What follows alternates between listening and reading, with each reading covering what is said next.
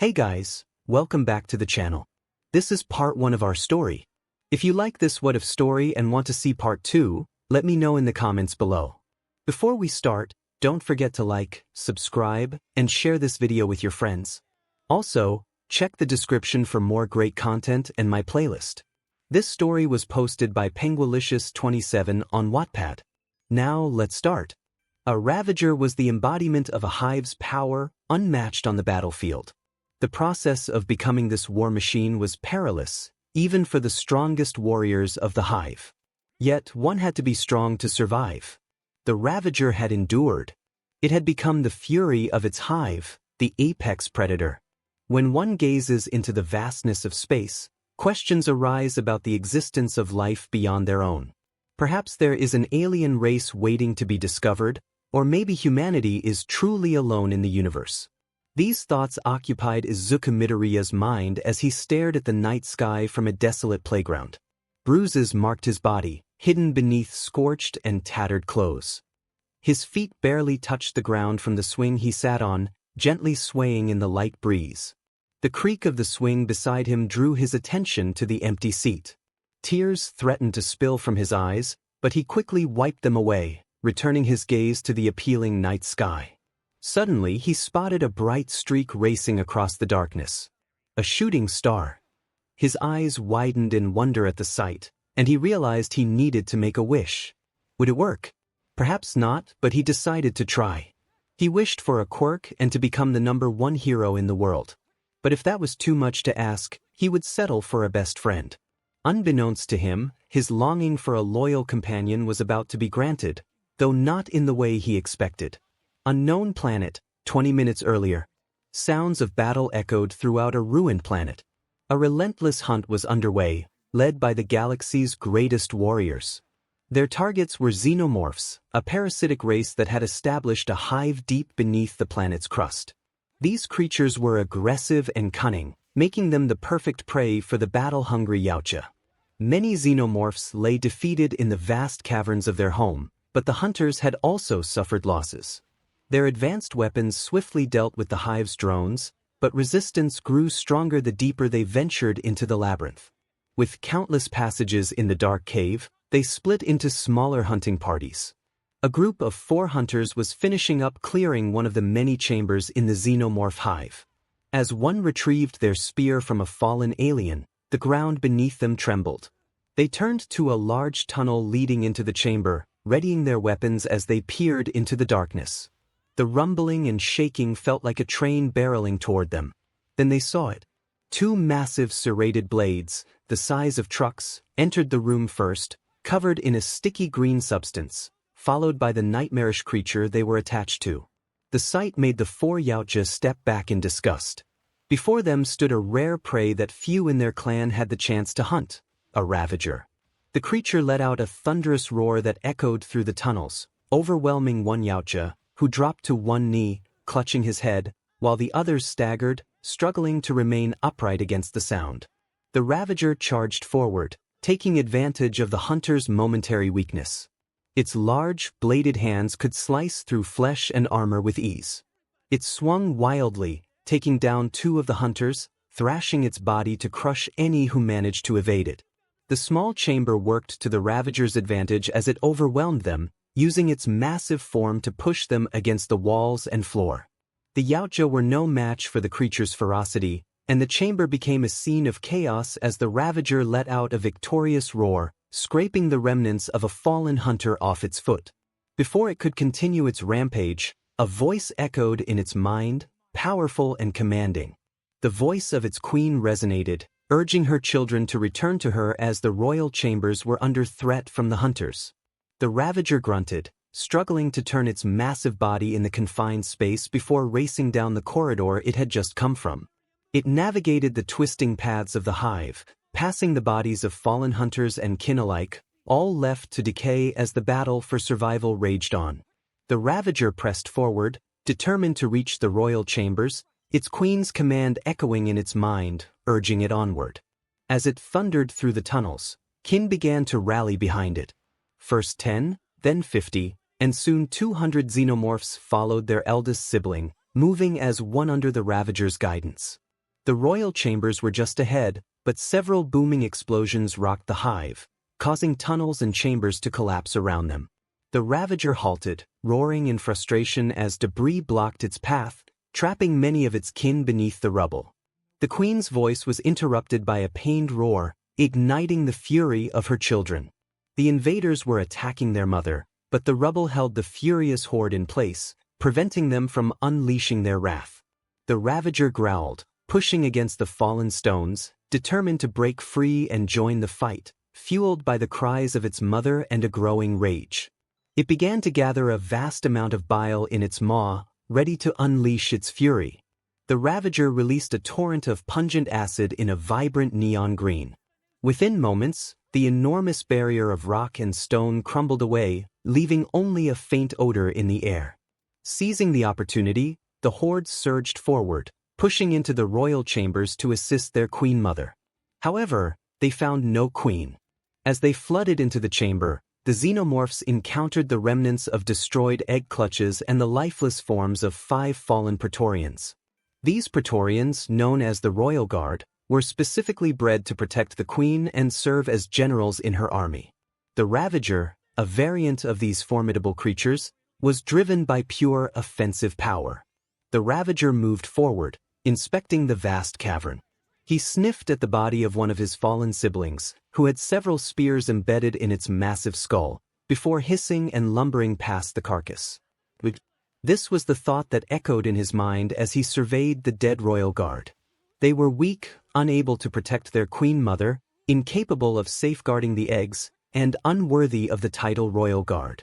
Drones scoured the destroyed egg hutches in a futile attempt to find any surviving eggs. Without them and with the queen mother lost, the future of the hive appeared grim. The Ravager began sniffing the ground, catching the scent of their queen. He followed the comforting aroma, craning his neck upwards to see a massive hole in the roof of the hive that led to the surface of their home planet. Inhaling deeply, he let out a bellowing roar that rallied his younger siblings. In a massive swarm, the xenomorphs began scaling the walls of the hive, rapidly climbing up the hole. The Ravager snarled as he observed his siblings climbing the walls. He crouched slowly, gathering power in his legs. With a great leap, he jumped up, his body slamming against the wall, causing a few unfortunate siblings to stumble as he hurriedly impaled his blades into the stone, his feet scraping against it to halt his descent.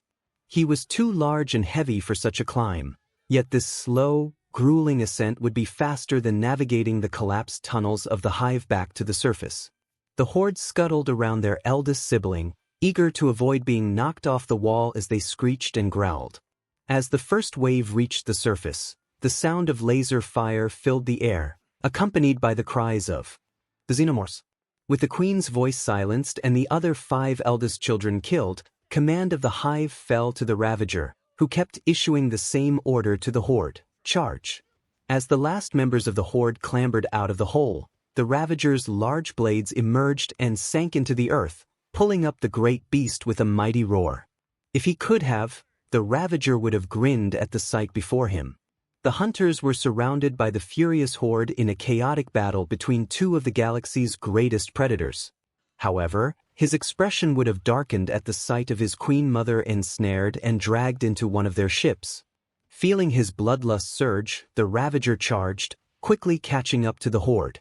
The main swarm aimed to reach the large ship that had taken their queen, leaving them vulnerable to a coordinated attack from several smaller Yautja vessels.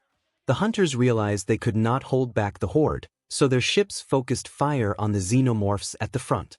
The large craft holding the queen began to lift off the ground as some xenomorphs attempted to leap onto the vessel, only to be forced back down by the ship's heavy guns. With a mighty roar, the Ravager sprinted faster, charging through the horde toward the departing vessel, shaking the ground with each thunderous step. A few of his siblings jumped onto him as he passed, clinging tightly as he leaped onto the Yautja ship. The sudden weight caused the vessel to rock violently as the Ravager pulled himself aboard. The other ships in the sky immediately fired upon him with their small cannons, taking down some of the xenomorphs clinging to him, but having minimal effect on the Ravager himself. The horde on the planet below growled and snarled as they watched the few surviving hunters' ships ascend into the sky, taking their eldest sibling with them. Within moments, the vessels had left the hellish planet's atmosphere and entered the bleak void of space. At this point, the other ships ceased firing at the stowaway alien, fearing they would damage their own vessel and believing that once they traveled far enough, the Ravager would be thrown off. However, the moment of respite allowed the beast to plunge its blades repeatedly into the hull of the ship, attempting to bring it down. After a relentless assault, the Ravager tore a hole large enough for his smaller siblings to crawl through, and soon, they were causing chaos within the ship. The 𝗬𝗧𝗪 vessel struggled to shake off the Ravager, but he remained firmly planted, continuing to slice through the ship's armor. After a moment, it began to smoke and spark. Whether from his attacks or those of his siblings inside, the 𝗬𝗧𝗪 ship pulsed with blue energy, and soon, the Ravager found himself holding on for dear life as a dazzling ray of color whisked him and the vessel away. He felt immense pressure envelop his body as they traveled at a speed his kind was never meant to experience. In a final act of defiance or desperation, the Ravager raised one of his blades against the powerful vacuum and slammed it down into the ship. The attack knocked the entire vessel out of whatever wormhole they were traversing, bringing it to a sudden halt above an unfamiliar planet. Several areas of the ship began to break apart and explode, unable to withstand the onslaught the Xenomorphs had inflicted. As a final explosion propelled the weakened Ravager and remnants of the broken ship down to the planet below, the mighty creature felt a sense of satisfaction. Feeling a pleasant warmth envelop his body, the Ravager allowed himself to drift into a blissful sleep, hoping his final thoughts would be of his queen mother. At least he had avenged her. Down below, in a desolate playground, a small green-haired child looked up to see a shooting star streak across the darkness. Ignoring his aching body, a gentle smile formed on his face as he hoped and prayed with all his might for the one thing he truly longed for, a friend. What had happened? He recalled being on that flying machine, but now he remembered being shot off. He felt as though he had failed his mother and the Hive. Everything he was born to protect was now gone. What was he supposed to do? There were no eggs to continue the Hive, and he had lost contact with his mother, leaving him without any orders. His entire purpose had been to protect, but now there was nothing left to safeguard. He felt empty. He decided he would try to find something else to do. As he got up, he sensed something was wrong. Not only did he not know where he was, but it also seemed that his body had reduced in size. The scent was coming from a large green box filled with various strange smells. Curiosity piqued, I climbed into the box, moving some objects around in search of that familiar aroma. After tossing a few items aside, I finally discovered the source of the scent. A soft, energetic voice caught my attention, prompting me to pop my head out to see who it was. Earlier, Izuku was feeling overwhelmed. He couldn't understand why Katsuki was being so cruel. He noticed a classmate in distress and felt compelled to intervene, despite his own lack of a quirk. Katsuki, with an explosion in his hand, intimidated him further, making it clear that he was not afraid to assert his 𝗵𝗃. Izuku endured the bullying, sustaining some bruises and burn marks on his shirt, but he was relieved that the other kid was left alone. He decided to head home, feeling isolated as his classmates avoided him, fearful of Katsuki's wrath. As he walked, he took care to look both ways before crossing the street, passing by several alleyways. At least his granola bar remained intact in his pocket. He pulled it out, unwrapped it, and took a small bite, feeling a bit better with the taste of chocolate chip and peanut butter. As he approached another alleyway, he heard rustling from one of the trash containers. Peering in, he saw trash scattered everywhere, and some bags were torn open. He thought about a hungry animal and remembered his mother's warning about alleyways, but he couldn't ignore the possibility of a starving creature. Determined to help, he slowly approached the trash container while finishing the last of his granola bar wrapper. He hoped the animal would be friendly. He gently called out, hoping to coax it out. After a moment, a peculiar creature emerged, its large, smooth head and scorpion-like tail startling him. It had blades on its hands, and despite its intimidating appearance, it was small and surprisingly adorable. When he extended his hand to pet it, the creature hissed, causing him to stumble back. However, instead of attacking, it began to nuzzle against him and purr. Izuku found himself wondering about the creature's nature. Was it a cat with a quirk? It had features reminiscent of several different animals, and he couldn't help but be fascinated. Meanwhile, the creature observed him closely, noting his bruises and burns. It sensed his fragility and felt a strong urge to protect him. This human could be its new purpose, its new family. Suddenly, a growl interrupted their moment. Izuku turned to see a large dog approaching, foaming at the mouth and growling threateningly. He instinctively held the small creature close, backing away until his back hit the alley wall. He felt a surge of fear for both himself and the creature. The small creature sensed its new friend's fear and instinctively hissed at the dog, trying to drive it away. But the dog focused on it, showing hostility.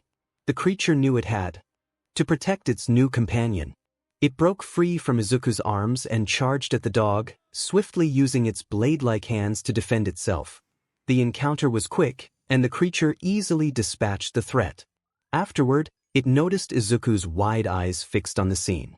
Concerned that he might be frightened by the display, the creature quickly disposed of the dog's body, using its abilities to ensure it was gone. It turned back to Izuku, who seemed calmer but still apprehensive. To reassure him, the creature approached and rubbed its head against Izuku's cheek and neck while purring. Slowly, Izuku wrapped his arms around the creature, pulling it into a hug. He then asked if the creature wanted to come home with him. The creature purred in response, feeling a sense of belonging. Izuku, excited, decided to take it home to meet his mother. As they made their way home, Izuku felt a renewed sense of hope. This creature was more than just a pet, it was a friend, and together they would face whatever challenges lay ahead. My feet were hurting, but I didn't care. I was excited. I just hoped my mom would let me keep him. I finally reached my house and opened the door, searching for my mother. Izuku called out for his mom as he ran into the kitchen, holding out his new friend for her to see. His mother was in the kitchen, and when she saw the creature, she gasped and began to shake.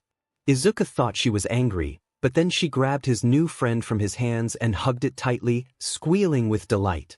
She exclaimed how cute it was and asked about its name and what it ate. Izuku admitted he didn't know if it was a boy or girl or what kind of creature it was. His mother asked if he had checked, lifting the creature above her head, but she didn't see anything. She then held it in one arm, rubbing its head thoughtfully while the creature purred contentedly. Suddenly, she had an idea. Stopping her gentle rubbing, she reached into her purse and took out a quarter, tossing it to Izuku. She told him to call heads or tails, explaining that if it landed on heads, it would be a girl, and if tails, a boy. Izuku nodded and flipped the coin, but he did so at an angle, sending it toward his mother and the creature. Just as she was about to catch it, the creature opened its mouth, and a tongue with sharp teeth shot out, catching the coin. Both were shocked, but his mother quickly recovered, taking the coin from the creature's tongue. She looked at it, and her expression turned pouty. She told Izuku he won and asked what he wanted to name the creature. Izuku was thrilled at the opportunity to name it. He pondered various names, but his mother interrupted, saying no names related to All Might. Izuku protested, explaining how comfortable his All Might-themed items were. After some thought, he finally decided on a name. The creature perked up at the sound of its new name as Inko placed it in Izuku's arms. He welcomed the creature to the family, declaring it was its new home. As he hugged it, he silently vowed to protect it and his new home with his life. Later that night, the creature kept watch over Izuku as he slept, determined to protect him from any threats. It reflected on its past, feeling a mix of sorrow and gratitude. Although its previous family had been lost, it was thankful for the chance to meet Izuku. This time, it would eliminate any threats swiftly and efficiently, ensuring Izuku's safety. As dawn broke, Izuku stirred and greeted the creature, which responded with a hiss. He got up and told the creature it could head downstairs while he took care of some morning routines. The creature waited outside the room, pondering its new life. It felt a sense of purpose in protecting Izuku, hoping it was strong enough to do so. When Izuku emerged, he was surprised to find the creature still waiting. He picked it up and headed downstairs, announcing plans to buy it a collar after breakfast. The creature was curious about the collar as they reached the kitchen, where Izuku's mother greeted them and served breakfast. She placed a bowl on the floor for the creature, which didn't need to eat but pretended to enjoy the food to satisfy Izuku and his mother. After breakfast, Izuku asked for money to buy the collar, and his mother handed him some coins. He pocketed them and picked up the creature again, heading out the door. As they walked, the creature clung to Izuku's back, careful not to hurt him with its sharp blades. Izuku smiled and asked if it was excited, to which the creature hissed in response. They made their way through the neighborhood, and the creature remained vigilant, watching for any potential threats. Whenever a human got too close to Izuku, it hissed and brandished its tail, successfully deterring them until Izuku asked it to stop. As they approached a playground to reach the pet shop more quickly, Izuku's cheerful demeanor shifted when they encountered 3 other children. One had spiky ash-blonde hair, another had small red appendages on his back, and the last wore a purple hat. Izuku's heartbeat quickened, and he began to shake slightly. His change in behavior confirmed that caution was necessary, as these were potential threats. Katsuki approached with a smirk, greeting Izuku. Izuku hesitated, feeling nervous under Katsuki's gaze. Katsuki pointed at the creature on Izuku's back, demanding to know what it was. Izuku explained that it was his new friend, whom he had found the day before. Katsuki insisted that Izuku should give the creature to him, which shocked Izuku and made him question Katsuki's intentions. Katsuki's anger flared as he declared that a pet as impressive as that creature shouldn't belong to someone like Izuku, who he deemed a quirkless nobody. This comment saddened Izuku, and tears began to form in his eyes. The creature, sensing Izuku's distress, gently wiped away a tear with its blade-like hand and nuzzled into his hair, providing comfort. However, the laughter that escaped Izuku only fueled Katsuki's rage. Katsuki demanded to know if Izuku found the situation amusing and then demonstrated his power by creating an explosion in his hand, seemingly unfazed by the danger. The creature recognized the threat and prepared to protect Izuku. Katsuki warned that Izuku hadn't learned his lesson from their last encounter, hinting at a previous conflict. The creature realized that Katsuki and his friends had harmed Izuku before and vowed to ensure their safety this time. As the confrontation escalated, one of Katsuki's friends grew giant wings and hovered above the ground, while another extended his fingers menacingly. Katsuki continued to create explosions, and Izuku's fear intensified. The creature leaped off Izuku's back and hissed defiantly at the 3 humans, who only laughed at its display. Katsuki ordered them to eliminate the creature. Izuku pleaded for them to stop, but the flying ones swooped down. In a swift move, the creature released acid into the air, catching everyone off guard. The acid melted through the flying one's wings, causing him to crash and cry out in pain. The creature had taken its first stand. Katsuki, furious, retaliated with an explosion aimed at the creature, which narrowly dodged the attack. The creature sensed another threat and swiftly cut off one of the fingers of the human with the purple hat, injuring him in the process. With 2 threats neutralized, only Katsuki remained. The creature evaded another explosion aimed at its head and dashed around Katsuki, who continued to unleash blasts in all directions. In a moment of urgency, the creature noticed an explosion heading toward Izuku. It sprinted at full speed, pushing Izuku out of harm's way just in time, but took the brunt of the explosion itself. The blast singed the creature's head, causing it pain, but it quickly recovered and charged at Katsuki, tackling him to the ground. Katsuki, feeling fear for the first time, begged to be released. The creature sensed his fear and opened its mouth, preparing to bite. However, Izuku intervened, pleading with the creature to stop. The creature hesitated, retracting its tongue but not before leaving a small scar on Katsuki's face, a reminder of the encounter should he ever threaten Izuku again. After releasing Katsuki, the creature returned to Izuku, climbing onto his back and rubbing its head against him. Izuku ran out of the park with the creature, now named 𝗬𝗄, making his way to the pet shop. He hadn't expected 𝗬𝗄 to defend him against Katsuki and his friends, but he was grateful for the protection. It seemed that 𝗬𝗄 was very loyal, perhaps due to the food he had provided, but Izuku was curious about the creature's abilities. It could spit acid, had a sharp tail, and its skin appeared resilient enough to withstand explosions. Lost in thought, Izuku was jolted back to reality as 𝗬𝗏 pulled him aside just in time to avoid a speeding car. Grateful, he thanked 𝗬𝗏, who responded with a hiss and a gentle nuzzle that made Izuku laugh. Realizing he had passed the pet shop, he quickly turned around and entered, eager to find 𝗬𝗏 a new collar.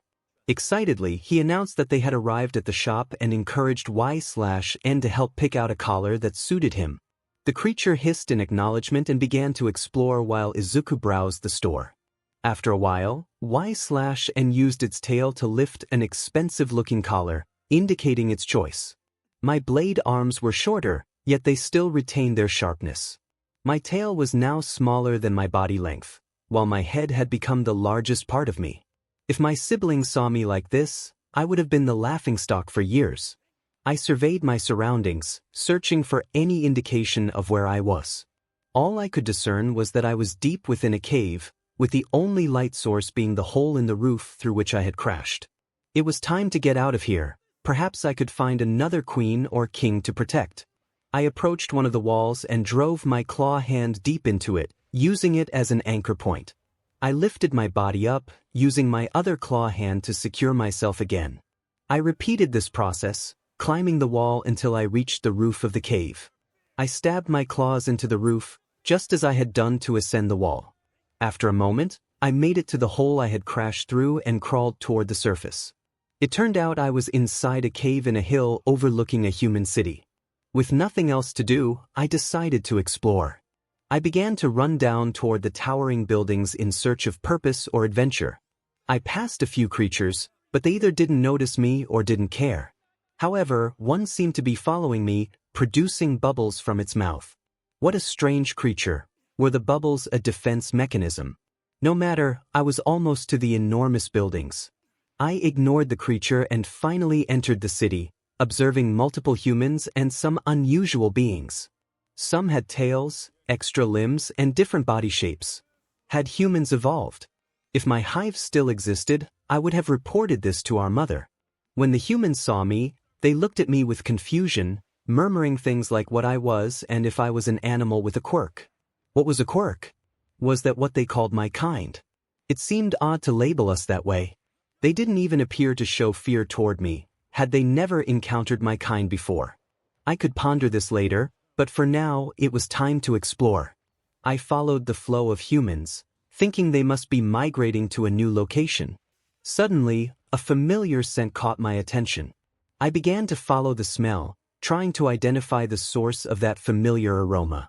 It led me to a secluded area with a few light sources and strange symbols above me. This was probably going to be expensive. The items were placed on the counter as the cashier rang them up and returned them. I took out the money my mom had given me, waiting for the man to announce the price. The cashier stated the amount, and I handed over the money before grabbing the items and walking out. Once outside, I told 𝗬𝗏 to hop off my back for a moment to try on the collar and tag. I attached the tag to the collar before putting it around 𝗬𝗏's neck, ensuring it was snug but not too tight. In 𝗬𝗏's perspective, this was the best moment of their life. Not only had they defended their king in combat, but they were also gifted a present from him. A promise was made to protect him, and that promise would be kept. No matter the threat's size, power, or status, they would all fall if they harmed Izuku. We proceeded to make our way home as 𝗬𝗏 played with the collar on the way. The walk back was peaceful, but as we passed the playground, remnants of a previous confrontation caught my eye. I quickly covered Izuku's eyes, using my abilities to remove any trace of the incident. Once everything was clear, I uncovered Izuku's eyes and returned to playing with my collar.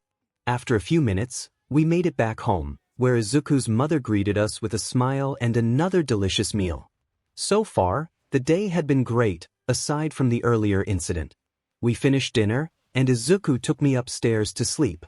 After the day he had, I couldn't blame him for wanting to rest early. As the years went by, 𝗬𝗏 defended Izuku from all forms of threats, only attacking if Izuku allowed it, which he never did. Izuku took notes on 𝗬𝗏's abilities, just as he did with heroes.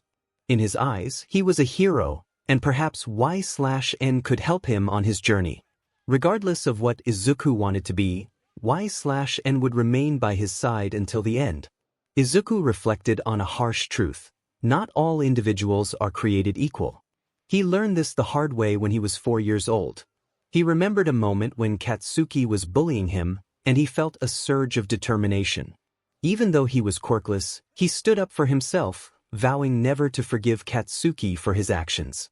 That day, he realized some kids had more power than others, but it wouldn't hold him back. It was also the day he found his best friend, 𝗬𝗏. After a moment, a strange creature emerged from a dumpster, climbing out to greet him. 𝗬𝗏 had become very protective, threatening anyone who wished to harm Izuku.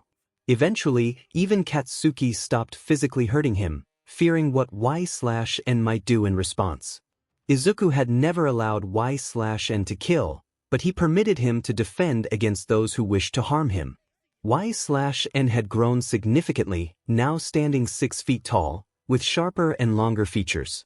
Despite not knowing what species 𝗬𝗏 belonged to, Izuku didn't care. He was his friend. Together, they would strive to become the #1 heroes. In 𝗬𝗏's perspective, their king was running toward the sounds of explosions while they kept a close watch on him. If danger was present, why was Izuku excited to go there? This question arose every time, but each time, 𝗬𝗏 found their answer in Izuku's face. A human's eyes expressed many emotions, and in Izuku's, 𝗬𝗏 saw pure joy and excitement. He often spoke of wanting to be a hero, not just any hero, but the #1 hero. Whatever his dreams were, 𝗬𝗏 was determined to help him achieve them, starting right now. They arrived at a place Izuku called Tatooine Station, where a giant human with a peculiar head was blocking their path. I wasn't allowed inside, so I dropped down in front of the entrance and unwrapped my tail from Izuku's waist. He thanked me for getting him there quickly and told me to go home, promising he would be back later. After he hugged me and ran into his school, instead of heading home, I climbed the tree beside his classroom window. Izuku didn't know I defied his orders to go home, but I had my reasons. As his protector, it was my duty to defend him from all dangers, especially from the explosive boy who posed the greatest threat. Inside the classroom, the teacher addressed the third-year students, urging them to start thinking seriously about their futures. He mentioned career aptitude tests but quickly dismissed the idea, knowing they all wanted to join the hero track. While everyone cheered and showcased their quirks, Izuku and Kaken remained quiet. The teacher acknowledged Kaken's impressive test results, suggesting he might get into 𝗬𝗏. This sparked a buzz among the students, with whispers about the school's low acceptance rate and how difficult it was to get in. Kaken, full of confidence, proclaimed that he was the only one at the school with a chance of being accepted, boasting that he would become more popular than All Might and the richest hero ever. Suddenly, the teacher turned to Izuku, asking if he wanted to attend 𝗬𝗏. This drew laughter from the class, and Izuku wished I were there to stop the teasing.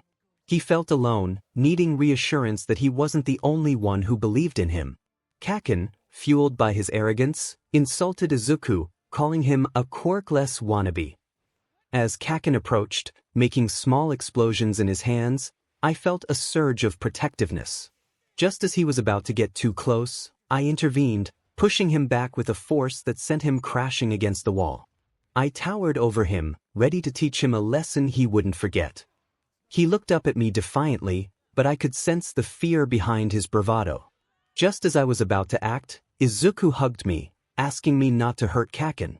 Respecting my king's wishes, I lowered my hand and returned Izuku to his desk, wiping the ashes off before handing him back his belongings. The teacher attempted to regain control of the class, but before he could finish, I unleashed a stream of acid onto his desk, melting it and the floor beneath. The classroom fell silent, and the students looked at me with fear. If they feared me, perhaps they would think twice before targeting my king again. I rubbed my head against Izuku's neck before stealthily clinging to the ceiling, watching over him. As the day came to an end, I knew I had been keeping a watchful eye on Izuku, even if he couldn't see me. The fight from earlier was all over the news, and he busily took notes, unaware of Kaken and his friends returning to the classroom. Kaken snatched Izuku's notebook, mocking him for taking notes on how to be a hero. His goons joined in, calling Izuku delusional. Just then, a drop of liquid fell onto Kaken's shoulder, and he looked up, fear creeping into his expression as he spotted me clinging to the ceiling. Before he could react, I wrapped my tail around his throat, choking him. It was a stark contrast to how I held Izuku, who I treated with gentleness. I realized I was in a dangerous situation, but I was only protecting my king. Izuku shouted for me to let Kaken go, and I immediately released him, allowing him to breathe again. I dropped down in front of Izuku, facing Kaken and his friends, who quickly picked him up and fled in fear. Afterward, I turned to Izuku and handed him back his notebook, ensuring he knew I was always there for him. I grabbed my notebook and rubbed his head, causing him to purr. It was amusing how he acted like a lion or a pit bull to everyone else, but to me and my mom, he was just a big kitten or puppy. I climbed onto 𝗬𝗏𝗏's back as he gently wrapped his tail around my waist, ensuring I wouldn't fall. He approached the window before leaping out, landing safely without me feeling any impact. This reminded me of when I was younger, and he was the one riding on my back. In a flashback, Izuku eagerly urged his mom to hurry up for computer time, pulling her along while 𝗬𝗏𝗏 clung to his back, bouncing with excitement. Inko expressed her surprise at their enthusiasm for a video that featured disaster footage from long ago, which included several screams in the background. But more importantly, it showcased the debut of the greatest hero the world had ever known. A man marveled at the hero's incredible feats, noting how he had already saved 100 people in just 10 minutes. A silhouette appeared, climbing over destroyed vehicles, accompanied by a boastful laugh. The man pointed out the hero's continued efforts, and soon All Might announced his arrival, inspiring Izuku with his catchphrase. Izuku felt a rush of inspiration, declaring that he would become a hero just like All Might once he got his quirk. 𝗬𝗏𝗏 snuggled into his back as Izuku played with his All Might action figure, hearing the hero's laughter in the background. At the doctor's office, the doctor delivered disappointing news, shattering Izuku's hopes. As he dropped his toy, 𝗬𝗏𝗏 began to gnaw on it, but Izuku remained motionless. Inko expressed concern, noting that most of the other kids in his class had begun to show signs of their quirks. The doctor explained that based on his examination, Izuku was unlikely to develop a quirk, showing an X-ray of his foot that revealed 2 joints in his pinky toe, unlike those with powers. Back home, the excitement of All Might's heroics echoed through the room. Izuku turned to his mom, who watched him with concern. He expressed his longing to be a hero, inspired by All Might's unwavering smile, even in tough times. Inko's response, however, left him feeling disheartened as she wished things were different. After his mother left the room, 𝗬𝗏𝗏 remained on the floor, looking at Izuku. He tilted his head before moving to a picture of them hugging. Using his blade hand, he cut out their faces and placed them on one of Izuku's All Might posters, which read, "The #1 hero." Izuku appreciated this gesture, feeling grateful for his supportive friend. That day, Izuku made a decision. No matter what anyone else thought, he had to believe in himself. He would keep smiling just like All Might, with 𝗬𝗏𝗏 by his side. He attempted to imitate All Might's laugh, waving his right arm. 𝗬𝗏𝗏 looked at him in confusion but joined in, mimicking his movements. Suddenly, 𝗬𝗏𝗏 froze, raising his blade hands and hissing, sensing danger. Izuku gasped, realizing they were facing a villain. The sludge villain threatened them, claiming Izuku would make a perfect skin suit. Izuku's heartbeat quickened, and he felt fear wash over him. As the villain lunged, 𝗬𝗏𝗏 dodged and attempted to strike, but his blades didn't seem to harm the creature. He quickly adjusted his strategy, focusing on keeping Izuku safe. The villain's body morphed freely, but its eyes remained fixed, revealing a weakness in its form. It may be a possible weakness to test and exploit. The protagonist prepared their right-hand blade and waited for the villain to lunge once more. When he did, they dodged and, during the movement, raised the blade, striking at his right eye. However, the villain managed to hit Izuku with a solidified sludge attack in the process. Initially, the protagonist intended to let him go with just a battle wound, but now they decided he would face the consequences of their acid. The sludge villain cried out in pain as he backed away, clutching his injured eye. The protagonist approached slowly, ready to strike again, but before they could, a manhole cover shifted to reveal another figure. This was the hero their king admired, known as All Might. Upon seeing the villain cowering, All Might's demeanor changed as he prepared to finish the confrontation. With a powerful punch, he ended the battle decisively. The protagonist sensed All Might's strength but also recognized his weariness. He was still a formidable opponent. All Might captured the villain in a small bottle, showcasing the defeated foe with only one eye visible. He then turned to the protagonist and asked about the young man wrapped in their tail. The protagonist hissed in response, feeling a bit annoyed that All Might didn't understand. Gently, they placed Izuku on the ground and picked up his notebook, handing it over to All Might.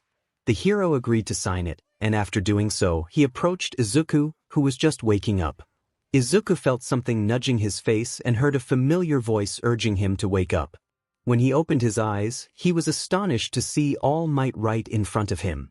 He quickly sat up, only to be embraced by the protagonist, who nuzzled against him affectionately. All Might acknowledged Izuku's recovery and apologized for unintentionally involving him in the chaos. He expressed gratitude for Izuku's help in capturing the villain. The moment was surreal for Izuku. Standing before him was the hero he had idolized for so long, and he felt compelled to ask for an autograph.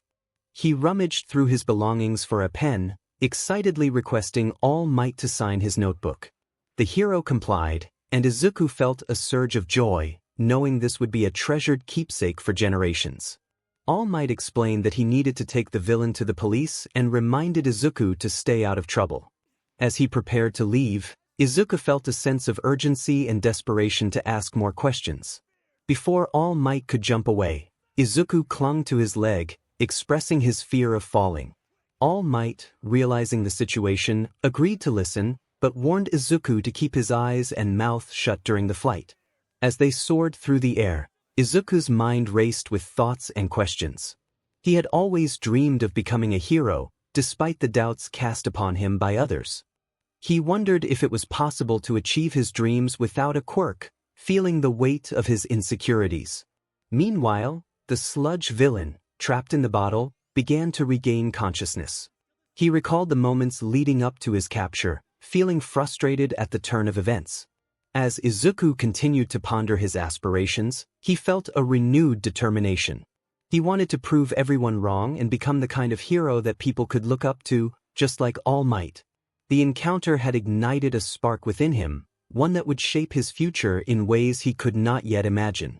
The protagonist, meanwhile, was on the move, following the scent of Izuku and All Might. They were determined to protect their king and ensure his safety, ready to confront any challenges that lay ahead. Even though he couldn't see them yet, he could tell they were kids. One of the goons remarked that it had been a rough encounter and asked if Katsuki was all right, noting that the creature had a strong grip on his neck. Another goon chimed in, saying he had almost passed out. Katsuki, feeling frustrated, snapped back that he had been caught off guard and could have handled it if he had known it was there. To release some of his anger, he kicked the bottle containing the villain, causing it to groan in response. The impact knocked the cap off, allowing the villain to escape. One goon suggested that they shouldn't waste time on Midoriya, mentioning the dog that followed him everywhere. Katsuki, still fuming, thought that someone needed to teach that worthless nerd how the world really worked, planning to find a time when that annoying pet of his wasn't around. As he spoke, he exploded a can in his hand before tossing it aside, prompting laughter from the goons. One of them proposed going to the arcade to take his mind off things, while another suggested sneaking into a bar to meet some girls. Katsuki, frustrated, warned them that if they got caught, there would be no way would let him in. They didn't notice the sludge villain rising behind them until it was too late. Katsuki turned around to see the villain, now missing an eye, and it expressed its delight at Katsuki's fiery quirk. Meanwhile, Izuku was in a state of confusion, trying to comprehend what had happened. He realized he was no longer with All Might, who had suddenly appeared in a weakened state. Blood trickled from All Might's mouth, shocking Izuku. All Might assured him that he was indeed the hero, but he looked far from the symbol of strength that Izuku had always admired. He explained that he had sustained severe injuries in a past battle, which had left him unable to perform hero work for long periods. Izuku gasped in disbelief, recalling a fight with a villain known as Toxic Chainsaw. All Might continued, revealing the truth behind his smile, which was meant to hide the fear he felt. Just as he was about to say more, 𝗬𝗏 appeared, having scaled the building and tackled Izuku, nuzzling against him. Izuku introduced 𝗬𝗏 to All Might, explaining how he had found him years ago and how much he meant to him. When All Might reached out to touch 𝗬𝗏, the creature reacted defensively, startling the hero. Izuku quickly reassured All Might that 𝗬𝗏 was just protective. All Might acknowledged 𝗬𝗏's loyalty and shifted the conversation back to the topic of heroism, explaining that not everyone could be a hero without a quirk. This statement caused Izuku's hope to falter, and 𝗬𝗏 sensed his distress, preparing to defend him. All Might suggested that there were other ways to help people, like becoming a police officer, emphasizing that dreams should be realistic. After All Might left, Izuku appeared deep in thought. 𝗬𝗏 comforted him with a gentle nuzzle, and they shared a moment of warmth. Suddenly, an explosion echoed in the distance, reigniting Izuku's excitement as he wondered which hero would respond. He rushed toward the door, momentarily halted by a flashback. He looked dejected as he turned and spoke to 𝗬𝗏. He asked if 𝗬𝗏 could take him home. 𝗬𝗏 nodded and gently wrapped their tail around his waist while making their way to the edge of the roof. They ensured he was ready before climbing down the building. Once on the ground, 𝗬𝗏 had a moment to think. The joy and hope in Izuku's eyes were gone, but perhaps 𝗬𝗏 could change that. Izuku's eyes sparkled with joy when he took notes on heroes and villains. The recent explosion was likely the work of a villain or a careless hero. Instead of heading directly home, 𝗬𝗏 turned toward the direction of the explosion, unaware that Izuku was engrossed in his notebook. 𝗬𝗏 reassured themselves that they weren't disobeying his order to go home, they were merely taking a different route. With that thought, 𝗬𝗏 quickened their pace toward the ongoing battle. Upon arriving at the scene of the fight, 𝗬𝗏 noted that the heroes seemed hesitant. However, their priority was to lift Izuku's spirits, not to judge the battle. They placed him down, which confused him until he looked ahead. Izuku questioned why. They weren't going home, but 𝗬𝗏 simply hissed and nudged his notebook. Realization dawned on Izuku, and he smiled, though it faded when he looked forward. Following his gaze, 𝗬𝗏 saw a human in distress, trapped by a villain. The heroes still hadn't defeated the villain. It had taken quite a while to get there, and yet they were just standing by. 𝗬𝗏 could sense the fear surrounding them, as well as the fear of the trapped human. Suddenly, a voice shouted for someone to stop, pulling 𝗬𝗏 from their thoughts. To their horror, they saw their king charging into the battlefield while everyone else watched in shock. 𝗬𝗏 felt a surge of panic. If their king was hit by one of those explosions, he would be in grave danger. Determined to protect Izuku, 𝗬𝗏 charged in after him, intending to pull him out of harm's way. The villain unleashed several explosions aimed at Izuku, but miraculously, none of them hit. Just as one was about to strike, 𝗬𝗏 managed to pull Izuku out of the way. Izuku expressed his gratitude, but 𝗬𝗏 didn't give him a chance to finish speaking. They lifted him up and began to run back out of the combat zone. Izuku insisted they had to save Katsuki, showing his unwavering loyalty even to someone who had belittled him. With a swift turn, 𝗬𝗏 charged back into the fray, dodging explosions as Izuku analyzed the enemy. The trapped human wouldn't survive much longer without air. Izuku seemed to formulate a plan and urged 𝗬𝗏 to get closer so he could execute his attack. 𝗬𝗏 navigated through the chaos until Izuku threw his backpack into the villain's eye, a bold move that left 𝗬𝗏 wondering why he hadn't simply instructed them to take out the other eye. Izuku called out to Katsuki, hopping off 𝗬𝗏's back to pull at the villain's body in a desperate attempt to free the human. Katsuki questioned why they were there, and Izuku explained that he looked like he needed help. The villain glared at Izuku, showing a hint of fear toward 𝗬𝗏. As the villain raised his hand to attack, 𝗬𝗏 instinctively covered Izuku with their body, bracing for the worst. They prepared for pain but only felt the heat of the explosion. When they looked back, they saw All Might had intervened, protecting them. All Might, feeling defeated, acknowledged his shortcomings and grabbed the trapped human, who was injured but alive. He declared that heroes always risk their lives. The villain, furious, prepared for another attack, but All Might countered with a powerful strike, successfully defeating the villain while saving the human. The force of the blow created a gust of wind that stirred the clouds above. As rain began to fall, All Might raised his fist in triumph, and the crowd erupted in cheers. Though he appeared weary, he stood tall, embodying the spirit of a true hero, earning 𝗬𝗏𝗍's respect. Izuku asked 𝗬𝗏𝗍 to wait while the heroes wanted to speak with him. However, 𝗬𝗏𝗍 noticed the heroes scolding Izuku for his reckless decision. 𝗬𝗏𝗍 chastised him for putting himself in danger, which infuriated 𝗬𝗏𝗍. From what 𝗬𝗏𝗍 had seen, the heroes had acted cowardly. If a child without powers could rush into danger while they stood by, what did that make them? 𝗬𝗏𝗍 believed it would be better if Izuku didn't aspire to be a hero, perhaps being a villain would suit him better. But Izuku's dream was to become a hero, and 𝗬𝗏𝗍 would support him in achieving that.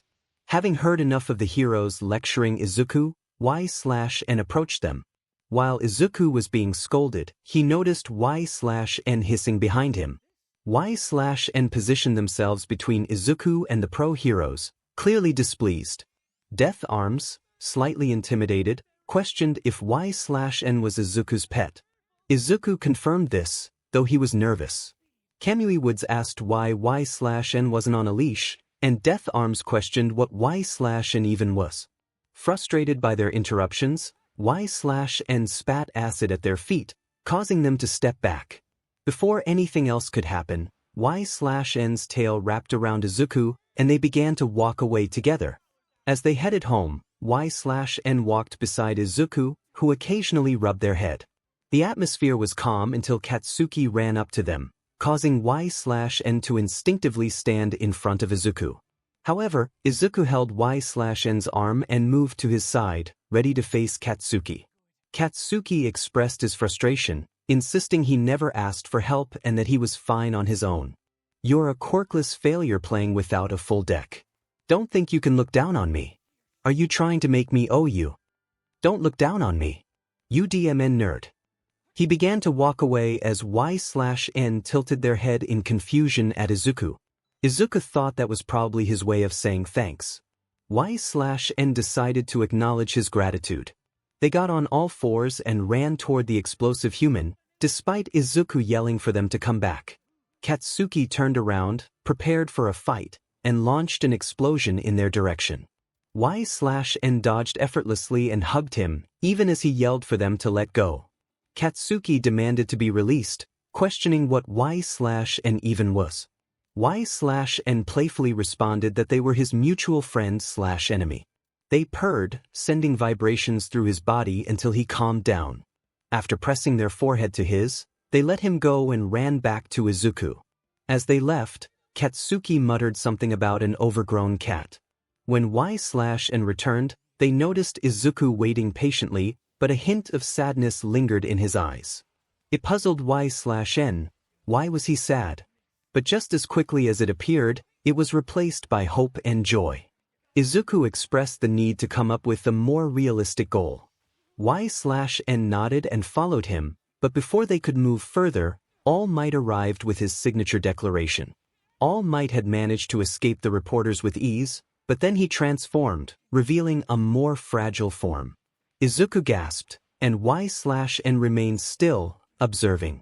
All Might expressed his gratitude, explaining that if it hadn't been for 𝗬𝗏𝗍 and Izuku, he might have become just another hero who talked the talk without action. Izuku felt guilty, believing he had interfered with All Might's work. But All Might reassured him that it was indeed Izuku's actions that allowed him to act. Top heroes often had stories from their school days where their bodies moved before they could think. Izuku began to tear up, and 𝗬𝗏𝗍 wrapped their tail around him for comfort. All Might affirmed that Izuku could become a hero. Overwhelmed with emotion, Izuku fell to his knees, and 𝗬𝗏𝗍 hugged him gently, trying to soothe his tears. It seemed that Izuku was on the path to becoming the hero he always wanted to be, with 𝗬𝗍 by his side. In Izuku's perspective, All Might was the #1 hero, a figure of immense strength and popularity. Since his arrival, crime rates had significantly decreased, and he had become the symbol of peace. When All Might told Izuku that he could become a hero, it was a moment he had longed for. All Might declared that Izuku was worthy of inheriting his power. Confused, Izuku questioned what that meant. All Might chuckled, explaining that it was merely a suggestion, and the real journey was just beginning. As they spoke, 𝗬𝗍 gently wiped away Izuku's tears. All Might urged Izuku to decide whether to accept his power, even as he struggled with his own injuries. 𝗬𝗍 used their tail to help clean the blood from All Might's mouth. All Might then offered a snack to 𝗬𝗍, which they caught and enjoyed.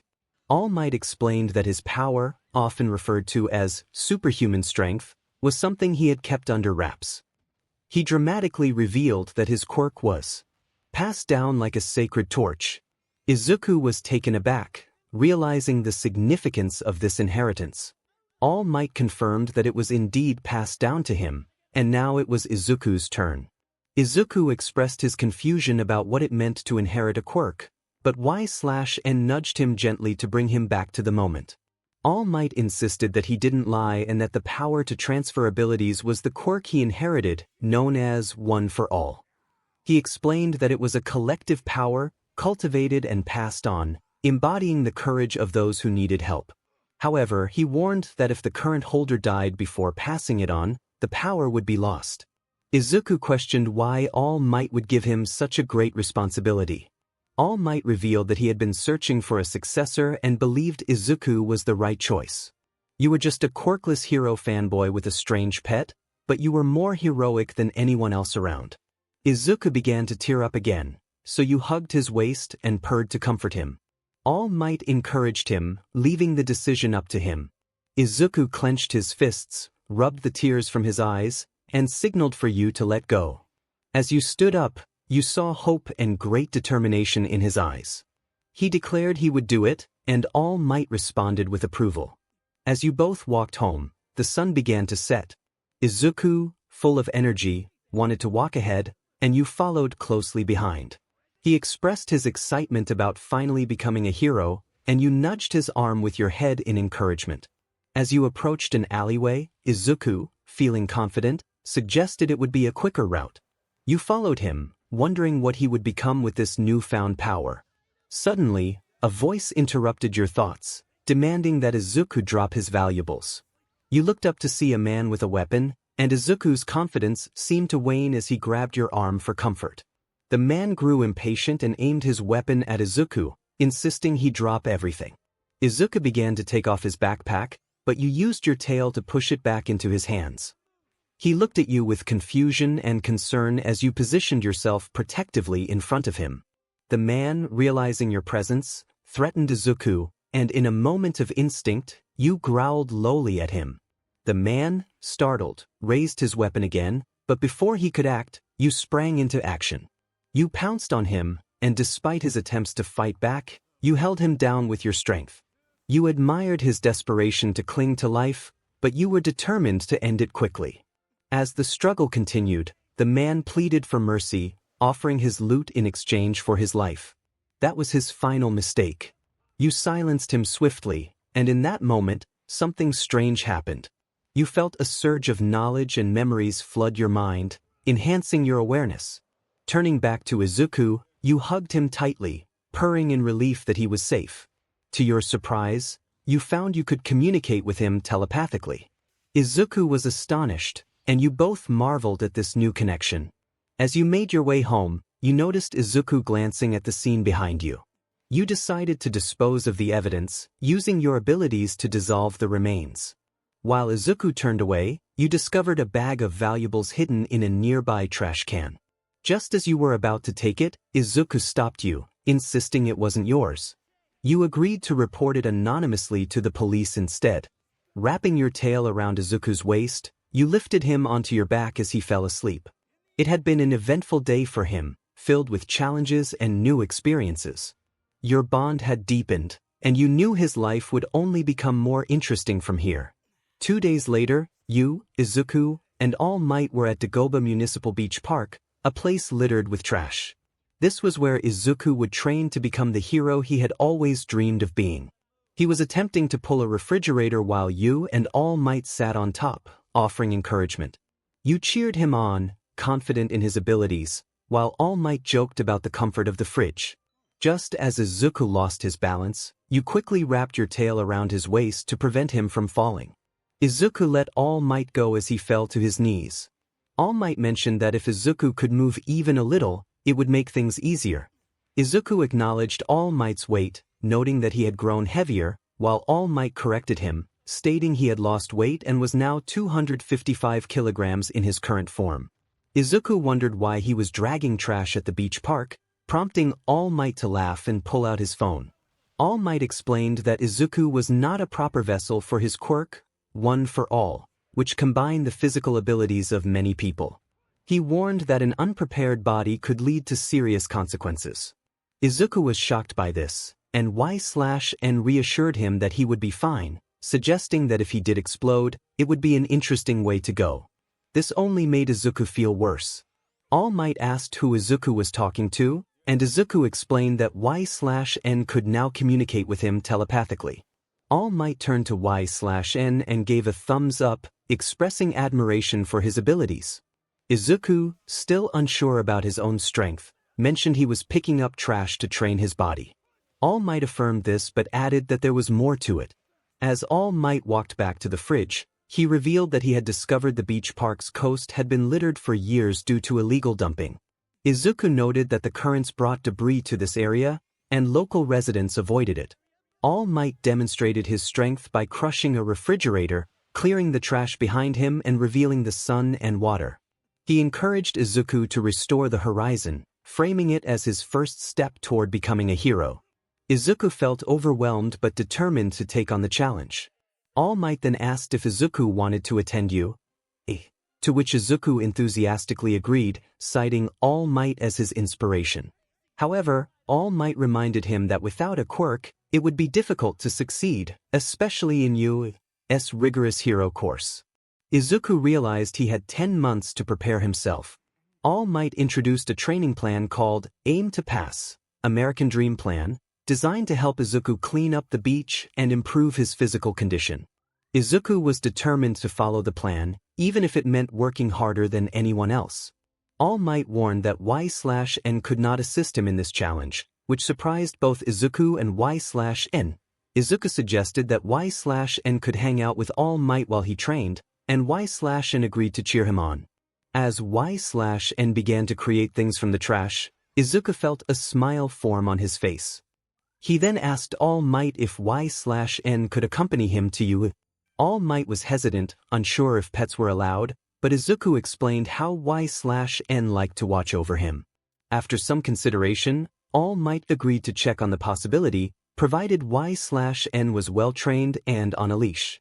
Ecstatic at the thought of 𝗬𝗏𝗃 being able to join him, Izuku thanked All Might, who then urged him to start his training. Thus began Izuku's intense 10 months of preparation. As Izuku moved various objects to a nearby truck, All Might encouraged him to run and reminded him that the 10 months would pass quickly. When Izuku stumbled, 𝗬𝗏𝗃 checked on him, and Izuku smiled before getting back up to continue. All Might cheered them on, emphasizing the importance of becoming athletic. Meanwhile, 𝗬𝗏𝗃 remained hidden in Izuku's classroom, absorbing everything the teacher was saying. It seemed that ever since I had that unusual experience, my ability to learn and retain knowledge had improved significantly. The teacher began discussing the revisions to the Building Standard Act due to the emergence of superpowers, but it quickly became apparent that this was not engaging for Izuku. He appeared to be physically fine, but I noticed signs of mental fatigue creeping in. Izuku was deep in thought, calculating the time he needed for training. He realized that even with his efficiency, he needed to train me to behave properly in public if he wanted me by his side. He figured he could manage about 5 hours of training each morning and night, totaling 490 hours. As he muttered to himself, the teacher extended his hand toward Izuku. I felt a surge of protectiveness and began to growl, my voice rising as the teacher's hand approached. The other students looked on in fear, trying to signal the teacher to stop, but he seemed oblivious to their distress. Before the teacher could reach Izuku, I intervened, using my tail to push him back, causing him to stumble and fall. The classroom fell silent, everyone watching in shock, even the student known for his explosive powers. I hovered above the teacher, ready to defend my king.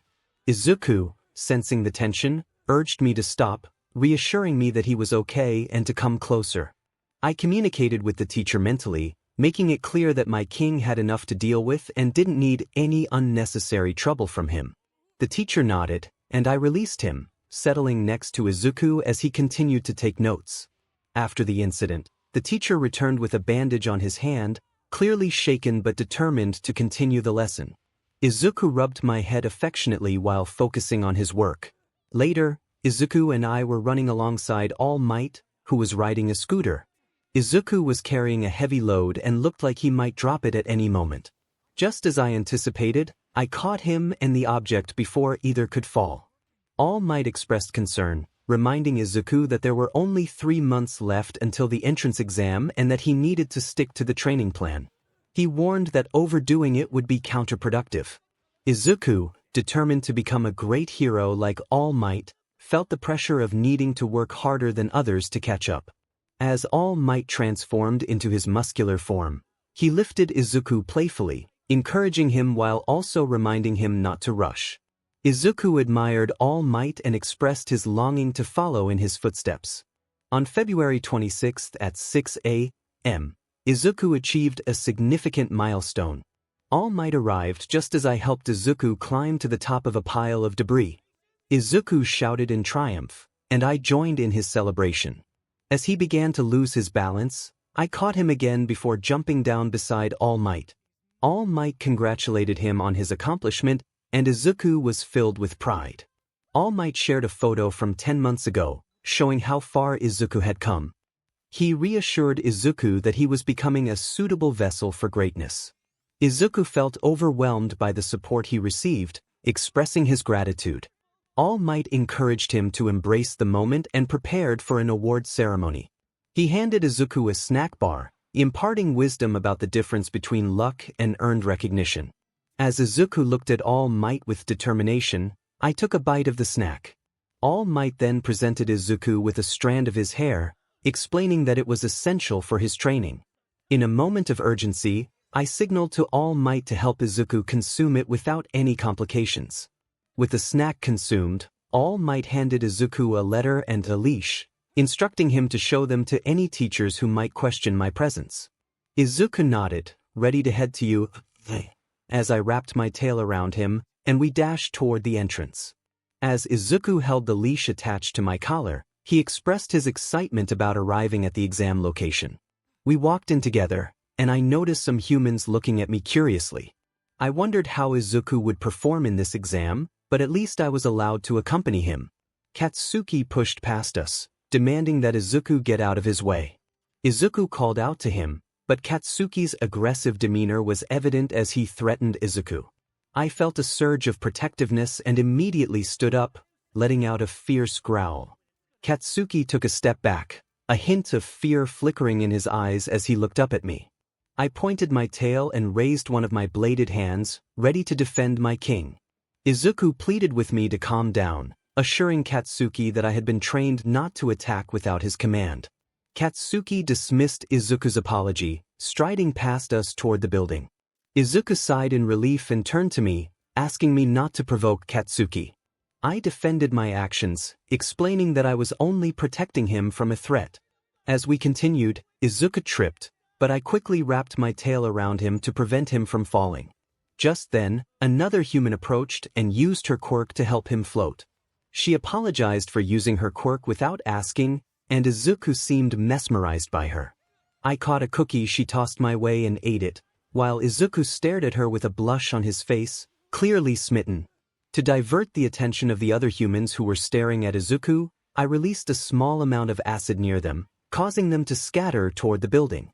I carried Izuku inside, who was still lost in thought. As we settled into our seats, the loud hero, present Mike, began his introduction. Izuku recognized him from the radio and was visibly excited. I hissed in response to present Mike's enthusiasm, wanting to support Izuku's admiration for him. Present Mike explained the details of the practical exam, and I listened attentively. He informed us that we would be conducting 10-minute mock urban battles and could bring whatever we wanted.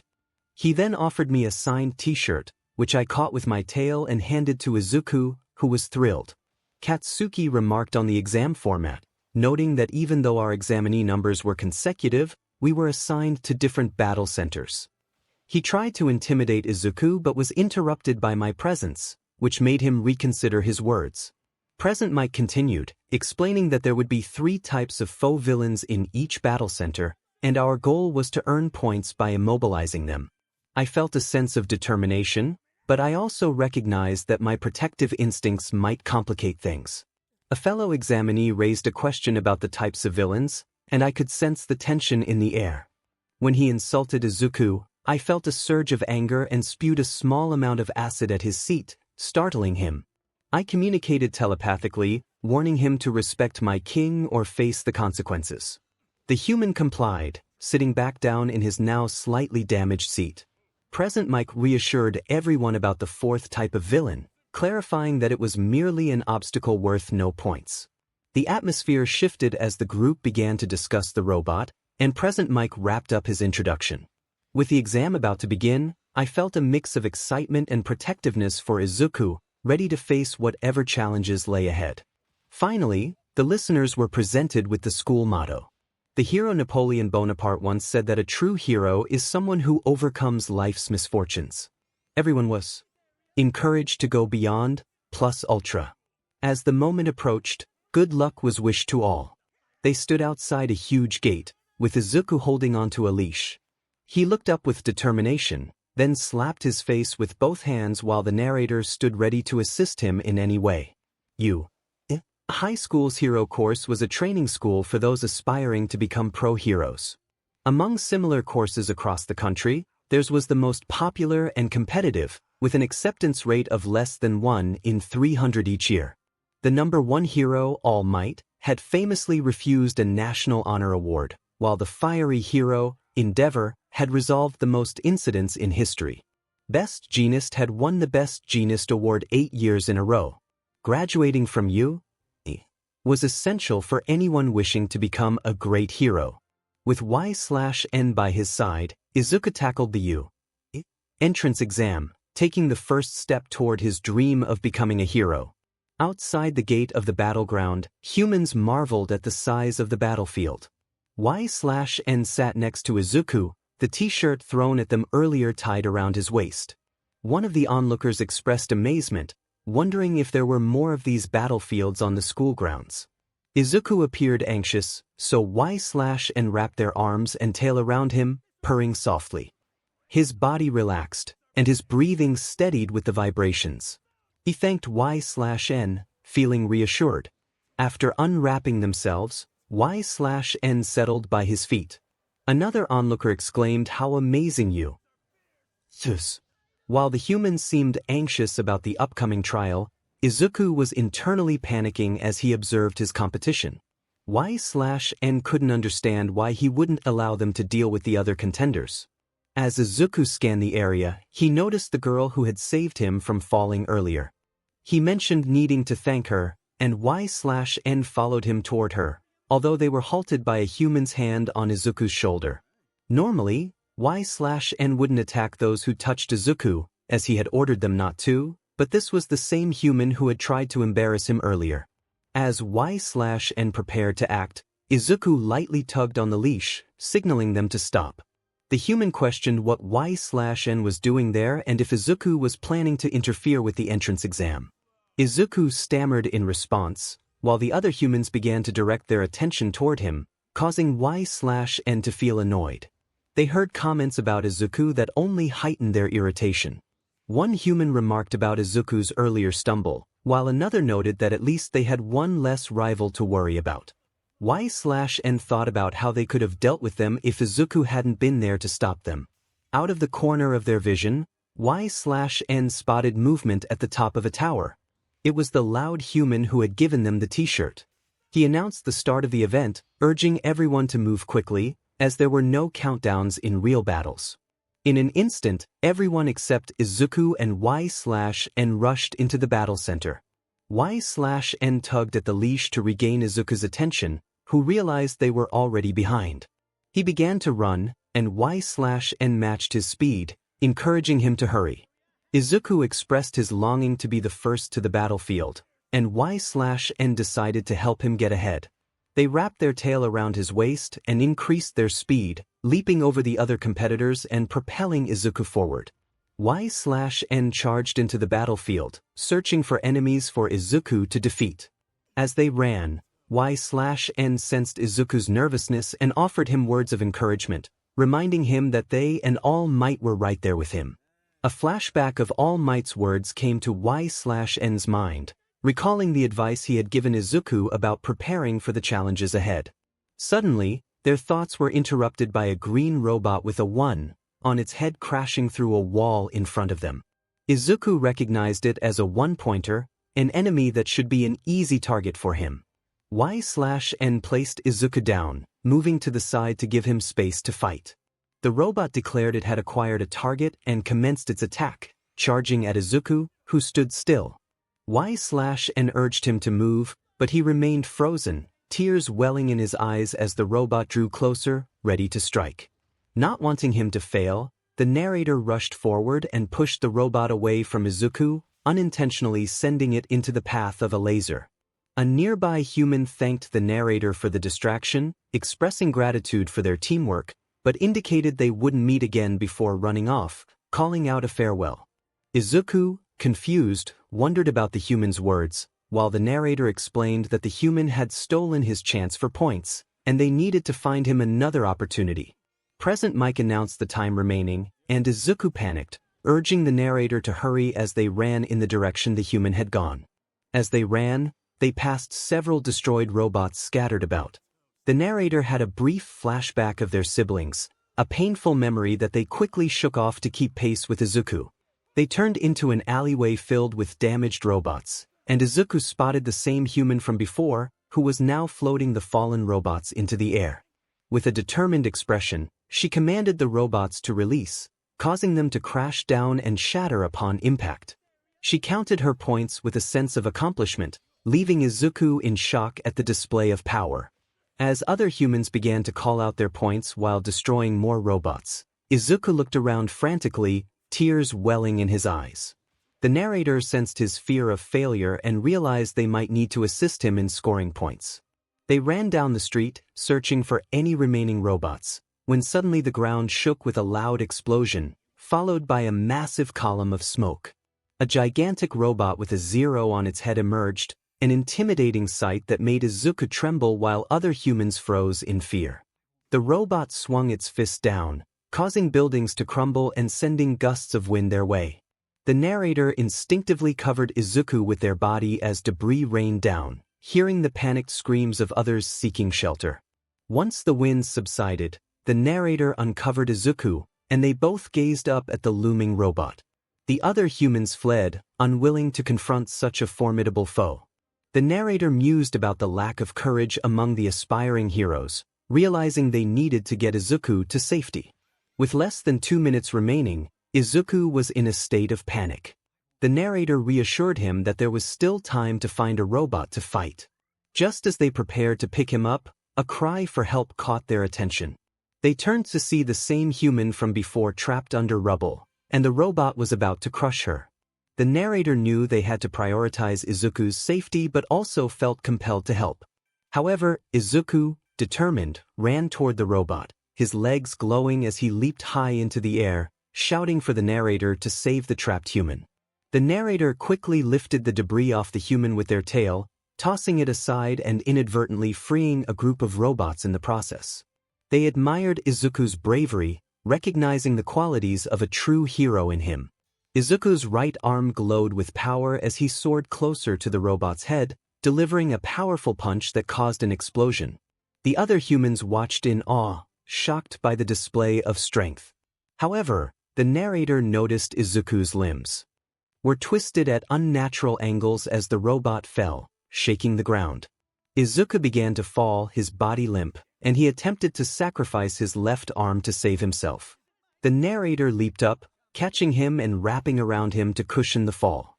As they descended, the narrator scanned for any surviving robots and spotted a one-pointer pinned beneath the giant robot. They hoped that even if Izuku didn't pass the test, he could at least score 1 point. Just before hitting the ground, the narrator felt a gentle force lifting them. The human they had saved floated beside them, calling out a command that released a colorful burst of energy before lying down. With time running out, the narrator hurried to the pinned robot, cradling Izuku close. They positioned Izuku's left fist with their tail and plunged it into the robot's head, ensuring he wouldn't be hurt on impact. As the time expired, the narrator felt a sense of relief, knowing they had made it just in time.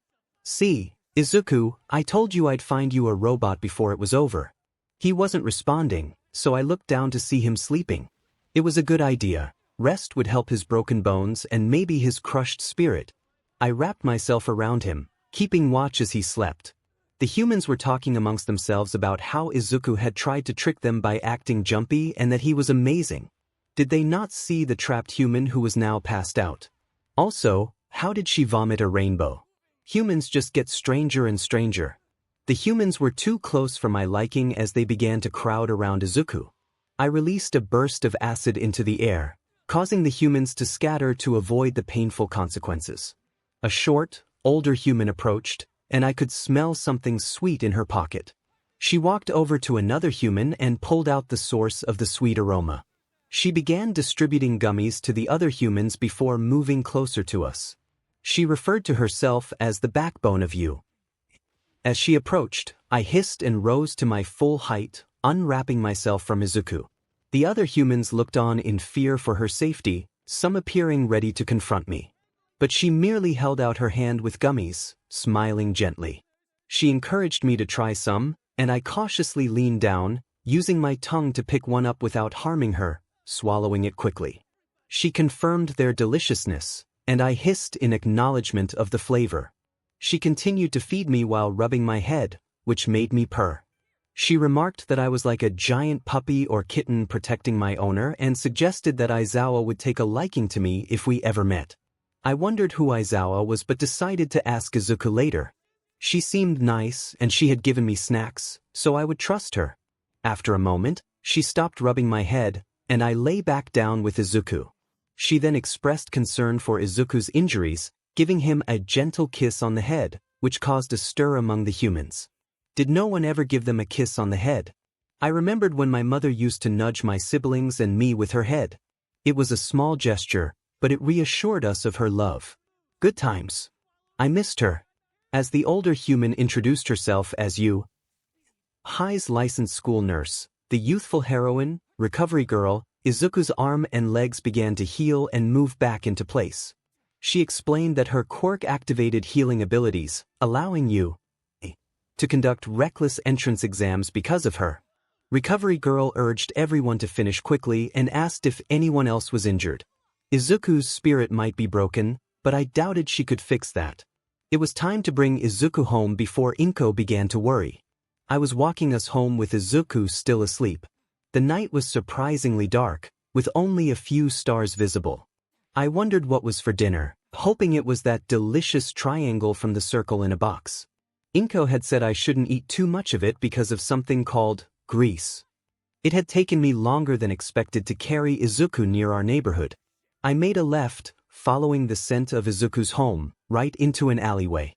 Nothing good happened in alleyways, but this was the fastest route home. I tightened my tail around Izuku's waist before running through. So far, so good, no enemies or suspicious movements. Until two humans appeared at the end of the alleyway, armed with melee weapons and dressed in dark clothing, moving in. One of them warned me to stop if I knew what was good for me. I halted not because they told me to, but because another one had appeared behind me. The pincer attacked.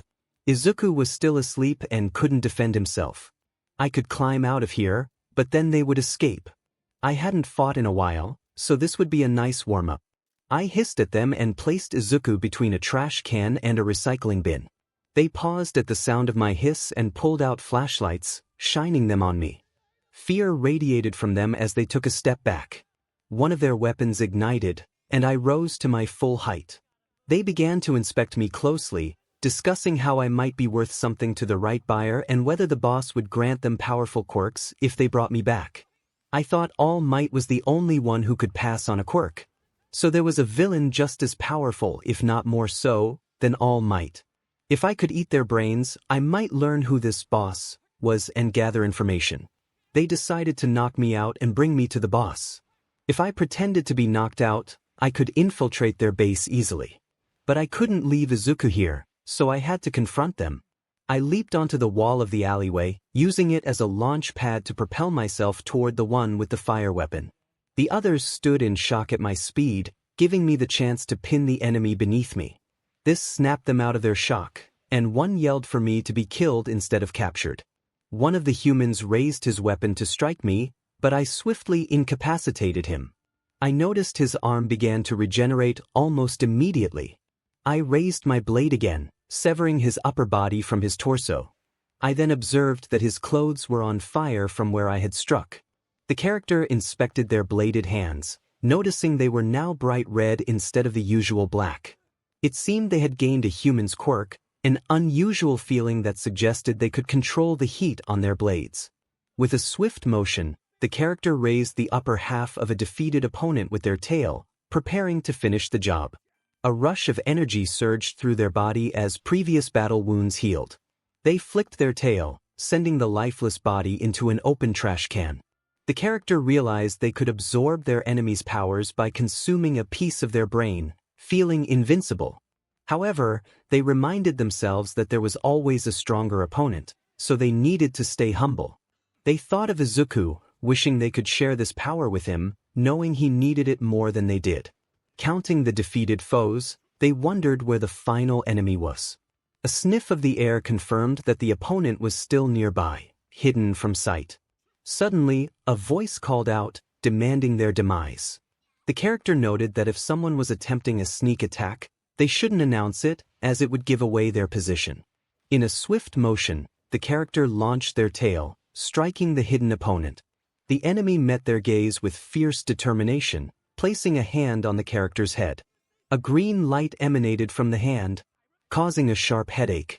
Reacting quickly, the character severed the enemy's arm before finishing the confrontation. As they pushed the lifeless body off their tail, they realized their entire body had become invisible. Understanding that the opponent had been invisible, they pondered the source of the pain they had just experienced. It was time to get Izuku home. It was already late. They moved around, leaving a trail of acid over the defeated foes, before returning to where Izuku lay sleeping. A small, almost human chuckle escaped them as they picked him up and dashed home. Upon arriving, Inko was worried sick, ready to search for them herself. It took some time to calm her down, but once she was reassured, she hugged the character and asked them to take Izuku to his room. Nodding, the character walked to Izuku's room, using their tail to open the door. They gently laid Izuku on the bed, removing his torn shirt and replacing it with a surprisingly pristine t-shirt given by a loud human. Using their tail, they pulled back the covers, settling in beside Izuku, who was safe in their arms. Wishing him sweet dreams, the character tucked them both in and drifted off to sleep. Suddenly, Izuku screamed, causing the character to spring up, ready to defend him from any threat. Scanning the room, they found no enemies or foreign objects in sight. Izuku, trembling, asked who the character was. Confused, the character responded, revealing themselves as Izuku's fierce guardian and protector, who cared for him and enjoyed snacks. Izuku, still in shock, exclaimed that the character looked so human now. The character was taken aback by this observation as Izuku fumbled for his phone, capturing a photo of them before showing it to the character. 𝗧𝗵𝗃 felt a transformation take place within them. Their head was no longer elongated or cylindrical, it resembled that of a human's. Their mouth was still filled with sharp teeth, and they could feel their tongue. They now had eyes, an alluring shade of 𝗬𝗓𝗄, and as they moved their hand to their head, they felt the softness of their 𝗬𝗓𝗄 hair. Their body remained covered in strong chitin plates, but it felt softer and warmer. They no longer had blades for hands. Instead, they had hands and fingers with long, sharp nails. They were human now, at least to some extent. Their nails seemed as strong as their previous bladed hands. Their skin had softened, but it was likely just as durable as before. It was strange, but they thought they could get used to this. Izuku looked at 𝗬𝗏 with curiosity, asking how they had turned human. 𝗬𝗏 hesitated, considering whether to reveal what had happened. Looking into his green eyes, they could see a childlike curiosity swirling within them. They remembered Inko's words about never lying, and wondered if they could speak instead of communicating telepathically. As 𝗬𝗏 attempted to speak, they immediately regretted it. Their throat felt like it was on fire, leading to a coughing fit. Izuku, concerned, began to pat and rub their back to soothe their discomfort. The gentle touch made 𝗬𝗏 purr, feeling a warmth radiate from Izuku's body. Since speaking was painful, 𝗬𝗏 resorted to telepathy. They reassured Izuku that they were all right and explained that they had no idea how they had transformed, but suspected it was due to consuming a large amount of human DNA. The shocked expression on Izuku's face indicated he understood the implications of that statement. Izuku expressed his disapproval, reminding 𝗬𝗏 that they couldn't harm people and that it was wrong to eat them. 𝗬𝗏 explained that they hadn't initiated combat. They had been attacked first, and it was self-defense. They added that the fallen wouldn't need their brains anymore. Izuku sighed, disappointment evident in his eyes, which made 𝗬𝗏 feel a twinge of sadness. They understood his feelings were justified. Izuku pleaded with 𝗬𝗏 to promise not to kill anyone again. Knowing they could never keep that promise, 𝗬𝗏 decided to distract him with a hug. Initially surprised, Izuku slowly wrapped his arms around 𝗬𝗏, returning the embrace. 𝗬𝗏 marveled at the sensation of hugging as a human, commenting on how nice it felt. Izuku explained that hugging strangers could be awkward and noted that 𝗬𝗏's skin felt warm and soothing. As 𝗬𝗏 looked down, they noticed Izuku's eyes slowly closing, indicating he was about to fall asleep again. They gently urged him to stay awake, reminding him he needed to tell Inko about their change in appearance. Rising from the embrace, 𝗬𝗏 made their way to the door, only to hear a high-pitched scream. Turning back, they saw Izuku covering his eyes. Izuku pointed out that 𝗬𝗏 was naked now that they were human. 𝗬𝗏 replied that they had always been naked, but Izuku insisted they should find some clothes. Complying, 𝗬𝗏 rummaged through Izuku's wardrobe, finding a shirt that didn't quite fit and slightly tight breathes. Once dressed, 𝗬𝗏 declared they were ready to go. As they descended the stairs, Izuku glanced at 𝗬𝗏 and muttered that their outfit was better than nothing. In the kitchen, Inko turned to greet them but paused, staring at 𝗬𝗏 in shock before screaming. Izuku attempted to calm her down while 𝗬𝗏 eagerly devoured the food she had placed in their bowl. A week later, the Midoriyas were having dinner. 𝗬𝗏 sat on the floor, tearing apart the fish Inko had given them, wearing the 𝗬𝗏 breeds that fit nicely. Izuku, however, was not eating. He stared at the fish with a vacant expression that mirrored the meal before him. Inko called out to Izuku, trying to snap him out of his trance. 𝗬𝗏 hissed loudly, breaking the silence and drawing Izuku's attention. Inko asked if he was all right, noting his strange smile directed at the fish. Izuku quickly reassured her that he was fine, but Inko remained concerned. As 𝗬𝗏 used their tail to snatch Izuku's uneaten fish, they finished dinner and helped Inko clean the dishes. They noticed that Izuku had been distant lately, likely still affected by his performance on the recent tests. They hoped the results wouldn't be so disappointing that he would shut down completely. From the other room, 𝗬𝗏 could hear Izuku and Inko talking. Inko expressed her excitement about the results arriving soon, while Izuku's responses were lackluster, lacking any enthusiasm. After finishing the dishes, 𝗬𝗏 planned to sit next to Izuku until he wanted to go somewhere. They still hadn't shared the memories they had gained from the three humans.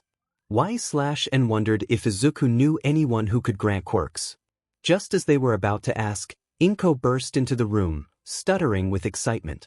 She held up a letter, announcing that it had arrived. Izuku took the envelope to his room, 𝗬/N following closely behind before he closed the door. Outside, Inko paced anxiously while Izuku stared at the envelope, contemplating its contents. He attempted to open it but struggled, prompting 𝗬/N to offer assistance. With a small cut, they helped tear the envelope open, revealing a small disc, a chip, and a bag that emitted a sweet aroma. As 𝗬/N leaned closer to inspect it, both they and Izuku jumped back in surprise as All Might appeared, announcing his presence as a projection. "This is from you? Right. What could it be?" 𝗬/N noted that it was indeed what the envelope indicated. All Might explained that he had been busy with paperwork, which delayed his ability to reach out. He coughed into his fist and bowed slightly, apologizing for the inconvenience. He revealed that he had come to the town to work at you. Izuku was taken aback by the news that All Might was working at you. Suddenly, a hand appeared, moving in a peculiar manner. All Might inquired about the situation, expressing that he had something important to discuss, but it seemed time was short. He mentioned that even though Izuku had passed the written exam, he had only received 1 point on the practical exam, which was largely due to 𝗬/N assisting him. Unfortunately, this meant he had not passed. Seeing Izuku's downcast expression, 𝗬/N wrapped their arms around him from behind, gently lifting his head to encourage him. All Might continued, indicating that there was more to the story. He was also an entertainer and urged everyone to watch a video. In the video, a girl nervously spoke up, trying to identify Izuku. She described him as plain-looking, which 𝗬/N found amusing, knowing how much cuter Izuku was to them. The girl mentioned Izuku's cool pet, and Present Mike chimed in, recalling how he had thrown a piece of merchandise at Izuku as a gift. The girl then asked if she could give some of her points to Izuku, who had not even participated in the combat. 𝗬/N recalled hearing Izuku's wish for just 1 point before his pet rushed to help another student.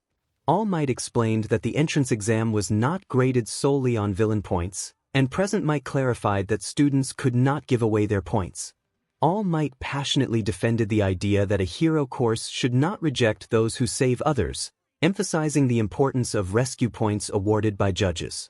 He announced that Izuku Midoriya and 𝗬/N had scored 66 points together, confirming their acceptance into you. Izuku trembled with emotion, tears welling in his eyes as he processed the news. All Might encouraged him to embrace this incredible gift. As they celebrated, All Might directed his attention to 𝗬/N, explaining that the principal wanted to personally enroll them at you. Due to their intelligence and teamwork with Izuku, he handed 𝗬/N a chip for their collar and a bag of snacks from Recovery Girl, urging them to take care of Izuku. As the video concluded, Izuku was overwhelmed with joy, and 𝗬/N munched on the snacks, pondering how this new chapter of their lives would unfold.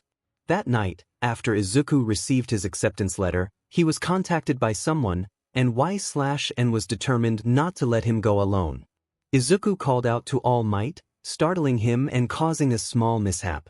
All Might instructed Izuku to repeat after him, which he did, while 𝗬/N mimicked the gestures. The bystanders nearby expressed disappointment, and All Might sighed in relief, realizing the misunderstanding. All Might then reminded Izuku not to reveal his secret identity. Izuku reassured him that 𝗬/N had transformed into a human recently, which eased All Might's worries.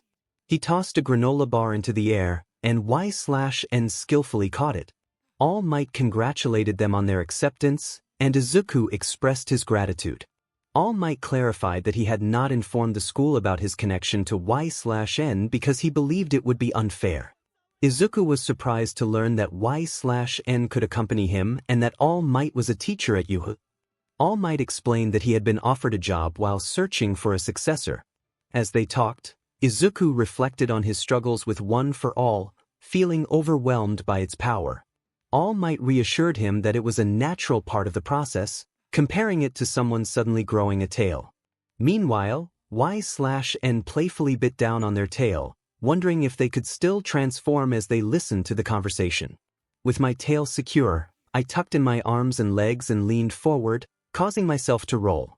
Izuku and All Might paused their conversation to watch me speed around the beach like a makeshift wheel. This brought back so many memories. I wasn't the fastest among my siblings. That title belonged to Maurice, a natural runner. However, I had always been the strongest, even surprisingly stronger than our mother. I rolled up a slanted rock, which propelled me high into the air. As I fell, I released my tail and untucked my limbs, landing safely next to Izuku. I bowed as All Might and Izuku applauded my performance. Izuku expressed his admiration for the display, and All Might praised my catch when he tossed me a snack shaped like a cat's face. I caught it with my tongue, and they applauded again as I savored the treat, which surprisingly tasted better than any other snack I had tried. All Might continued to explain to Izuku that he needed to learn to control his power. He demonstrated by crushing 2 cans effortlessly in his hand, showcasing the strength that came with training. As we prepared to move on, All Might led the way, with Izuku in the middle and me by his side. I didn't care where we were headed. As long as I was with Izuku, I was content. It was April, and I sat next to the door while Izuku tied his bright red shoes. He tried to put me in the same constricting clothing he wore, but I resisted, knowing it would limit my movement. Instead, I wore my comfortable breathes and a baggy sweater adorned with the 𝗬𝗧𝗏 logo. Inko called out to Izuku, asking if he had a tissue and a handkerchief. He assured her he had everything and hurried to leave. I knew I could get us to school in record time, and the only way he would be late was if he chose to walk. As Izuku grabbed my leash and slung his backpack over his shoulders, Inko looked at him with admiration and a hint of tears in her eyes, telling him he was really cool. With a smile, he opened the door and announced he was off. Inko handed him a bag of small treats to keep me calm throughout the day, hoping I wouldn't cause too much trouble. I dashed through the building with Izuku on my back, my tail acting as a seatbelt. According to him, there would be 18 other students in our class, and I hoped they would be kind to him. He had instructed me not to attack anyone unless provoked. As we approached the classroom, Izuku expressed his anxiety about the size of the place. I hissed and pointed to a giant door labeled 1A, stopping outside as he grabbed my leash. He marveled at the door's size, wondering if it was for accessibility. I mused that perhaps it was simply to accommodate the large label. Izuku was shocked to learn about my mother's height, and I reassured him that I was taller and stronger. I encouraged him to focus on the elite students he would be competing with, sensing his heart rate spike with fear. To calm him, I rubbed his shoulders and purred softly, reminding him of his potential. As we entered the classroom, I activated my invisibility quirk, allowing me to observe the other students without being seen. Izuku opened the door, and we stepped inside. The atmosphere was charged with tension as students argued and exchanged banter.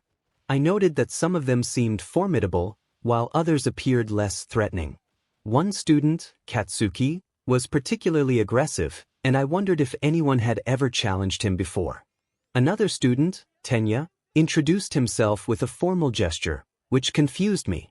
Katsuki's threatening demeanor seemed to unsettle 𝗵𝗃, who questioned his intentions. As the attention shifted toward us, Izuku became flustered. 𝗵𝗃 approached, and I remained hidden, silencing my hisses and growls, ready to protect my friend if necessary. Izuku introduced himself, and the dynamics of the classroom began to unfold. "Nice to meet you, Ida." 𝗵𝗃 observed Midoriya and realized he had sensed something more to the practical exam. He admitted that he had misjudged Midoriya and reluctantly acknowledged that Midoriya was better than him. As 𝗵𝗃 moved slightly closer, Midoriya revealed his hidden companion. 𝗧𝗵𝗃 let out a hiss, causing 𝗵𝗃 and the others to freeze. Slowly, 𝗧𝗵𝗃 stood up, deactivating their invisibility and revealing their impressive 7-foot stature. Feeling uneasy with 𝗵𝗃's proximity, 𝗧𝗵𝗃 brandished their tail as a warning. Midoriya reassured 𝗧𝗵𝗃 that no one would harm him, except perhaps Kaken. 𝗧𝗵𝗃 settled back beside Midoriya as he tossed them a cat treat from his mother. They quickly devoured it while Midoriya gently rubbed their 𝗎𝗏𝗏c hair to soothe them. Midoriya apologized for 𝗧𝗵𝗃's protectiveness, but 𝗵𝗃 was confused and questioned why 𝗧𝗵𝗃 was on a leash and not in proper attire. Midoriya explained that 𝗬𝗏 was his pet who had unexpectedly gained a quirk that made them partially human. The kind human, who had previously met 𝗬𝗏, greeted them warmly, rubbing their head and eliciting a purr. Tenya, realizing the misunderstanding, extended his hand in greeting, but 𝗬𝗏 hissed, prompting him to back off. They felt it was unfair that he wanted to touch them without offering a treat first. The kind human seemed to fluster Midoriya, whose face turned bright red. They began to mimic a smashing motion while saying, "break," which caught the attention of the explosive human glaring at Midoriya. Upon noticing 𝗬𝗏, his glare intensified, but 𝗬𝗏 smirked, recalling a past encounter where they had intervened to protect Midoriya. In a flashback, 𝗬𝗏 remembered waiting outside while Midoriya spoke with the teacher. They had seen the explosive human dragging Midoriya along and decided to follow, curious about the situation. It appeared that Midoriya had unintentionally disrupted the explosive human's plans. Stealthily, 𝗬𝗏 approached and loomed over them, casting a large shadow. Before the explosive human could react, 𝗬𝗏 wrapped their tail around his neck, lifting him off the ground. They knew he disliked being called Kaken and that humans could quickly lose consciousness without oxygen, so they acted swiftly. 𝗬𝗏 warned him not to die young, especially before attending you, suggesting he leave for both their sakes. As he gasped for air after being released, he shot a glare at 𝗬𝗏 and Midoriya before walking away. Midoriya then scolded 𝗬𝗏 for their actions. Back in the present, 𝗬𝗏 sensed another human approaching, their scent reminiscent of a cat. They glanced at Midoriya, who was covering his face, which was now even redder.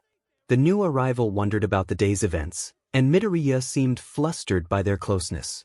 𝗬𝗏 noticed a human in a yellow shell who appeared tired. The human asked if they were nervous and suggested they find somewhere else to play. However, 𝗬𝗏 knew that having allies was crucial, especially in challenging times.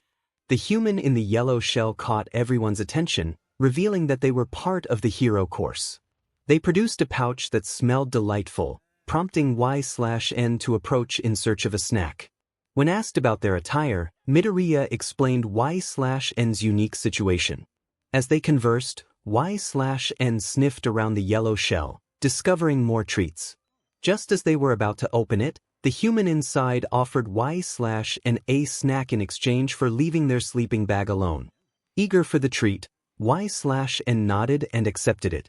Not knowing how to eat it properly, they popped the entire thing into their mouth, surprising the human. The flavor was fruity and satisfying, and 𝗬𝗏 returned to Midoriya's side as the human emerged from the yellow shell. The tired-looking human introduced himself as Shota Aizawa, the homeroom teacher. Though he appeared physically weak, 𝗬𝗏 knew better than to underestimate potential opponents. Aizawa handed out blue clothes and instructed everyone to put them on for a field test. The students expressed surprise, questioning the absence of an entrance ceremony or orientation. Aizawa explained that aspiring heroes had no time for leisurely events, emphasizing U.'s unique approach to education and its lack of restrictions on traditions.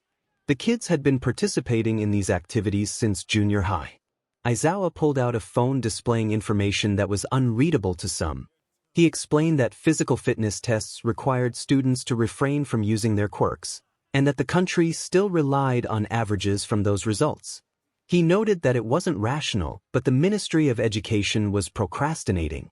He turned to Bakugo, who had excelled in the practical exam, and asked about his best result for the softball throw in junior high. Katsuki recalled that he had thrown it 67 meters. He remembered cheering for Izuku from the roof of the school, feeling proud that his support had helped, even if Izuku's performance hadn't been stellar. Aizawa encouraged Katsuki to try again, this time using his quirk. He handed him the ball and instructed him to give it his all while staying within the circle. Katsuki prepared himself, activating his quirk as he readied to throw. Aizawa reminded everyone to know their own limits, as that was essential for building a strong foundation as a hero. The screen displayed a remarkable distance of 705.2 meters, prompting excitement among the students. Some expressed disbelief at the impressive results, while others commented on how fun it seemed. Aizawa, however, seemed displeased with the excitement. He warned that the students had 3 years to become heroes and questioned whether they would maintain such a carefree attitude throughout.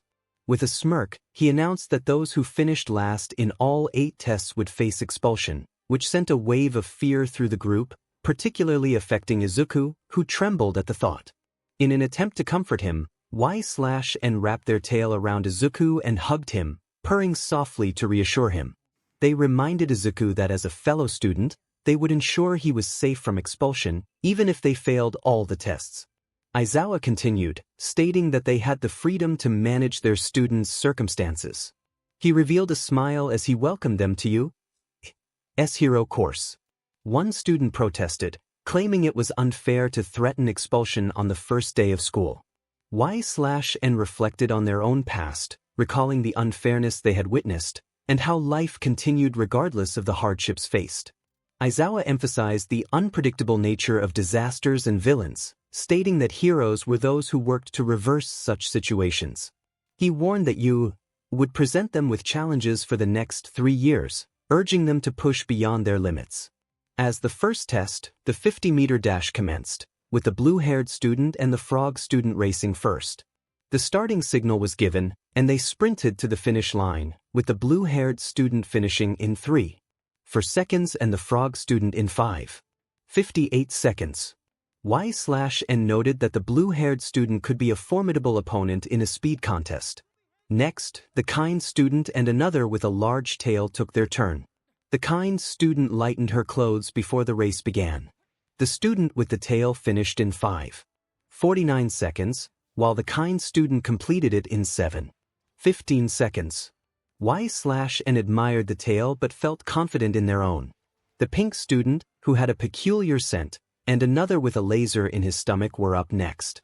The pink student encouraged creativity before the race began. As the signal sounded, he used his laser to propel himself backward toward the finish line, but he fell after a moment, struggling to get back up. The pink student crossed the finish line first with a time of 5.51 seconds. Katsuki and Izuku were next, and 𝗬𝗏 noticed Izuku's nervousness. They approached him, offering words of encouragement about facing life's challenges and the importance of resilience. Izuku seemed to gain determination from their words as he prepared to run. The starting signal was given, and Katsuki unleashed his explosive speed, propelling himself forward, while Izuku relied on his own strength. Katsuki finished in 4.13 seconds, and Izuku crossed the line 3 seconds later, achieving a time of 7.2 seconds. Though he was breathing and exhausted, 𝗬𝗏 felt proud of Izuku's effort. Before 𝗬𝗏 could return to the others, Aizawa called out, reminding them that they still needed to run as well. You may be a pet, but you're technically a student, so participation is essential. The human thought he could order me around, and I sat there, staring at him with defiance in my reptilian eyes. He glared at me, ready to speak again, when I caught a delicious scent and heard my king call out. Izuku waved, inviting me over. He promised a nice treat if I ran the track as fast as I could. The mention of a treat perked me up, and I walked over to the starting line. The robots signaled the start. The moment the sound echoed, I was already at the other side, sitting next to Izuku, eagerly awaiting my reward. The humans were astonished as the robot registered my speed. The robot announced my time, and everyone gasped in disbelief. While Izuku was still in shock, I carefully took the treat from his hand, ensuring not to bite him. This seemed to snap him out of his daze, and he began to slide my 𝗬𝗏 hair, praising me for my performance. Next was the grip strength test. I stood behind Izuku, watching as he concentrated on the device. He squeezed with all his might, and the machine read 56. I complimented him, noting that at least his grip was stronger than a newborn's. Izuku seemed bewildered by my comment, but I reassured him that he was doing well. When it was my turn, I gripped the machine with such force that it broke under my strength. Izuku was astonished, and I casually mentioned my ability to tear apart ships with my bare hands. He looked confused but shrugged it off, thinking I was just boasting. For the standing long jump, while others made impressive distances, Izuku didn't fare as well. However, I crouched down and used my tail to launch myself high into the air, clearing the sandbox and landing gracefully to claim my treat and more praise. During the repeated sidesteps test, a peculiar-smelling boy used purple ball to bounce back and forth, achieving a good score. When it was my turn, I moved so swiftly that I blurred in their vision. For the ball throw, a kind human tossed the ball into the air, and it soared higher and higher until it was nearly out of sight. Aizawa revealed the score, declaring it to be infinity, which left everyone in awe. As Izuku prepared for his turn, he appeared more nervous than ever. I was ready to cheer him on when Tenya pointed out that things didn't look good for him. Katsuki, dismissive, insulted Izuku, and I hissed in warning, not allowing him to belittle my king again. 𝗬𝗏𝗧𝗏 attempted to calm me down, which surprisingly worked. Tenya reminded everyone of Izuku's impressive performance in the entrance exam, but Katsuki remained unconvinced. As Izuku readied to throw the ball, I noticed Aizawa's eyes glowing red. When he threw, it lacked power and only reached 46 meters. Izuku expressed his frustration, realizing Aizawa had erased his quirk. My anger grew at the insults directed at Izuku, and I let out a low hiss. Aizawa questioned whether Izuku intended to become incapacitated again, prompting my protective instincts to rise. When Aizawa wrapped Izuku in his scarf, I felt a surge of rage. I focused on calming myself, but the weight was agonizing. Finally, when Aizawa released Izuku, I seized my chance. I let out a loud roar and charged at Aizawa with blinding speed. He tried to grab me with the scarf, but I evaded every attempt until I was close enough to strike. I grabbed his neck, ready to defend my king, but Izuku called out for me to stop. I hesitated and slowly released Aizawa. He quickly wrapped the scarf around me, but I was determined to break free. With my sharp claws, I cut a piece of the scarf, surprising him. Izuku grabbed my leash, ensuring I wouldn't attack Aizawa again. Aizawa, bewildered, questioned how I had done that. He realized his scarf was not ordinary, but I had cut through it effortlessly. Izuku apologized profusely, promising it wouldn't happen again. Aizawa sighed, acknowledging that he should have anticipated my protectiveness over Izuku. He instructed Izuku to throw the ball and remember his advice. Izuku nodded, giving me a treat and asking me to apologize to Aizawa, which I reluctantly did. As Izuku returned to the circle, I finished my treat while keeping my gaze fixed on Aizawa. I slowly sat near his feet, watching Izuku alongside Aizawa. 𝗬𝗏 expressed regret for almost causing harm, and Aizawa, surprised, put eye drops in his eyes. He remarked that he wouldn't be surprised if 𝗬𝗏 could fly. 𝗬𝗏 thought to themselves that they couldn't fly, at least not yet. Aizawa then apologized for his earlier aggression towards Midoriya, acknowledging that he needed to understand the reality of his actions. 𝗬𝗏 agreed but suggested that Aizawa could be a bit gentler. Aizawa handed 𝗬𝗏 2 cat-shaped snacks that Midoriya had given to help calm them down. 𝗬𝗏 eagerly accepted the treats and began to eat them, feeling Aizawa gently rub their head, which made them purr. Aizawa chuckled softly, commenting that 𝗬𝗏 was like an overgrown cat, protective of their owner. Izuku threw a ball with his finger glowing, achieving an impressive distance. 𝗬𝗏 noticed his score was 705.3, but his finger was badly injured. Despite this, he smiled as he turned to them. He declared that he could still move, and Aizawa observed the determination in the boy. Suddenly, 𝗬𝗏 sensed anger and hostility approaching, emanating from the explosive human. His eyes conveyed a readiness to attack, a familiar emotion that put 𝗬𝗏 on high alert. They instinctively positioned themselves in front of Izuku to protect him as the explosive human charged at them, creating explosions in his hands. He demanded to know what was happening, and Izuku, frightened, hid behind 𝗬𝗏. Just as 𝗬𝗏 prepared to defend, Aizawa used his scarf to restrain the explosive human, who was taken aback by the strength of the cloth. Aizawa explained that it was a specialized capture tool and expressed his frustration at having to use his quirk repeatedly. After releasing the explosive human, Aizawa urged everyone to prepare for what was next. 𝗬𝗏 decided to escort Izuku back to the others, wrapping their tail around his uninjured hand for support. The explosive human glared at 𝗬𝗃, who returned the gesture with a calm demeanor.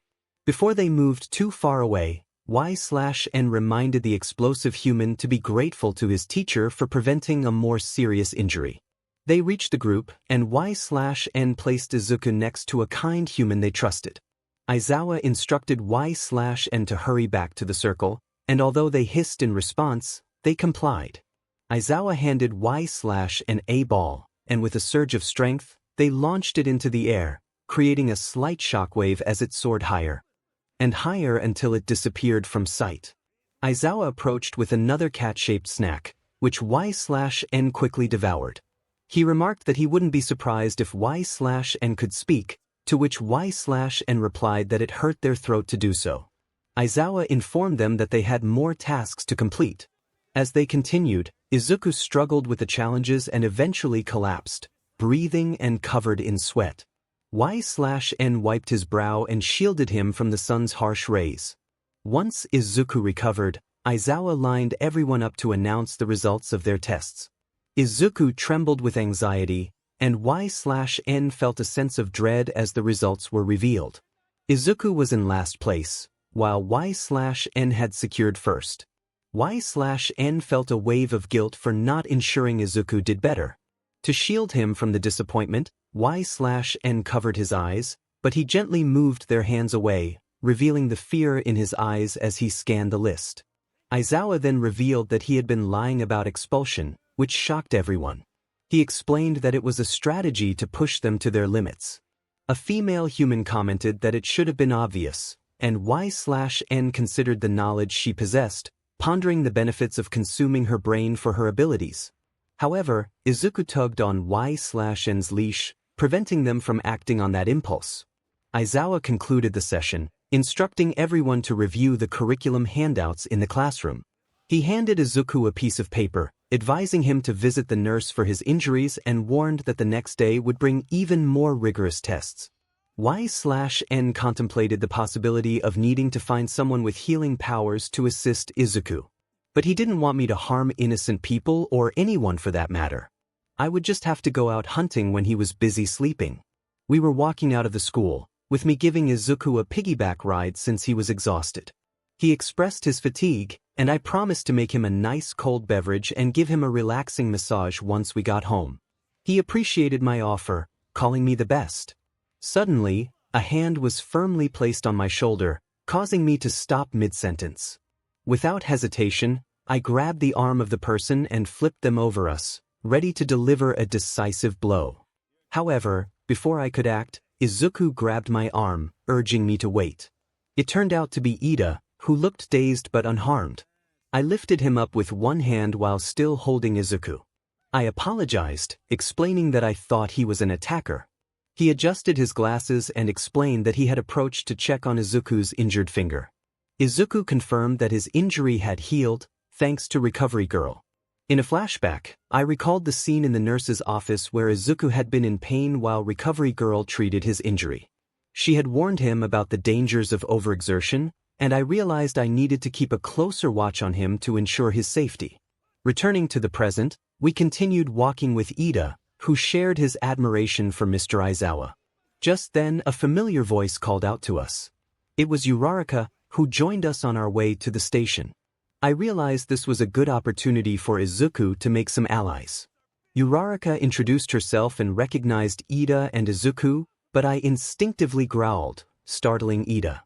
Izuku seemed shocked, while Uraraka remained oblivious. Izuku explained that Deku was a nickname used by Bakugo to tease him.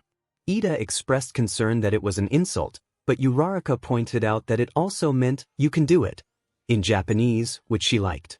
Izuku accepted the nickname, hiding his face in my sweater, and I teased him about it. He reassured me that I could continue calling him Izuku. We finally made it home, with a still exhausted Izuku on my back. I placed him on the couch and took off his shoes, ensuring he was comfortable. I went into the kitchen to prepare a cold drink, just as Inko had taught me. While making iced tea, I checked on Izuku, who was relaxing and watching TV in his all-might pajamas. Once the iced tea was ready, I grabbed some snacks and entered the room. Izuku thanked me for everything I was doing, curious about my motivation. I explained that he seemed more stressed than usual, and I wanted to help alleviate that stress. He enjoyed the iced tea and complimented my efforts, saying it tasted almost perfect. He then asked about my family, and I shared that I had a mother and many siblings, both born and unborn. When he inquired about what happened to them, a painful memory flashed in my mind, causing me to growl involuntarily. Izuku noticed and quickly apologized, fearing he had upset me. I reassured him with a hug, explaining that my home had been attacked by predators who had taken my mother and harmed my siblings. Izuku comforted me, expressing his sorrow for my loss. I reminded him that what was done, and all I could do was move forward. As I munched on a snack, Izuku seemed deep in thought before hesitantly asking if I wanted to find my mother. I reflected on my loyalty to her but realized I had no way to reach her, and she had not spoken to me in years. Even if she did order me back, I wanted to stay here with Izuku, my new king. 𝗧𝗵𝗃 felt a deep loyalty to him, vowing not to lose him or Inko like she had lost her old family. She would not abandon him even if her mother commanded it, as long as he wanted her by his side. Izuku's face radiated joy, and he hugged her tightly, which she gladly returned. She placed his iced tea on the small table before lying down on the couch, using her tail to grab the remote. She turned on the TV and handed the remote to Izuku, curling up beside him like a blanket. She promised to protect him no matter what, even if it cost her life to ensure his safety. Later, she opened her eyes to find the room cloaked in darkness, with Izuku sleeping peacefully while holding her tail. The clock on the wall read midnight. It was time for her nightly hunt. She gently freed her tail from his grip, but he shivered slightly, stirring awake. To prevent him from waking fully, she quickly placed a pillow in his hands. He settled back into a peaceful slumber, allowing her to slip out of the house and onto the rooftops in search of humans with powers to absorb. After a while, she caught the scent of 2 humans nearby, accompanied by a trace of smoke from an alleyway. She hopped onto the roof above the alley to observe her potential targets.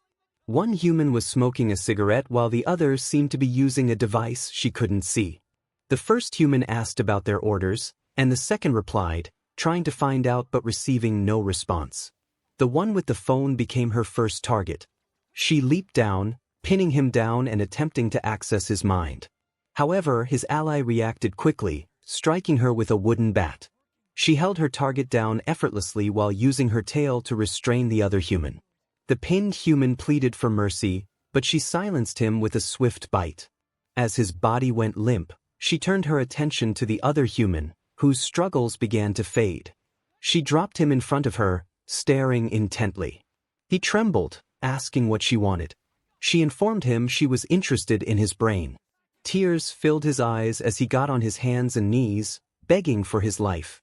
She noted the desperation in his voice. Creatures facing death often did anything to survive. She requested information about his quirk and those he worked for. He looked up with a glimmer of hope, revealing that he had a healing quirk that transferred wounds from others to himself. His partner had a mimic quirk, allowing him to imitate anyone's voice. Realizing this human's healing ability could end her hunt quickly, she decided to consume his brain for the memories she needed. As he pleaded once more, she grabbed his head, and with a swift motion she accessed his mind, taking in the information she sought. Visions of several humans flashed through her mind, 2 standing out, one covered in hands and another made of dark smoke. It seemed there were more villains out there with minions. But she couldn't dwell on this. She needed to return to Izuku. She quickly disposed of the bodies before racing back to his home. Upon entering, she found Izuku still asleep on the couch, clutching the pillow she had given him. She lay down beside him, ensuring everything appeared normal. In English class, she sat next to Izuku, doodling on a piece of paper filled with drawings of herself and her siblings. The teacher, 𝗵𝘃𝗵𝗃, posed a question about the sentences he had written on the board, but she was too engrossed in her art to pay attention. When 𝗵𝘃𝗵𝗃 called her out, she hissed playfully before returning to her drawings. A classmate raised her hand, and the teacher acknowledged her. Later, they found themselves in a food kingdom. 𝗧𝗵𝗃𝗃 lay on the floor next to Izuku, who was chatting with Iida and Achiko. A human approached them, and she let out a low hiss while Izuku looked on in awe. The human, Lunch Rush, commented on the comfort of white rice and offered a snack for her. She bristled at the assumption of being a mere pet, but Izuku encouraged her to perform a trick. Obeying his command, she used her tail to bounce around like a pogo stick, earning applause from the humans and Izuku. After finishing her performance, she eagerly awaited her snack. He tossed one treat in the air, which was promptly devoured once caught. The great taste almost brought a tear to the eye, but strength was maintained. They were now in the final class, Hero Basic Training. The narrator rested their head on Izuku's lap while he gently rubbed their messy hair. All Might entered the room with a lively demeanor, announcing his arrival in a way that captivated everyone. The legendary number 1 pro hero stood before the class, but the narrator had more pressing matters, like taking a nap beside Izuku, who looked powerful in front of his classmates. All Might explained that he taught Hero Basic Training, a subject focused on various methods to learn the fundamentals of becoming a hero, emphasizing that they would take the most units of this subject. He then introduced the day's activity, combat training. Excitement filled the room as All Might revealed costumes based on the students' quirk registrations and requests submitted before school started. After changing, the students were instructed to gather in ground beta. It took Izuku some time to put on his hero costume, and the narrator waited patiently. When he finally emerged from the locker room, they noticed they had fallen behind the others. His costume included a belt designed to hold onto the narrator during high-speed travel, allowing them to use their tail in combat while carrying him. As they ran into the testing ground, Achiko spotted them. Izuku's heart raced at the sight of 𝗬𝗏𝗧𝗏, who complimented his costume. The narrator felt a sense of pride in Izuku's appearance, even as 𝗬𝗏𝗧𝗏 expressed her embarrassment over her own costume choice. All Might then announced the start of combat training, explaining that they would be split into heroes and villains for 2-on-2 indoor battles. He emphasized the importance of understanding the basics in a real battle scenario, where villains often hide in the shadows. Questions arose about the training structure and rules, but All Might clarified that the heroes needed to locate a hidden nuclear weapon while the villains aimed to protect it. He then introduced the method for determining teams by drawing lots. As teams were formed, the narrator felt a wave of agitation when they realized they would not be paired with Izuku. Izuku reassured them, promising he would only be gone for a short time. All Might offered to let the narrator choose a team to battle against, which brought some comfort. The first teams to fight were announced: Izuku and Achiko as heroes against Katsuki and Tenya as villains. The narrator's frustration grew as they watched Katsuki smirk, prompting All Might to hold the narrator's leash to prevent any outbursts. Once the villain team was instructed to set up, All Might led the narrator to the observation room, ensuring they were secured to prevent interference in the battle. He reminded everyone to keep the narrator distracted, as they might run in and disrupt the fight. As the battle commenced, Izuku skillfully dodged a surprise attack, saving Achiko in the process. The narrator felt a surge of pride as Izuku stood up to Katsuki, finally confronting him in a way they had long anticipated. This was a pivotal moment, and the narrator hoped that Izuku would emerge victorious. Seeing 𝗬𝗏 made the rage inside Izuku grow, and he struggled to maintain control. 𝗬𝗏 was tethered to All Might's hand, ensuring they wouldn't rush into the fray. All Might attempted to distract 𝗬𝗏 with treats, but 𝗬𝗏 remained still, fixated on the battle unfolding on the screens. It was clear that this would be a fierce confrontation, one that would leave its mark not only on the combatants but also on the surroundings. This was Izuku's first battle without 𝗬𝗏 by his side. The tension in the air was palpable as All Might explained the situation. He mentioned that Bakugo was communicating with his partner via a small wireless radio and pulled out a roll of tape, explaining its purpose. It was a capture tape, designed to signify a successful capture of an opponent. However, doubts lingered about its effectiveness against a powerful adversary. The time limit for the heroes was 15 minutes, and they were at a distinct disadvantage, unaware of the nuclear weapon's location.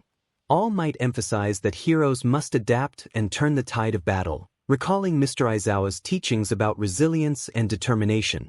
As the battle continued, everyone's eyes were glued to the screens. Izuku skillfully blocked an explosive kick and instructed Hachiko to retreat. He wrapped the tape around Bakugo's leg, reminiscent of Aizawa's tactics, and evaded another explosion with remarkable agility. The spectators marveled at his prowess, noting that he was not relying on his quirk against a formidable opponent. The explosive adversary, frustrated by Izuku's evasiveness, began to shout in anger. The atmosphere grew tense, and 𝗬𝗏𝗵 felt a surge of agitation from being separated from Izuku. Despite seeing him on the screens, it did little to soothe their nerves. All Might noticed 𝗬𝗏𝗵's distress and crouched down to their level, expressing concern. All Might asked if 𝗬𝗏𝗵 was alright, to which 𝗬𝗏𝗵 admitted that being away from Izuku for so long was unsettling. All Might pondered for a moment before proposing a solution. He turned to the others and asked if anyone would be willing to take 𝗬𝗏𝗵 for a walk to ease their agitation. The group exchanged uncertain glances, unsure of how to approach 𝗬𝗏𝗵. Finally, Ishido raised her hand, and All Might addressed her question, explaining that a quick walk might help calm 𝗬𝗏𝗵 down. Walking outside the surveillance room would help him. A girl gestured toward the door, but he hesitated, tempted to leave the room. Looked at All Might for guidance, and he pulled out a bag of snacks, shaking it enticingly in front of him. The delicious aroma captivated him as he stared at the treats. All Might encouraged him to go after the snacks, tossing the bag to the girl as he released his leash, allowing him to dash after the goodies. She caught the snacks, and he playfully pounced on her, eager to get to the treats. She struggled to push him off, exclaiming that she would give him a snack if he would let her go. Hearing this, he relented and sat beside her as she stood up. She commented on his weight before tossing him one of the treats and grabbing his leash to lead him outside. He savored the delicious snack, and when he didn't move, she tugged on the leash, but he remained still, amused by her efforts. All Might noticed her struggle and his amusement and advised her to ask him to move politely, explaining that the only person he allowed to pull him was Midoriya. The girl tried again, asking him to move, but he remained steadfast, enjoying the moment.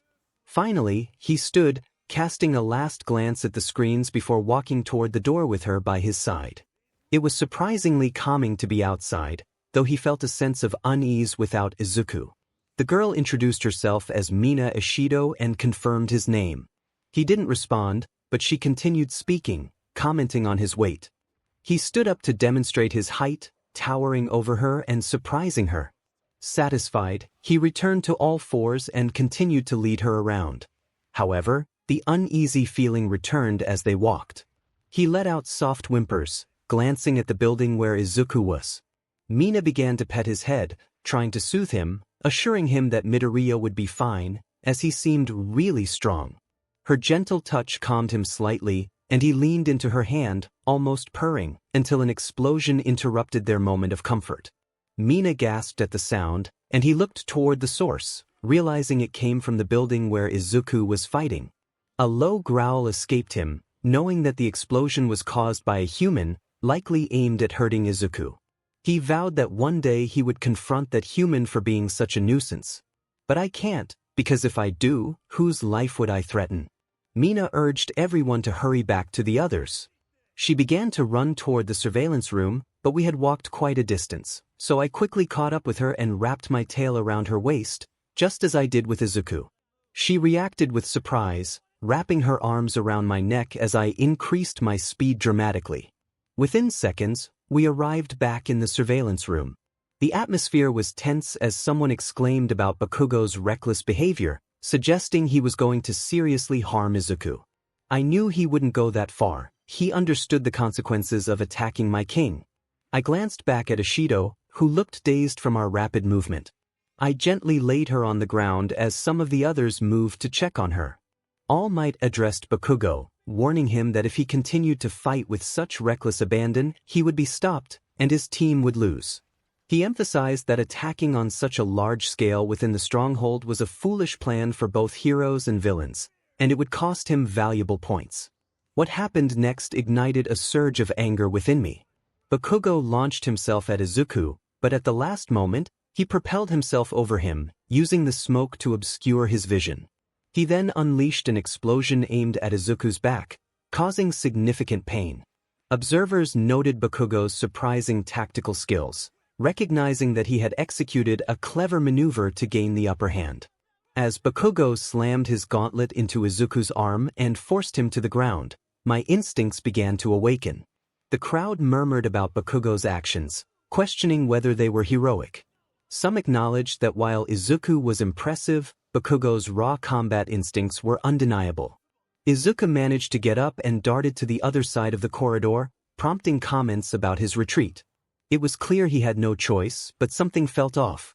My breathing grew heavier as I sensed my own aggression rising. All Might noticed my state and reached for my leash, but before he could grab it, I dashed out of the room, roaring as I ran toward the building where Izuku was battling. Ignoring All Might's calls to return, I focused on reaching my king. Instead of taking the stairs, I leaped through the hole created by the earlier explosion, landing just in time to see Izuku and Bakugo charging at each other, their attacks primed to collide. If their attacks met, it could spell disaster for both. I knew I had to intervene to protect Izuku, even if it meant enduring pain myself. In a split second, I positioned myself between them, wrapping my arms around Izuku to shield him. The searing heat of the explosion struck my back, causing intense pain as my chitin began to crack. I let out a cry, the sound reverberating through the damaged building. As the dust settled, Ida's voice echoed from above, calling out about the weapon. I fell to one knee, weakened but felt my chitin begin to repair itself, stronger than before. I hadn't expected Bakugo to break through my armor, but his hero costume enhanced his explosions. I looked up at Izuku, only to see him collapse. I quickly caught him, my heart racing as I assessed his condition.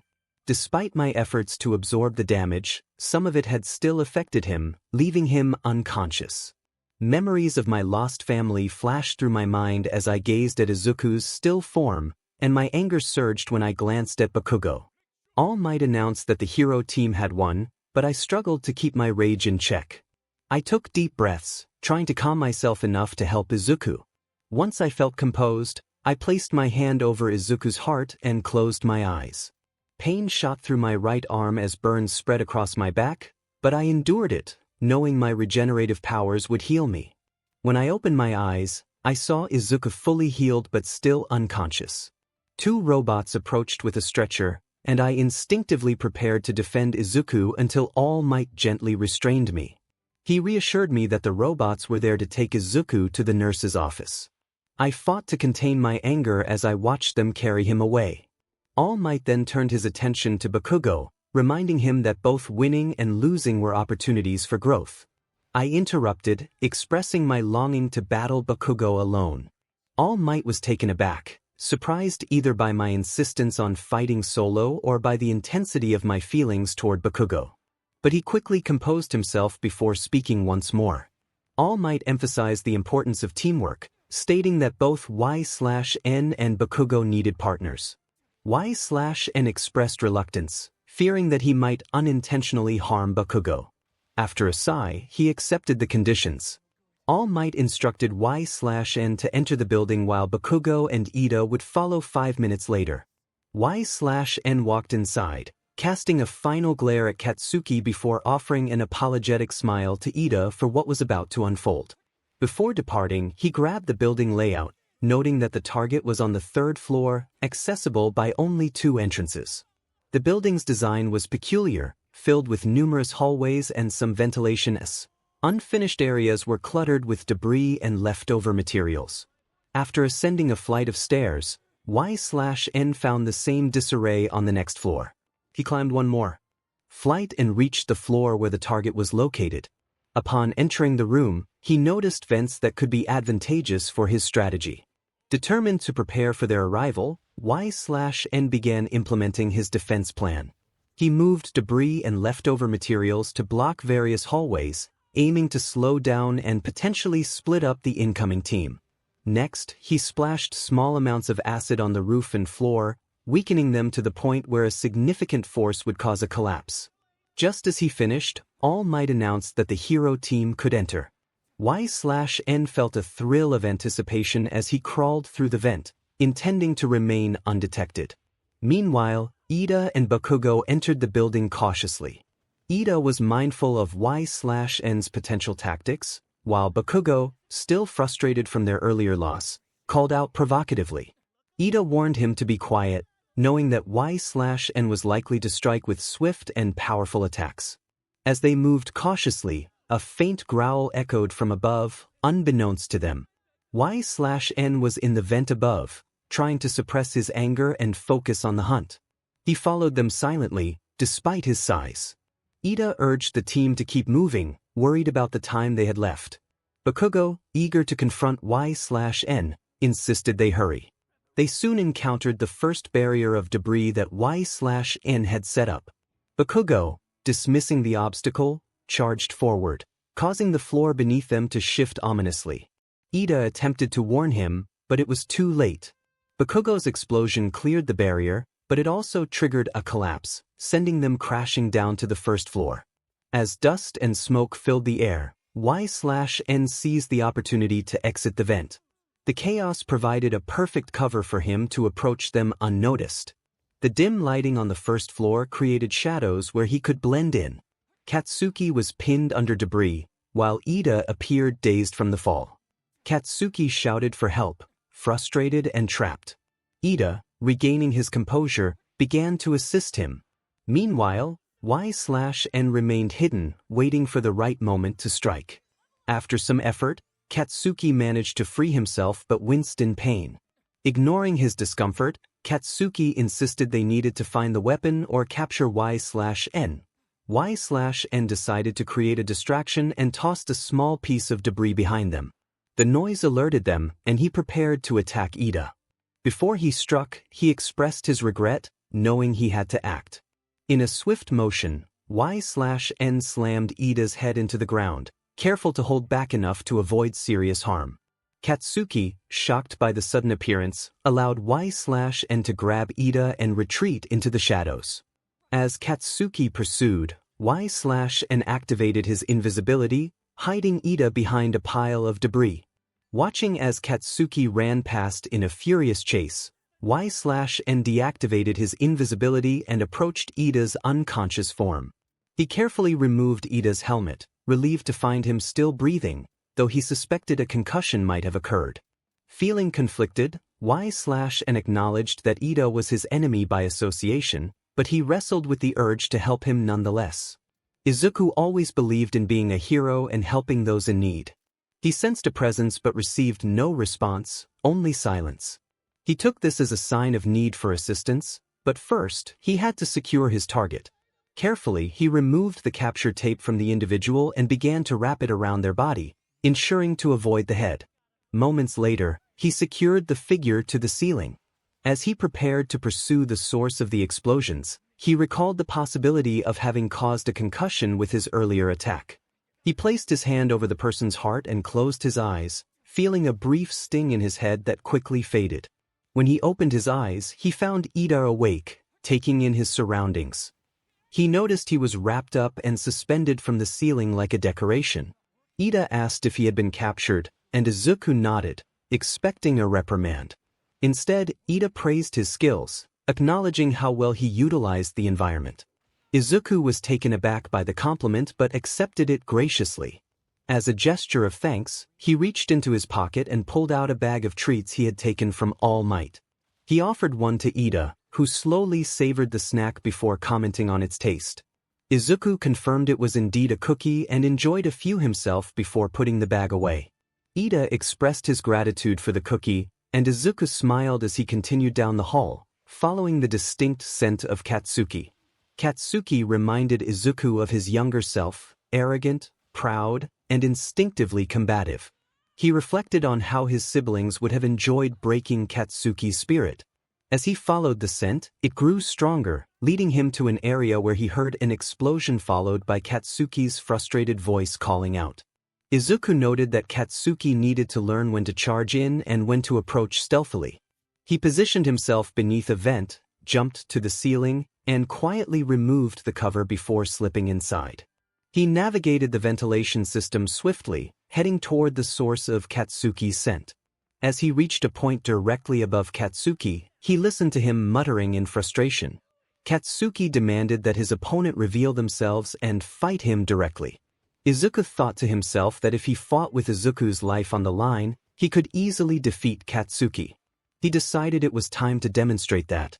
With a sudden crash, he broke through the vent cover and landed behind Katsuki, who was startled and quickly turned to unleash an explosion. Impressed by Katsuki's reflexes, Izuku dodged the blast, feeling a sense of boredom rather than anger. Katsuki's fiery determination only intensified as he charged at Izuku, using his explosions for propulsion. Izuku anticipated Katsuki's move, catching his arm and slamming him against the wall, knocking the air from his lungs. He sat back, allowing Katsuki a moment to recover. He wondered if Izuku was all right and if he would receive praise for his actions afterward. Katsuki, still recovering, shouted angrily, demanding Izuku's demise. As Katsuki attempted to retaliate with another explosion, Izuku remained unfazed, gently grabbing his arm and slamming him into the opposite wall with more force, once again knocking the breath from him. As Katsuki gasped for air, Izuku's thoughts drifted to his family and the lessons his mother had taught him about anger and control. Katsuki, fueled by rage, continued to struggle, but Izuku decided to wrap his tail around him, slamming him against the floor and walls repeatedly. Just as he was about to continue, All Might's voice interrupted him, commanding him to stop. Izuku complied, but, before letting Katsuki go, he threw him into a wall, rendering him unconscious. All Might reprimanded him for the unnecessary action, questioning what Izuku would think if he saw such brutality. Izuku defended his actions, stating that in combat, he left no trace of his enemies. All Might fell silent, and Izuku crushed the earpiece in his ear before making his way to find Izuku. Meanwhile, Iida remained suspended from the ceiling, slowly spinning in circles, calling out for help. He was still hanging there, waiting for someone to assist him. Izuku continued to follow the scent that led him to Izuku's location. Most of the humans I passed either ignored me, looked at me strangely, or attempted to interact with me. However, I focused solely on finding and protecting Izuku.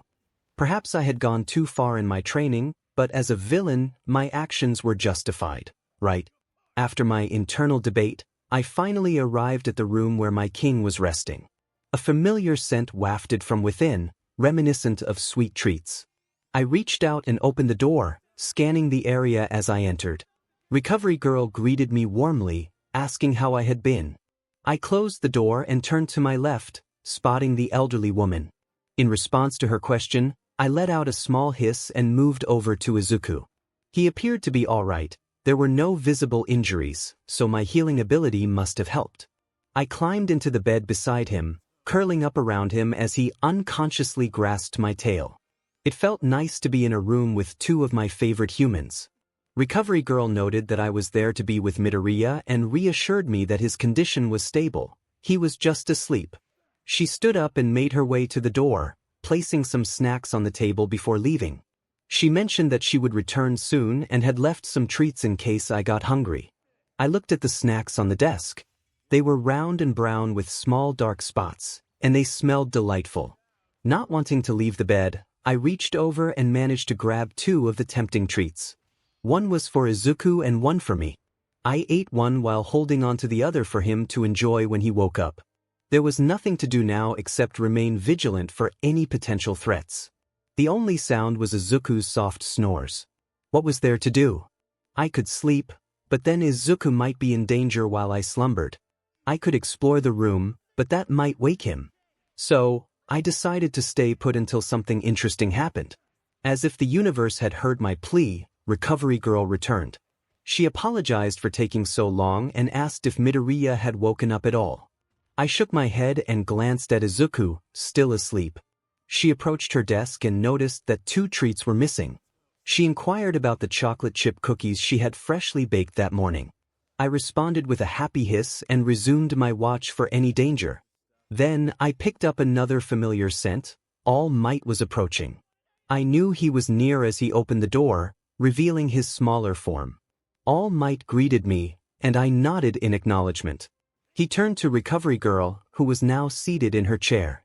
She expressed her frustration that the school year had just begun and Izuku had already been in the office 3 times. She questioned why All Might hadn't stopped him. All Might apologized, explaining that he hesitated to intervene during the training match out of consideration for Izuku's feelings. Recovery Girl countered that while she understood his concern, it was important for All Might to guide Izuku properly. As I listened, I recalled how my mother had guided all my siblings to greatness. We had faced many challenges together, and she had always been there to lead us. All Might acknowledged Recovery Girl's point, and their conversation continued, touching on the responsibilities that came with their powers. I sat on the bed with Izuku's head resting on my lap, absent-mindedly playing with his soft, curly hair. Suddenly, he stirred and opened his eyes, glancing at the clock in surprise. Recovery Girl asked if he was awake, and he looked up to see me watching him. He seemed relieved to find that his body felt much better than before. Recovery Girl clarified that she hadn't healed him. He had arrived in good condition. I explained that I had healed him, but he had still lost consciousness. A look of realization crossed his face, and he gave me a stern look, causing me to shrink back slightly. He asked if I had done what he had instructed me not to do. I apologized, explaining that some sacrifices were necessary to ensure his safety, but reassured him that none of them were innocent. Recovery Girl interjected, noting that we were both late for class. Izuku suggested we discuss everything at home, and I nodded, feeling disappointed in myself for disobeying his orders once again. However, I promised both him and myself that it would be the last time I would defy that command. I carried him on my back as I ran back to Class 1A. It didn't take long for us to reach the classroom, and as I set Izuku down, he grabbed my leash and opened the door. The moment we entered, a voice called out, announcing our arrival. The students began to gather around us, and I instinctively stood in front of Izuku, hissing softly to deter them. They paused, but Izuku gently tugged on my leash, prompting me to sit back down. Their fear subsided, but they kept a respectful distance, which I appreciated. One student praised Izuku's performance, expressing disbelief at how well he had fought against Bakugo, who had ranked first in the entrance exam. Another complimented his dodging skills, and I found myself warming up to the pink-haired girl more than the others. Izuku appeared slightly flustered by the compliments, which made me chuckle. Several students introduced themselves, and when a small boy got too close, I instinctively swatted him away with my tail. He hit the wall with a thud, and everyone stared at me in shock while I felt a hint of annoyance. One student, Tenya, began to lecture the group about respecting their upperclassmen. His outburst shifted their focus away from me. Just then, a girl with a cheerful demeanor entered the room, followed by a blonde boy who seemed eager to chat with her. As I scanned the classroom, I noticed someone was missing. The scent of the explosive boy lingered in the air, and I tugged on my leash to get Izuku's attention. He quickly understood and hopped onto my back, whispering for me to find him. I nodded and dashed down the building, following the scent until we spotted him heading toward the entrance of U. Izuku called out to him, but the boy turned with an expression that made me uneasy. Izuku began to explain his quirk, revealing that it was borrowed from someone else. As he spoke, I could see Katsuki's anger growing. Izuku expressed his determination to make his quirk his own and defeat Katsuki with his own power. This only fueled Katsuki's rage further. Katsuki vented his frustrations, admitting that he felt defeated not just by Izuku but also by me. I couldn't help but feel a sense of satisfaction at his struggle, recalling how I had easily tossed him aside during their match. Despite his anger, I noticed tears forming in Katsuki's eyes, which surprised me. He declared that he would become number 1, glaring at Izuku and then at me. I responded with a gentle smile, catching him off guard. He turned away, wiping his tears as he walked toward the exit, vowing not to be defeated again. Izuku exhaled deeply, appearing to lose some of his confidence as he clung to my back. Suddenly, All Might's familiar scent approached, and I moved quickly to avoid being seen. All Might entered, addressing Katsuki and reminding him of his potential as a hero. Katsuki, frustrated, insisted that he didn't need All Might's guidance and walked away.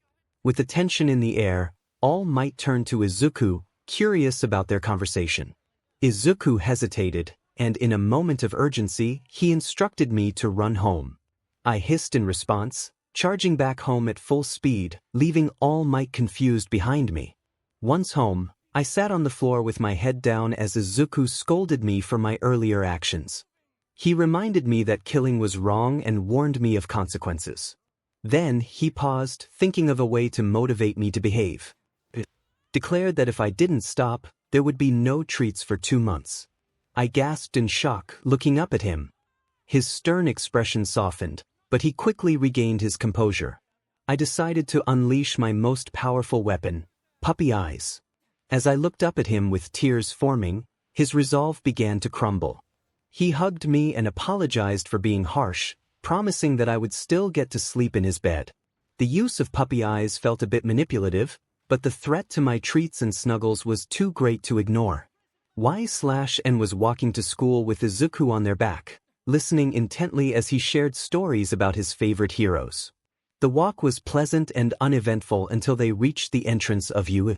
A crowd of people with cameras awaited them, and one woman stood at the front. The size of the crowd put 𝗧𝗵𝗃 on edge, and when they spotted them, a protective instinct kicked in. Izuku reminded 𝗧𝗵𝗃 to stay calm and walk past the crowd, assuring them that there was no need for confrontation. With a slight nod, 𝗧𝗵𝗃 felt Izuku's reassuring hand in their hair. Just as they were about to pass through the gate, the woman stepped in front of them. She moved a microphone toward 𝗧𝗵𝗃, prompting a low growl in response. She asked about All Might's classes, and as the crowd began to close in, 𝗧𝗵𝗃 instinctively released a burst of acid into the air, causing the crowd to scatter in surprise. Continuing into the building, Izuku advised 𝗧𝗵𝗃 to be careful not to hit anyone with their acid. 𝗧𝗵𝗃 noticed a blue-haired boy staring intently, reminding them of another individual covered in hands. In the classroom, Aizawa was addressing the students while 𝗧𝗵𝗃 lay by Izuku's feet, playing with his shoelaces out of boredom. Aizawa praised the class for their performance in combat training, specifically mentioning Bakugo's talent and Midoriya's unfortunate injury. When Aizawa called out Izuku's name, 𝗧𝗵𝗃 perked up, eager to hear more. Aizawa pointed out that Izuku had relied on 𝗧𝗵𝗃 to save him again and emphasized the importance of controlling his quirk. Sensing Izuku's unease, 𝗧𝗵𝗃 rested their head on his lap and purred, bringing a small smile to his face. Aizawa continued, urging Izuku to feel a sense of urgency. The atmosphere shifted as Aizawa announced they would be deciding on a class representative. The room buzzed with excitement, and the noise escalated, prompting 𝗧𝗵𝗃 to cover their ears. Several classmates shouted their intentions to run for the position, and 𝗧𝗵𝗃 growled softly as the commotion intensified. Thankfully, Iida stepped in to restore order, calling for silence. He explained that being a class representative was a serious responsibility that required trust and leadership. The idea of holding an election was proposed, which puzzled 𝗧𝗵𝗃 since that wasn't how their mother became queen of the Hive. Questions arose about the trust needed for such a decision, and 𝗧𝗵𝗃 reflected on their many siblings, realizing that despite not knowing all of them, they had fought together for their Hive. As the discussion continued, Iida argued that multiple votes would indicate the most suitable candidate. Aizawa, relaxed in his comfortable position, simply stated that they needed to decide before homeroom ended. When the results were announced, Izuku emerged as the leader by 4 votes. 𝗧𝗵𝗃 celebrated his victory with a small dance, proud of their friend for becoming the king of these humans. "My king is the best king, and the only king to rule over these creatures." A few of the female humans giggled, but the dancer was too engrossed in the rhythm to notice. Mina found it adorable, while Achiko urged her to keep quiet and asked for a video of the performance later. Mina agreed enthusiastically. The second human to receive the most votes was a female named Momo Yaoyorozu. Izuku was surprised to learn he had garnered 4 votes. The dancer would have continued dancing if not for the explosive human, Katsuki, who expressed his frustration. He pointed accusingly, and the dancer growled, brandishing their tail in response. Katsuki demanded to know who else had voted for Izuku, to which Hanta replied that it was better than voting for Katsuki himself. The tension in the room was palpable, and Ida seemed to be having a crisis of his own, but the dancer returned to their performance as Izuku rose from his seat. Izuku announced that Izuku would be the class representative, with Momo as the deputy. Izuku was taken aback, while Momo found the situation vexing. Tsuyu suggested it might not be too bad, and Ijiro noted that Izuku could be quite passionate. The dancer felt a surge of pride for Izuku, envisioning him conquering not just the class but the entire world. In the cafeteria, the dancer devoured the plate Izuku had prepared while the others ate more slowly. Achiko praised the delicious rice, and Izuku expressed his uncertainty about being qualified for the role of class rep. The dancer encouraged him, recalling how their mother had to fight fiercely to become queen. Izuku was shocked by the story, but the dancer reassured him that their mother was a loving figure despite her fierce reputation. When Izuku asked about the dancer's mother, they flinched at the thought of introducing him to their family, knowing the dangers that could arise. Just as they were about to respond, an alarm echoed throughout the building, causing panic among the students. The announcement warned of a level 3 security breach, urging everyone to evacuate outdoors promptly. Ida turned to a nearby human for clarification, and the dancer seized the opportunity. Spotting the chaos, they decided to take advantage of the situation and began to gather uneaten food while the others fled. In a matter of moments, the cafeteria was cleared of food, leaving only Izuku's, Ida's, and Uraraka's meals untouched. The dancer felt a sense of accomplishment and set out to find Izuku and his friends. Exiting the cafeteria, the dancer scanned the crowd and spotted Izuku, Uraraka, and Ida struggling to navigate through the throngs of panicked students. Heeding Izuku's call for help, the dancer pushed through the crowd, lifting Izuku onto their shoulders to keep him safe from the chaos. Izuku asked if the dancer could also help Uraraka and Ida, who had been pushed further away. The dancer nodded and made their way down the hallway with ease. Achiko called out for help, and the dancer quickly reached her, lifting her into their arms before using their tail to rescue Ida as well. Tenya expressed gratitude and requested a way to calm the other students. The dancer, eager to assist, jumped to the other end of the hall, anchoring themselves to the wall with their claws. The impact cracked the wall, drawing the attention of the panicking students. Ida took this opportunity to address the crowd, assuring them that everything was fine and that there was no need to panic. As the students began to calm down, the dancer carefully lowered themselves back to the ground, hoping they wouldn't get in trouble for the damage. Later, the dancer watched from the ceiling as Izuku prepared to address his classmates. Momo encouraged him to start, and Izuku, after a moment of hesitation, suggested that Tenya Ida should be the class representative instead. The dancer was so shocked by this unexpected turn of events that they lost their grip and fell to the floor, causing a loud crash. Mina gently rubbed my head to ease any discomfort I might have felt after landing near their desks, while Tsuyu inquired about my well-being. Izuku suggested that it would be best for Ida to take charge of the situation. Ijiro agreed, noting that Ida had been a significant help in the cafeteria earlier that day. Izuku, looking annoyed, interrupted them, stating that they were wasting time and needed to hurry up. He then lay back down as I climbed back up to the ceiling. Tenya declared that since the class representative had nominated him, he would do his best to fulfill the responsibilities of class representative. Ijiro expressed his support for him, while Momo wondered about her own position, which was assured as second in command. Izuku announced that today's hero basic training would involve 3 instructors, himself, All Might, and 1 more person. Hanta raised his hand, eager to know what they would be doing, and pulled out a card that read, Rescue. Izuku explained that they would be training for various disasters, including shipwrecks. I admitted that while I wasn't particularly skilled at rescuing, I excelled at defeating enemies. Denki remarked that rescue training would likely involve a lot of work, to which Mina agreed. Ijiro enthusiastically stated that this was the duty of a hero, ready to take on the challenge. Tsuyu confidently claimed her superiority in water, recalling her past victories in aquatic battles. Izuku continued, mentioning that they could choose whether to wear their costumes, as some might limit their abilities. He informed them that the training would take place off-campus, and they would be taking a bus. With that, he instructed everyone to start getting ready. As I recalled the 𝗎𝗢𝗢 returning to detonate their fallen brother's gear, I reflected on how heroes and villains exploited the presence of civilians in similar ways. Ida blew his whistle loudly, which I found quite irritating. He instructed Class 1A to gather and form 2 lines by their student numbers for a smooth boarding process. Frustrated, I crushed the whistle in my hand as I passed him to enter the bus. Once everyone was inside, Ida realized that the bus was not what he had expected. I hung upside down while Izuku, Uraraka, Tsu, and Mina took turns tossing snacks up to me. Ida expressed his surprise at the bus's design. Mina tossed another snack my way, which I caught and enjoyed before she passed the bag to Izuku for his turn. Tsu casually mentioned her preference for being called Tsu, which made Izuku nervous.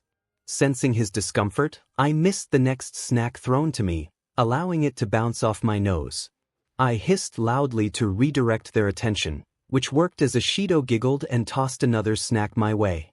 I successfully shifted the focus away from Izuku and dropped down to lie on the floor. Ijiro complimented my catch, and I curled up like a cat, wrapping my tail around myself. The girls cooed at my cuteness while someone began to rub my head. Recognizing the familiar scent and touch, I relaxed and allowed Ishido to pet me. The gentle motion of the bus and her soothing pats almost lulled me to sleep, but Katsuki's loud outburst interrupted my peace. He challenged anyone who wanted to fight, prompting me to raise my head and hiss at him, annoyed by his interruption. Tsuyu pointed out his behavior, while Denki commented on how quickly everyone had learned about his abrasive personality. Katsuki retaliated with more threats, causing me to abandon my attempt to sleep and move to lie by Izuku's feet. Aizawa announced their arrival, instructing everyone to stop messing around. The class responded in unison. We stood before a figure in what appeared to be a spacesuit. I had only encountered humans a few times back home, and their suits looked quite different. The figure introduced themselves as 13, the space hero known for rescuing many from disasters. Achiko expressed her admiration for 13, and I wondered about the figure's true identity. 13 led us inside, revealing various training scenarios, including a shipwreck, landslide, fire, and windstorm. This training ground was called the Unforeseen Simulation Joint, or USJ, for short. Aizawa inquired about All Might's absence, and 13 explained that he had overexerted himself on his way and was resting in the lounge. Aizawa deemed this irrational but acknowledged that they should proceed. Before starting, 13 informed everyone about their quirk, black hole, which could absorb anything and turn it to dust. The mention of such a powerful ability silenced the group, while I sat there feeling bored. 13 acknowledged that some of them might have similarly dangerous quirks, emphasizing the importance of caution in a society where personal abilities were strictly regulated. With Aizawa's physical fitness test, the potential for hidden powers became clear, and through All Might's combat training, the danger of using those powers against others was evident. This class represented a fresh start, a chance to learn how to use quirks to save lives rather than harm. One student expressed doubt, believing their purpose was to harm rather than help. They felt that their abilities were meant to eliminate threats before they could attack, leading them to question their suitability as a hero. 13, the instructor, hoped everyone would understand that their powers were meant for aiding others and thanked the class for listening. As applause filled the room, Aizawa began to speak, but the lights suddenly went out, and a new presence was sensed. A portal opened, revealing a blue-haired individual with hands all over their body, reminiscent of a figure from Stolen Memories. The student felt a surge of aggression, ready to confront this new threat. To alert everyone to the danger, the student hissed loudly, drawing attention. Aizawa quickly ordered everyone to gather and stay still while instructing 13 to protect the students. The student prepared for combat, sensing the increasing number of villains emerging from the portal. Despite the odds, they felt confident in their ability to confront the enemies. Aizawa confirmed the intruders were indeed villains, and as another creature emerged, tall, dark, and menacing, they exchanged glares. This battle would be challenging, but they were determined to protect Izuku, their king. As more villains appeared, Izuku leaned in, asking if the student could also protect the others. Though it was a daunting task, the student nodded, accepting the responsibility. Aizawa noted that the recent trespassing was the work of these villains, and as they advanced, the student remained focused on the most dangerous among them. Momo raised concerns about the school's security systems, while Shoto speculated that the villains had a quirk capable of bypassing those defenses. Aizawa ordered 13 to start evacuating the students and to contact the school, suspecting interference from someone with radio wave abilities. Kaminari was tasked with trying to reach the school as well. Izuku expressed concern for Aizawa, knowing that facing so many villains alone would be risky. The student offered to fight alongside Aizawa, but he insisted that they stay back to protect the others. As Aizawa jumped into the fray, the student watched in awe at his combat skills. With the class moving toward safety, the student tugged on Izuku's leash, urging him to follow. Izuku marveled at Aizawa's fighting prowess, but the student felt a surge of determination. They wondered if they could eliminate the threats to protect everyone, prompting Izuku to tense up. After a moment of contemplation, he reluctantly granted permission to defend the group, provided it was necessary. As they moved to catch up with the class, a portal opened before them, halting their progress. The dark, misty figure emerged, prompting the student to lower Izuku to prepare for battle. They advanced toward the front of the class, ready to protect their peers. The figure introduced themselves as part of the League of Villains, boldly stating their intrusion into the hero's home, a high school, in order to have All Might, the symbol of peace, take his last breath. As the protagonist made their way to the front, they noticed 𝗬𝗪𝗧𝗏 shaking. Remembering Izuku's order to care for the humans, they pondered how to calm her. Hugs seemed to help Izuku, while head pats and treats worked for them, so perhaps a combination of the three would have a greater effect. After all, who doesn't like a snack while being hugged and petted with affection? Approaching 𝗬𝗪𝗧𝗏, the protagonist gently patted her head and offered her a treat from their pocket. She stopped shaking and leaned into their hand, managing a small smile. However, the fear in her eyes remained, prompting the protagonist to give her a gentle hug before moving on. A voice interrupted the moment, expressing concern about All Might's absence and questioning if there had been a change. The enemy had breached their defenses and gained intelligence on them, leaving them in the dark about the situation, which did not bode well for their chances in battle. As the protagonist came into view, they stood out among the humans. The enemy scrutinized their appearance, particularly the collar and leash, before commenting on the uniqueness of the protagonist and suggesting that his pet would enjoy a new friend to play with. In response, the protagonist growled as the enemy's mist began to expand around them. 13 was about to use her quirk when Katsuki and Kirishima launched themselves at the villain, creating a smokescreen that obscured their vision.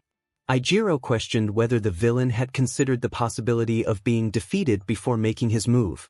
As the smoke cleared, the villain appeared unfazed by the attack, remarking on the danger of their actions and referring to them as excellent golden eggs. 13 urged the others to move away, warning them of the villain's intent to scatter and torment them. As the mist spread rapidly, the protagonist quickly picked up 2 of the humans and leaped out of the fog, landing next to Ida and placing them safely on the ground. They had grabbed Ishido and 𝗬𝗪𝗧𝗏, who looked frightened by the villain. To comfort them, the protagonist wrapped them in a warm embrace while using their tail to pat their heads. This seemed to alleviate some of their fear, and the protagonist offered a smile, which elicited a chuckle from the 2 despite its awkwardness. Turning back to the area they had just left, the protagonist noticed a dome of darkness where Izuku had been. Panic set in as they realized they could no longer sense him. However, they detected his scent in the direction of the water, along with Tsu's and the small humans. They resolved to ensure the safety of those present before seeking out their king. The dome disappeared, revealing the enemy, who had transformed into a more human-like form with multiple limbs. Tenya asked Shoji if everyone was accounted for, to which Mizo replied that everyone was scattered but still within the building. This made following Izuku's order more challenging, but there was little they could do. 13 entrusted Tenya with the duty of running to the school to inform them of the situation, noting that the alarm system was not functioning due to interference from the enemy. The dark mist human reshaped himself, and the protagonist scanned for weaknesses but found none. They realized they would need to strike around the metal wrapped around the enemy's neck. Tenya expressed concern about leaving everyone behind, But the protagonist thought there was no shame in seeking reinforcements to avoid further casualties. Rikido suggested using the emergency exit to reach the alarms outside, while Hanta encouraged them to escape the fog. 13 urged everyone to use their quirks to save others. As the multiple-limbed enemy moved to join the others, Ochako offered her support, prompting Ida to adopt a determined expression and prepare to run. The villain questioned their strategy, launching mist at them. 13 explained that it didn't matter if they were discovered, and as the mist approached, she activated her quirk, creating a black hole to absorb it. In the distance, a loud explosion echoed from the water area, signaling Izuku's engagement in battle. The protagonist knew they needed to confront the enemy quickly. Suddenly, 13 fell to the ground, incapacitated. Rikido urged Ida to run, but the villain opened a portal in front of him, only for the multiple-limbed enemy to block his path. The protagonist realized they couldn't tend to the wounded just yet. They had to eliminate the threat first. Dropping to all fours, they charged after the villain, who was now pursuing Ida. His mist began to loom over him just as the narrator got close enough to see the metal around his neck clearly. It was a good time to test if that was a weak spot. Just as the mist was about to touch Ida, the narrator pounced on the mist man, driving him to the ground. They pinned down what they believed to be his shoulders and latched onto the metal. The mist man shouted for the narrator to get off him. The narrator began to bite at his neck, causing him to scream in pain. The metal began to bend and break under the pressure, and the narrator used their tail to strike randomly at the mist-covered body. Although most strikes missed, the ones that landed caused him more pain, leaving marks on the end of the tail. The mist man declared that he would let Nomu deal with the narrator. He then opened a portal beneath them, causing the narrator to fall through with one thought in mind. Who was Nomu? Splashing into the water, the narrator opened their eyes to see the ruins of a ship. They swam to the surface to get a better look at the destruction. Was this where their king fought? He was becoming more powerful, and soon he wouldn't need them. But what would they do then? Izuku was the reason they had a purpose now after the destruction of their hive. What would happen when he decided he didn't want them anymore? As the narrator struggled with these thoughts, the scent of their king snapped them out of it. They began to follow the scent while swimming quickly. In a few moments, they spotted Izuku, Tsu, and a small human together, looking at something. Not wanting to disturb them, the narrator silently swam up behind them to see what they were watching. One of them remarked that it was game over this time and suggested going home. The narrator was puzzled. No attacker ever left without taking something. They always took something, whether it be the lives of their enemies or their pride. Besides, they had already invested so many forces into this, so it would be a costly defeat. Minoru expressed disbelief that they were going home, and Tsuyu confirmed what she had heard. The small human began to cry, latching onto Tsu for a hug. Minoru cheered that they were safe, though the way the small human held Tsu was unusual, with his hand on her chest instead of around her shoulder or on her back. The narrator wondered if this was a different variation of a hug and thought they would need to ask someone about it later. Tsu, a small blush on her cheeks, suddenly held the small human's head underwater. The narrator hesitated, unsure if they should help. Izuku had said to protect and care for others, but Tsu wasn't an enemy, so it was okay, right? Tsuyu expressed a bad feeling about the situation, and Izuku agreed that it was strange for their opponents to retreat after all this. The narrator hissed in agreement, catching their attention and causing them to jump at the sudden appearance. Izuku asked how the narrator had gotten there, and they gestured toward the misty man while explaining that they had routed the enemy but were taken along. They followed the scent that led them to this spot. Izuku looked at the narrator in awe, impressed that they had fought and won against a villain alone. The narrator noticed Tsu staring at them, specifically at their chest and abs. Was this a form of communication?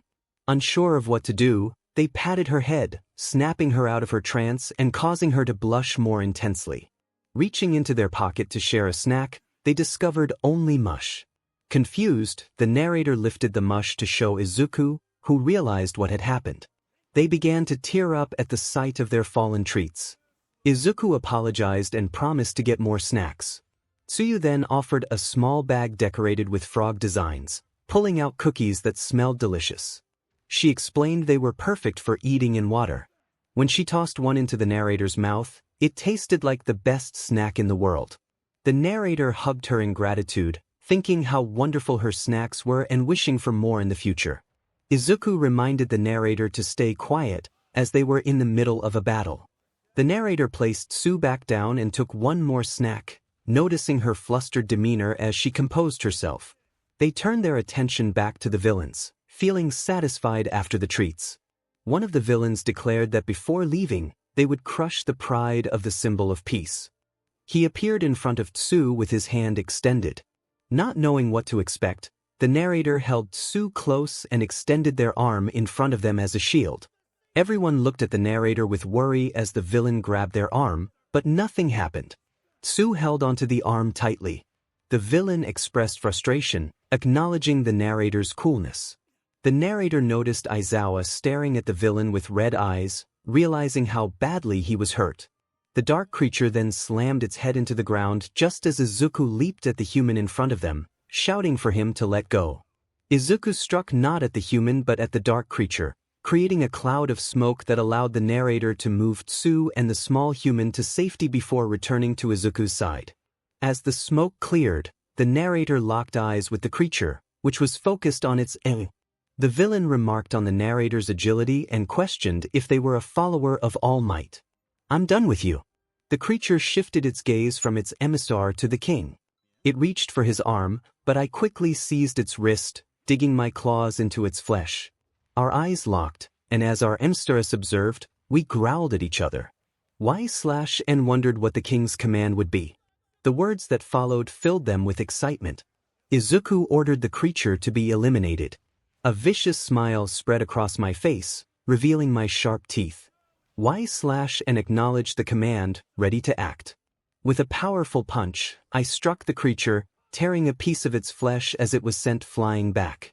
The creature, known as Nomu, rose again, and I noticed the missing piece of flesh on its arm had already healed. It could break bones like sticks and recover from even the most severe injuries. This battle would be between me and Nomu, a show for our 𝗧𝗪. As I approached, I noticed the emptiness in Nomu's eyes, just blind loyalty. We were both created for combat, and now we would see who would prevail in this fight. Nomu charged at me with impressive speed, fist raised. I ducked under the strike and sank my claws deep into its side. Blood seeped out as I twisted my hand, widening the wounds. Before I could follow up, Nomu grabbed my arm, pulling my claws from its side. But I managed to hook my claws into its flesh, ripping out a significant chunk. Nomu roared in response, lifting me by my arm and slamming me onto the ground. It seemed anger fueled its actions as it began to stomp on my chest, pushing me deeper into the ground with each blow. Amidst the sound of the ground cracking, I heard Izuku's voice calling out. Izuku hadn't left the battlefield yet. I had to get him out of there myself. As Nomu prepared to stomp again, I grabbed its leg and sliced it clean off with a powerful swipe of my claws. It toppled over as I pulled myself from the hole I had created, slightly damaged but determined. Scanning the battlefield, I saw Izuku by the water, now joined by the small human and 𝗬𝗵. Aizawa lay on the ground, badly wounded and surrounded by enemies. To buy myself some time, I sliced off Nomu's other leg before rushing to Aizawa's side. One villain questioned if Aizawa was dead, while another replied that they didn't think so. Before they could react further, I slammed my fist into one villain's face, sending him flying. The others hesitated, unsure of how to proceed. Knowing Nomu wouldn't stay down for long, I sprayed acid into the air, causing the villains to scatter. With little time left, I wrapped my tail around Aizawa and dashed toward Izuku. Upon arrival, Izuku immediately hugged me, joined by 𝗬𝗵, while the small human watched Nomu in fear. I embraced them both, feeling the warmth of their support. Izuku pulled away, concern etched on his face. 𝗧𝗵𝗵 assured him they were fine, expressing excitement about the battle. Nomu reminded me of siblings who had challenged me in the past. Izuku seemed puzzled by my description of our battles, which often ended with one of us severely injured. As I glanced back at Nomu, I noticed its legs were almost fully healed. I picked up both Izuku and 𝗬𝗵, using my tail to lift the small human. I leaped a fair distance away from the battle just in time, as Nomu's legs had completely healed. Once I landed, I gently set them down before handing over Aizawa and the small human. Izuku cautioned me to be careful and not to act recklessly. I nodded, giving him a quick hug before embracing Tsu and the unconscious Aizawa. Tsu wished me luck, wrapping her arms around me tightly before pulling away and offering me one of her homemade snacks. Not wanting to keep Nomu waiting, I quickly ate the snack and returned to the fight.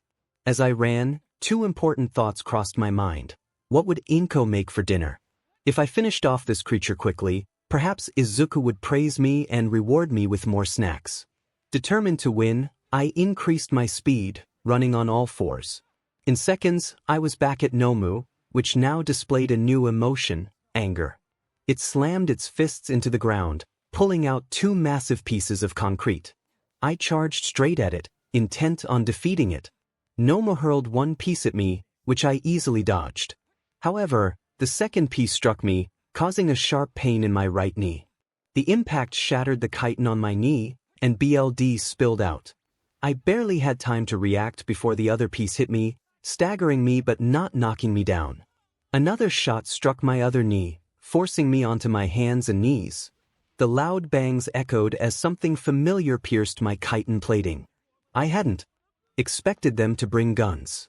The mist man approached, observing as I waited for my knees to heal. One villain expressed surprise, but another interrupted, insisting that we could use me instead of killing me. The battle was far from over. It was as strong, if not stronger, than Nomu. All they had to do was teach it obedience. A creature like this could suit them nicely. Nomu was instructed to bring it in, using force if it resisted, while the rest of the villains assisted in the capture. As Nomu and the remaining villains approached, the thought of subjugation ignited a fierce determination within me. I would never become someone else's prisoner. They would have to drag my lifeless body back if they expected me to serve. Fueled by anger at the mere thought of being turned into one of their mindless soldiers, I shakily rose to my feet. The gun user took another shot, but I dodged to the side, narrowly avoiding the bullet that shattered the ground behind me. My knees, still recovering from previous injuries, wobbled slightly. The villain remarked on my resistance, suggesting I would make a fine addition to their league. In defiance, I hissed at them, and as my knees healed, I regained my ability to move freely. Nomu lunged to grab me, but I ducked under his arms and slashed at his side, feeling the satisfaction of my claws coated in his BLD red was a striking color, I thought to myself. Activating my fire quirk, my claws glowed bright red, evaporating the BLD as I prepared to face the surrounding villains.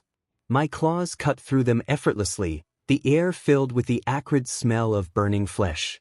Many began to flee, while a few foolishly chose to stay and fight. However, my moment of triumph was interrupted when Nomu ensnared me, trapping my arms to my sides. In a desperate bid for freedom, I bit into his arm while stabbing his stomach with my tail, causing more BLD to spill. His grip loosened just enough for me to escape and leap onto his back, slamming his head into the ground. As I surveyed the battlefield, I saw that the remaining villains were either incapacitated or retreating. The battle was turning in my favor. Nomu pulled his head from the ground and retaliated with a powerful punch, breaking some of my chitin plates. I staggered back but quickly regained my composure and charged at him. He raised his arms in defense as I slashed at him, my quirk making it difficult for his wounds to heal. He soon abandoned his defense, grabbing my arms and slamming me into the ground. Before I could recover, he began to strike at my elbows, breaking the chitin there while still holding me down. But with each blow, my chitin began to repair itself, growing stronger until I felt no pain. Using my tail, I stabbed him in the stomach, throwing him several feet away. As I got back up, he recovered and charged at me, hand raised to strike. I dodged, but he anticipated my move, latching onto me instead. He pierced my skin and bit my shoulder, holding me in place.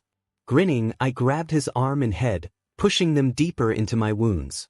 My BLD came into contact with him, and he roared in pain, trying to free himself from the corrosive substance. I released him, watching as he fell back, now missing his hand and jaws. The shock on Nomu's face and that of the remaining villains was evident as I approached him, my wounds healing rapidly and becoming stronger. In that moment, I declared that while he could regenerate from his injuries, I grew even stronger from mine. Fear filled his eyes as I stabbed my tail into his leg, pulling him closer. He attempted to crawl away, but his strength had waned. I moved in for the final blow, targeting his exposed brain, but just as I did, something struck me in the head. A loud bang echoed through the air. A few minutes earlier, Izuku was carrying Mr. Aizawa after 𝗬𝗏 had gone off to confront Nomu and the other villains. Though he knew 𝗬𝗏 was capable, worry not at him. Minoru expressed admiration for 𝗬𝗏, curious about how Izuku had met him. So you joined in, wanting to know the story as well. Izuku explained that he had found 𝗬𝗏 in an alleyway, much smaller than he was now, and had fed him a snack, which had sparked an instant bond. So you asked if 𝗬𝗏 attacked anything, and Izuku realized that 𝗬𝗏 only targeted those who harmed him physically or emotionally, acting as a protective guard dog. Minoru wondered if he could ride on 𝗬𝗏's back, but Izuku doubted that would ever happen. Their conversation was abruptly interrupted by a gunshot, followed by what sounded like 𝗬𝗏 roaring in pain. Izuku's heart raced as he realized the danger. As he ran back to where 𝗬𝗏 was fighting, fear consumed him. He hoped that 𝗬𝗏 was alright, but as he arrived, he witnessed a scene that shattered his heart. Another shot rang out, and 𝗬𝗏 fell to the ground, unmoving. Izuku stood in shock, his mind racing as he called out 𝗬𝗏's name, but there was no response. The blue-haired villain turned to the one who had fired the shot, scolding him for killing instead of capturing. Izuku remained frozen, staring at 𝗬𝗏, his one true friend, lying lifeless before him. Tears streamed down my face, and I felt a deep sense of loss without 𝗬𝗏 by my side to comfort me. The urgency of the situation snapped me back to reality as I heard a voice command Kurogyri to take the body with us. Determined not to let them take 𝗬𝗏, I rushed toward him, but the mist villain blocked my path. Just as I reached out, he was forcefully slammed to the ground. From 𝗬𝗏's perspective, they opened their eye to see Kurogyri in front of me. With swift determination, 𝗬𝗏 rose and grabbed the mist villain's neck, slamming him down. I looked at 𝗬𝗏 with tears streaming down my cheeks. 𝗬𝗏 then tossed Kurogyri aside and enveloped me in a comforting hug.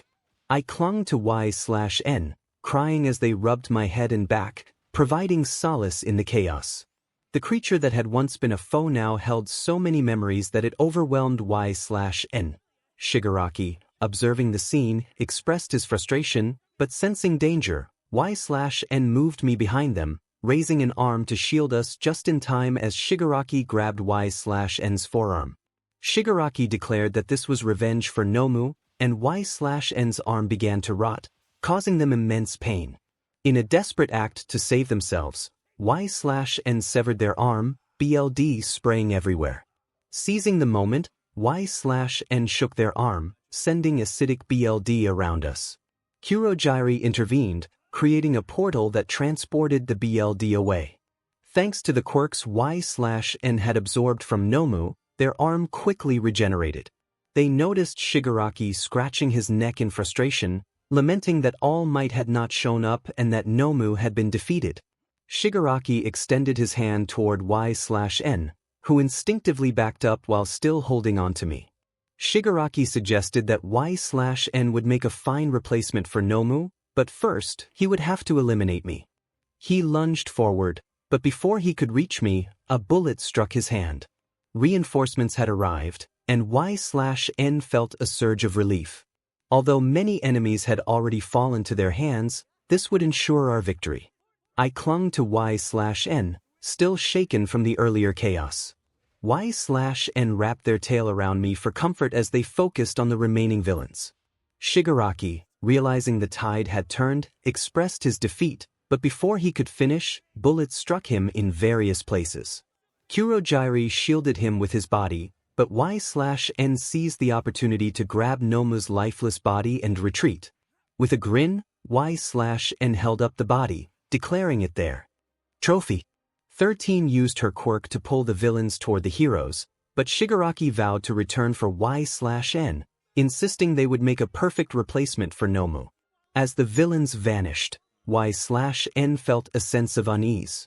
They knew that if the enemy wanted them, they would also target me. However, with Nomu's memories, 𝗬𝗃 believed they could locate their base and strike first. My voice broke through 𝗬𝗃's thoughts, filled with concern. I expressed my fear that I thought they had died. 𝗬𝗃 reassured me, explaining that they had only stopped moving due to the overwhelming memories and that the bullet that struck their head had shattered on contact. Though slightly calmed, I continued to hold onto 𝗬𝗃 tightly. They lay down on the ground, gently rocking us while rubbing my head. The soothing motion lulled me into a peaceful sleep, my body relaxing against 𝗬𝗃. 𝗬𝗃 contemplated how to comfort me after such a harrowing experience. They decided that some delicious snacks and a warm bed would help, so they carefully stood up, holding me securely in one arm while picking up Nomu's body with the other. Suddenly, a voice called out, demanding 𝗬𝗃 to drop the body. Unbeknownst to them, a few humans were approaching, ready to confront 𝗬𝗃. The three humans were dressed in blue clothes with black vests, and their shouting made me consider them potential threats. With Izuku asleep, he was vulnerable to attacks, so they were getting too close for comfort. One of the humans demanded that I drop the body.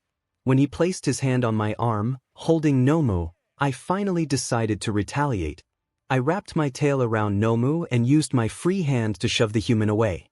To my surprise, he was launched a few feet back. I hadn't used that much strength. Were these humans really that weak? Perhaps Nomu's strength combined with my own had contributed to the force.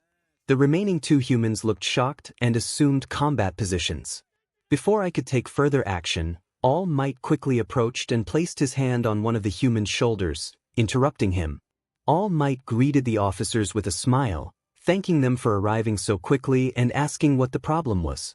The human explained that I had refused to drop the body and had assaulted an officer. All Might turned to me, a hint of disappointment in his eyes. He reminded me that there was no excuse for lashing out without reason, especially at an officer. I explained that I had a reason. The human had attempted to give me an order and placed his hand on me while Izuku was asleep, making me feel the need to protect him. I had reacted instinctively to the potential danger. All Might sighed and leaned closer, whispering that we would discuss this later. For now, he would distract the officers while I made my escape. He advised me to leave the body behind to avoid any reports of suspicious activity. I tilted my head in confusion, wondering what was suspicious about a body that wasn't even human. After I finished a snack he had given me, All Might turned the two humans around and began to walk away with them, asking them to assist him in securing the area. They stopped protesting and followed him, leaving me with a chance to escape. I dropped Nomu's body but wasn't going to leave without a trophy to show my victory. I used my sharp claws to take his head, ensuring I held it tightly as I ran toward the exit, keeping Izuku secure in my arms. Even with my quick movements, he remained peacefully asleep. Once outside, I skidded to a halt, slightly breaking the concrete beneath my feet. The noise caught the attention of Ishido, Tsu, and Uraraka, who ran and tackled me in a group hug. Thanks to my strength, I remained standing and wrapped my tail around them, returning the embrace. They expressed their concern for my well-being, asking if I was all right and if I had been injured during the fight. I tried to reassure them with a smile and a nod, but they began checking my body for wounds. When they touched my sides, it tickled, causing me to chuckle slightly. They stared at me wide-eyed, having never heard me make a sound other than growls or hisses. Mina smirked and began to tickle my sides, and I struggled to hold back my laughter while keeping Izuku secure. I used my tail to lift Mina away, finally ending her tickling. Just then, Izuku opened his eyes and looked at me, confused about where he was. He quickly became concerned, asking if I was okay and if I had any injuries. As he checked me, I chuckled again when he touched my sides. Mina, still hanging in the air by my tail, asked Izuku where he had come from. Izuku explained that I had been carrying him, and Mina shared that she was trying to make me laugh. He then asked me to put her down, which I did gently before sitting beside him. I used my tail to hide Nomu's head from their sight. Hachiko commented on how obedient I was, and Izuku gently rubbed my head, to which I leaned into his hand and purred. He asked the others if they were okay, and Tsuyu confirmed that I had fought off the majority of the villains, ensuring none came after them. Izuku turned to me with a smile, expressing his pride in my efforts. His words nearly brought me to tears, but I held them back. Seeing my emotional state made him giggle, and he opened his arms wide, inviting me into a hug. I quickly wrapped my arms around him and lifted him up, causing a small laugh to escape from him. Everyone else watched, amused, as I danced in place with Izuku in my arms, my tail wagging. My king is proud of me.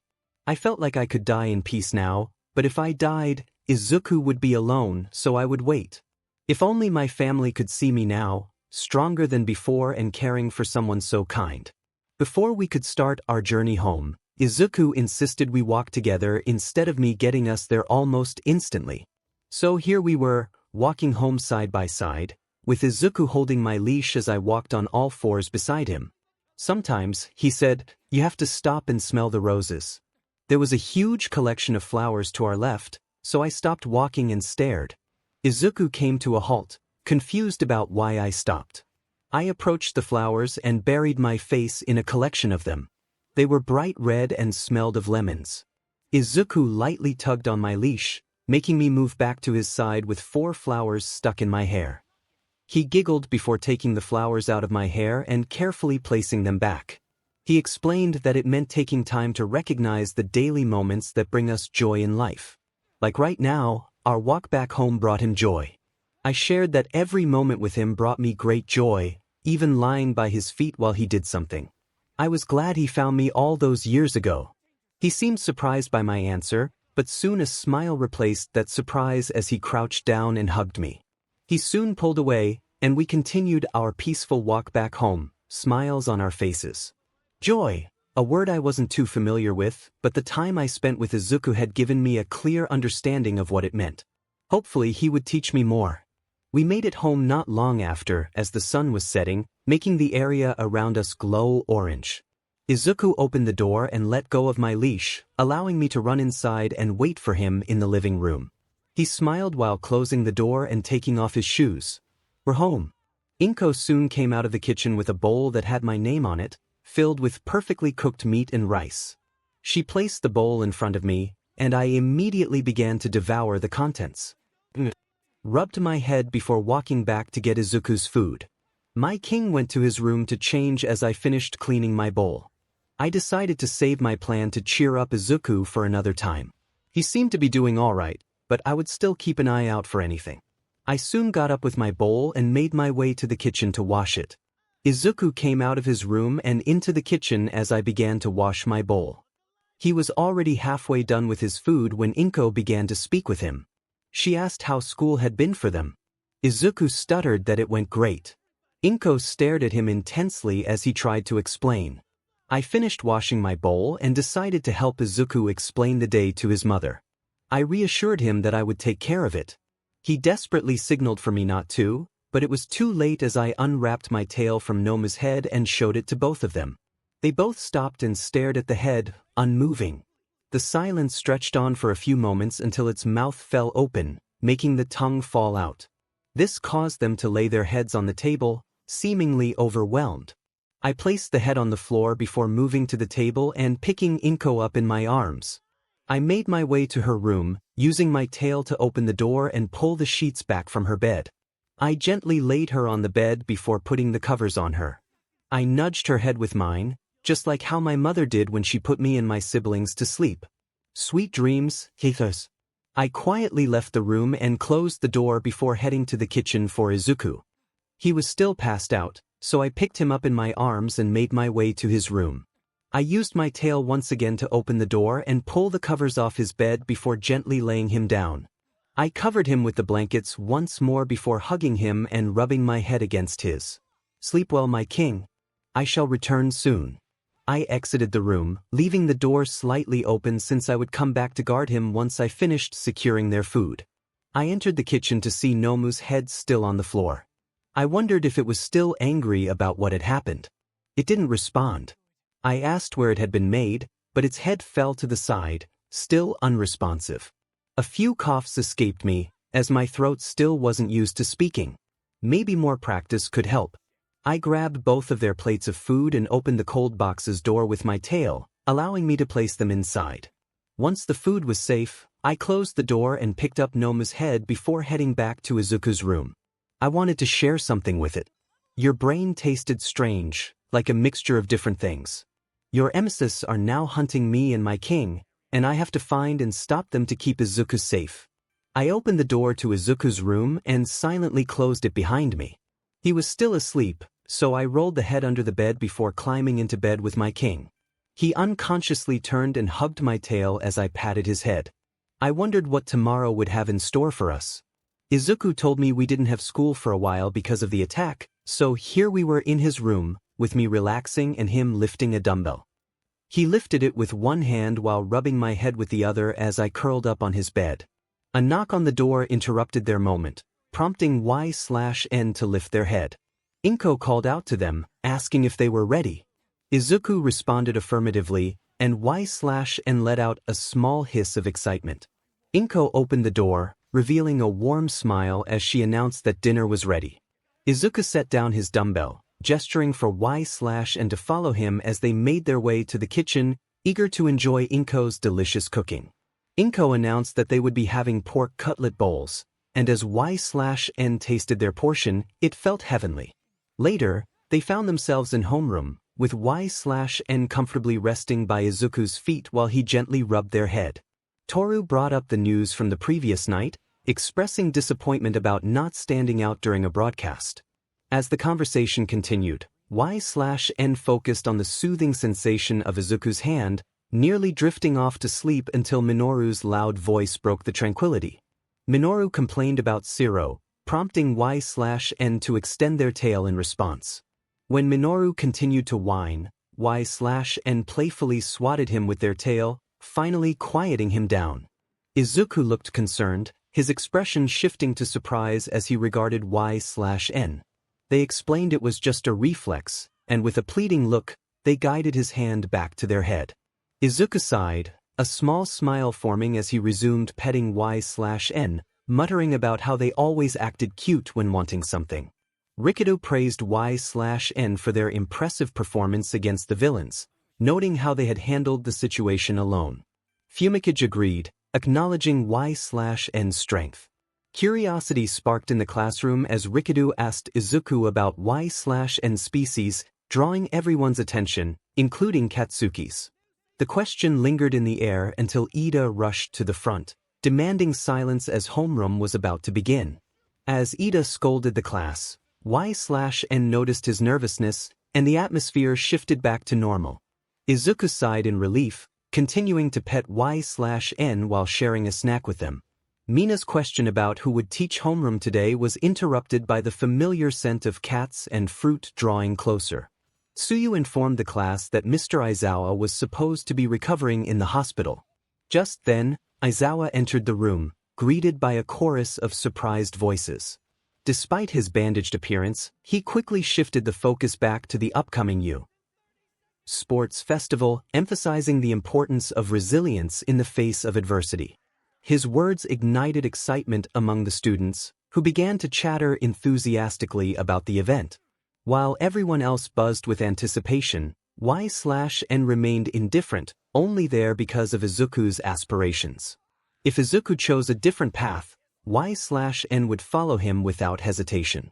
As the classmates continued to discuss their excitement for the festival, 𝗧𝗵𝗃 noticed a quiet student with a head resembling a rock, who had been mostly silent since the first day. Izuku remarked on the enthusiasm around them, while Ida insisted that they should be fired up about their hero training. Tsuyu commented on Ida's unique way of expressing excitement, which 𝗧𝗵𝗃 found amusing. Moving closer to Tsu and Ishido, 𝗧𝗵𝗃 received warm attention from both, leaning into their gentle touches. However, their gaze drifted back to the rock student, Kuda, who seemed to shy away when noticed. Tsuyu asked if 𝗧𝗵𝗃 was interested in speaking with him, confirming the human's name. He kind of reminded me of Izuku in a way, so he should like hugs too. I turned back to her and nodded. Tsuyu mentioned that he seemed really shy, so I might not get much of a conversation. I got up and hugged both of them, lifting them into the air. They returned the embrace, but I noticed some red on their cheeks as we continued. Izuku announced that it was time for lunch, prompting me to place both of them down and pat their heads before following him to the cafeteria. Before we left, I saw the red on their cheeks deepen. As we walked to the cafeteria, I carried Izuku on my back while he spoke to Uraraka and Ida. I didn't pay much attention, only catching that she wanted to become a heroine to help her parents. It was a noble cause to care for family. At least it was a better reason than mine. I was only here for Izuku, with no intention or motivation to help others. Ida's loud clapping and cheers pulled me from my thoughts. He praised Uraraka, and not knowing why he was clapping, I joined in, my claps echoing louder and faster. Uraraka thanked us just before All Might came running around the corner, announcing our presence. All Might held up a blue cloth covering a box in one hand and a small bag of treats in the other, inviting us to eat together. Izuku eagerly accepted, but I expressed my longing to do something else. I couldn't see his face since he was on my back, but I felt his grip tighten slightly, and his voice sounded different.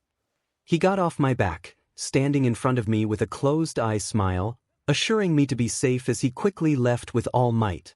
I watched them go, slightly confused by his changed behavior. It seemed he couldn't wait to spend time with his role model. I understood the feeling. I'd like to spend time with someone interesting too. Speaking of which, it was time to find that rock human. I began to walk toward the cafeteria, unaware of the human watching me from around the corner of the hallway. As I passed several students, I noticed they gave me strange looks, just like last time. Ida was a little ahead, talking with Uraraka, who was holding my leash. While they conversed, I observed the humans for potential powers to relieve them of, but I remembered Izuku's order not to harm anyone, and I had no intention of disappointing him again. Regardless of whether he was present or not, I shouldn't disobey his orders. Insubordination would not be tolerated. I was so lost in thought that I didn't realize we had entered the cafeteria until Uraraka gently rubbed my head. She asked if I was okay, noticing I seemed deep in thought. Her hand was soft and warm, prompting me to lean into her palm and purr. She giggled and began to rub my head and face with both hands. Ida moved ahead, leaving us alone. While I enjoyed the moment, a group of humans passed by, and one with yellow hair whispered something unkind. I caught a glimpse of his face before he turned away. I would remember him in case I found him alone. He laughed as he walked off with his group, not bothering me, but Uraraka looked down, embarrassment clear on her face. Normally, I wouldn't care about a human's feelings except for Izuku, but Uraraka had gained my favor through her kindness. It was time to initiate my plan to care for her. I stood to my full height and lifted her into a gentle hug, causing her to stiffen before slowly relaxing into my embrace. She hugged me tightly, burying her face in my neck as I stroked her hair. Another group of humans passed, and instead of making rude comments, they awed at the sight. This seemed to snap her back to reality as she gently pushed herself off my chest, and I moved my arms to her waist. She had a bright blush on her face, but also a huge smile. She thanked me, and I nuzzled her cheek with mine, which made her blush deepen. Now that she seemed emotionally better, it was time to move on to the next step, addressing the problem that caused her discomfort. I gently placed her back on the ground and began to walk in the direction the blonde human had gone, which confused her. She asked where I was going and I paused, thinking of how to respond. I couldn't tell her I was going to confront the blonde human. She might tell Izuku. Using my tail, I gestured to the line of humans and rubbed my stomach. She interpreted my gestures and concluded I was hungry. She suggested we find some snacks, mentioning that Tsuyu might have some. She grabbed my leash and pointed to a table where Mina and Tsuyu were sitting, engrossed in conversation. As we walked over, I noticed the plates of food in front of them, reminding me that Uraraka hadn't had lunch yet. I looked ahead to see a human with a plate that had an uneaten burger on it. It was perfect, untouched, and easy to acquire. The human was struggling to open a bag and fell under the table while trying to manage it. I took this chance to stealthily take the plate as we walked by. Meat is a great source of food for any growing human, and technically, it wasn't stealing since I wasn't caught. What other items should I relieve these humans of? A human passed by us, carrying a delicious yellow triangle. I used my tail to tap her right shoulder, making her turn away from us. This allowed me to grab the triangle and place it on my plate as she looked around, confused. The meal was almost complete. Now I just needed something for her to drink. We were almost at Tsu's and Mina's table when a human sitting nearby stood up to speak to another human who was engrossed in a book. I noticed several empty water bottles near his plate, with only one still full and unopened. The first human announced he was going to the bathroom and left, leaving his beverage unguarded while the other was busy reading. As we passed, I swiftly grabbed the bottle with my tail and moved it to my left hand while holding the plate in my right. Well done, I thought. Not only had I completed the meal, but I also hadn't been detected while doing so. Achiko greeted us with enthusiasm, drawing the attention of her friends. Mina turned to me, her smile growing as her eyes sparkled with excitement. I still needed to investigate her strange scent of acid. Perhaps I would find an answer during this time. Mina greeted me warmly, and I responded with a small smile, my tail wagging slightly.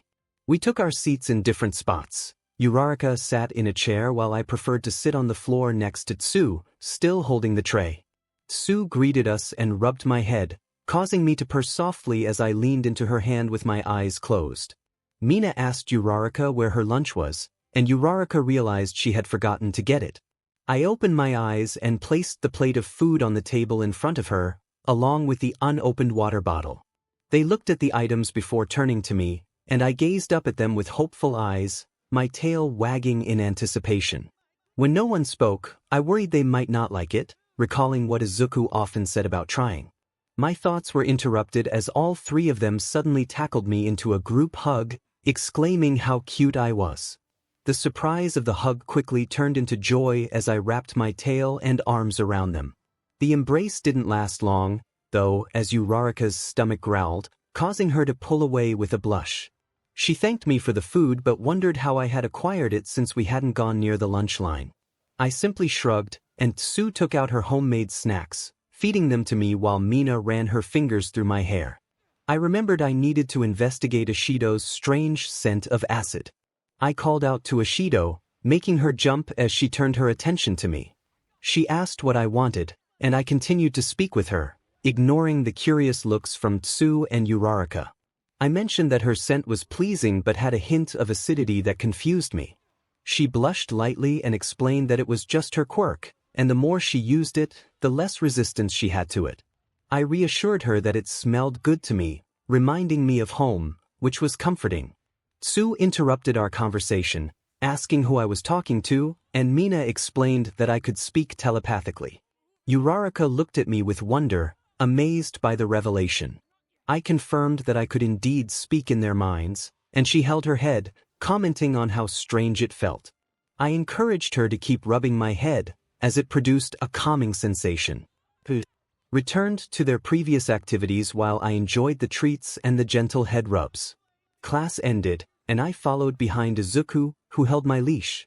As we walked to the door, I caught several new scents that put me on edge. Izuku noticed my uneasy stance and crouched down beside me, asking what was the matter. I gestured toward the door just as 𝗬𝗏𝗧𝗏 opened it. The new scents revealed several students gathered outside the classroom, all staring at them. 𝗬𝗏𝗏 wondered if this was an attack and asked if they should confront them, but Izuku signaled for them to stay hidden, prompting 𝗬𝗏𝗏 to use their invisibility quirk. Achiko expressed confusion about the situation, while Tenya questioned the purpose of the gathering. Minoru complained that they couldn't get out. Although 𝗬𝗏𝗏 could easily clear a path through the crowd, Izuku had already denied the idea of violence. Minoru asked what they were doing there, and Katsuki explained that they were scouting the enemy, having survived a recent villain attack.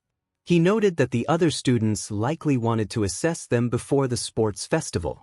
The situation was both clever and foolish. While scouting was smart, the method of observation was questionable. Katsuki stood before them, radiating confidence that made the others uneasy.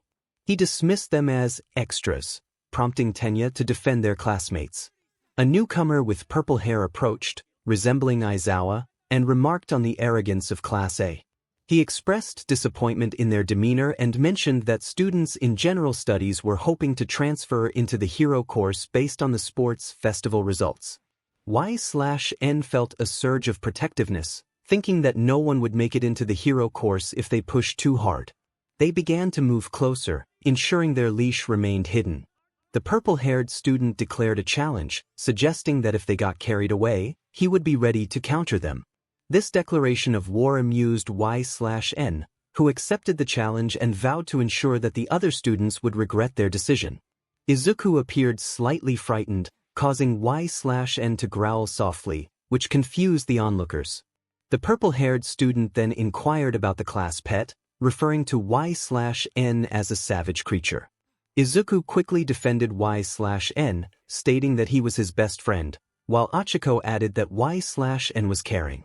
The newcomer pointed out the rumors surrounding 𝗬𝗃's past actions against villains, but Izuku explained that 𝗬𝗃 had protected them, holding off the villains long enough for help to arrive. 𝗬𝗃 often expressed emotions through sounds, and Izuku recognized the purr that indicated contentment. The purple-haired student warned Izuku about the potential danger of 𝗬𝗃 turning against him, but Izuku was confident in their bond. He recalled how 𝗬𝗃 had always been gentle and supportive, especially during tough times. Izuku then called for 𝗬𝗃, who responded with a light hiss and a mental acknowledgement. When Izuku playfully suggested a jump scare, 𝗬𝗃 complied, revealing themselves as their invisibility faded. They jumped in front of the group, eyes filled with intensity and a grin that startled everyone, causing some to instinctively activate their quirks. The purple-haired student fell back, and the others scattered as 𝗬𝗃 playfully spat a small amount of harmless acid in their direction. As fear radiated from the group, 𝗬𝗃 laughed and returned to Izuku, their demeanor shifting from fierce to joyful. Izuku praised 𝗬𝗃 for their display, suggesting they head home to prepare. They stepped over the remnants of the earlier encounter, and before leaving, 𝗬𝗃 waved goodbye to Tsu, Ashido, and Uraraka, who smiled back. With a sense of excitement for the upcoming challenge, 𝗬𝗃 wrapped their tail around Izuku and dashed out of the school, ready to prepare for the competition ahead. They had 2 weeks to train, and the thrill of battle filled 𝗬𝗃 with anticipation. The first week would be dedicated to helping Izuku train and ensuring he was well cared for after their sessions. Me and Izuku were in his room, with him lying on his stomach on the bed, shirtless. I was giving him a muscle massage while using one of my quirks to warm my hands. I asked if he was comfortable, and he replied that the massage was really helping his sore muscles. As I lightly pressed down on his spine, a pop resonated throughout the room, followed by a sound of relief from him. He covered his mouth, and I tilted my head in confusion but continued the massage. Izuku then mentioned he was going to take a shower and thanked me again. He got up, grabbed some clean clothes, and headed toward the bathroom. I saw this as the perfect opportunity to search for the villains. I asked if I could go outside for a while, and he agreed, reminding me to return before it got too dark and not to cause any trouble. He mentioned the police were getting tired of reports about a giant creature causing chaos. After he left, I got up and exited his room, removing my leash as I walked toward the entrance. A quick 30-minute search should be enough to find something related to the League of Villains. Not all of Nomu's memories were helpful in locating their base. All I could see was a factory of some sort and creatures stored within. I dropped my leash next to the door and opened it, revealing the warm orange glow of the setting sun. I didn't have much time, so I hurried outside, ensuring the door was locked behind me. I jumped from rooftop to rooftop, delving deeper into the city in search of any leads. Over the past week, I had learned that Nomu's quirks enhanced my natural strength, speed, and durability. It was said that Nomu was created to take on All Might at full power, but I had managed to defeat him easily. Perhaps he wasn't designed to face someone like me.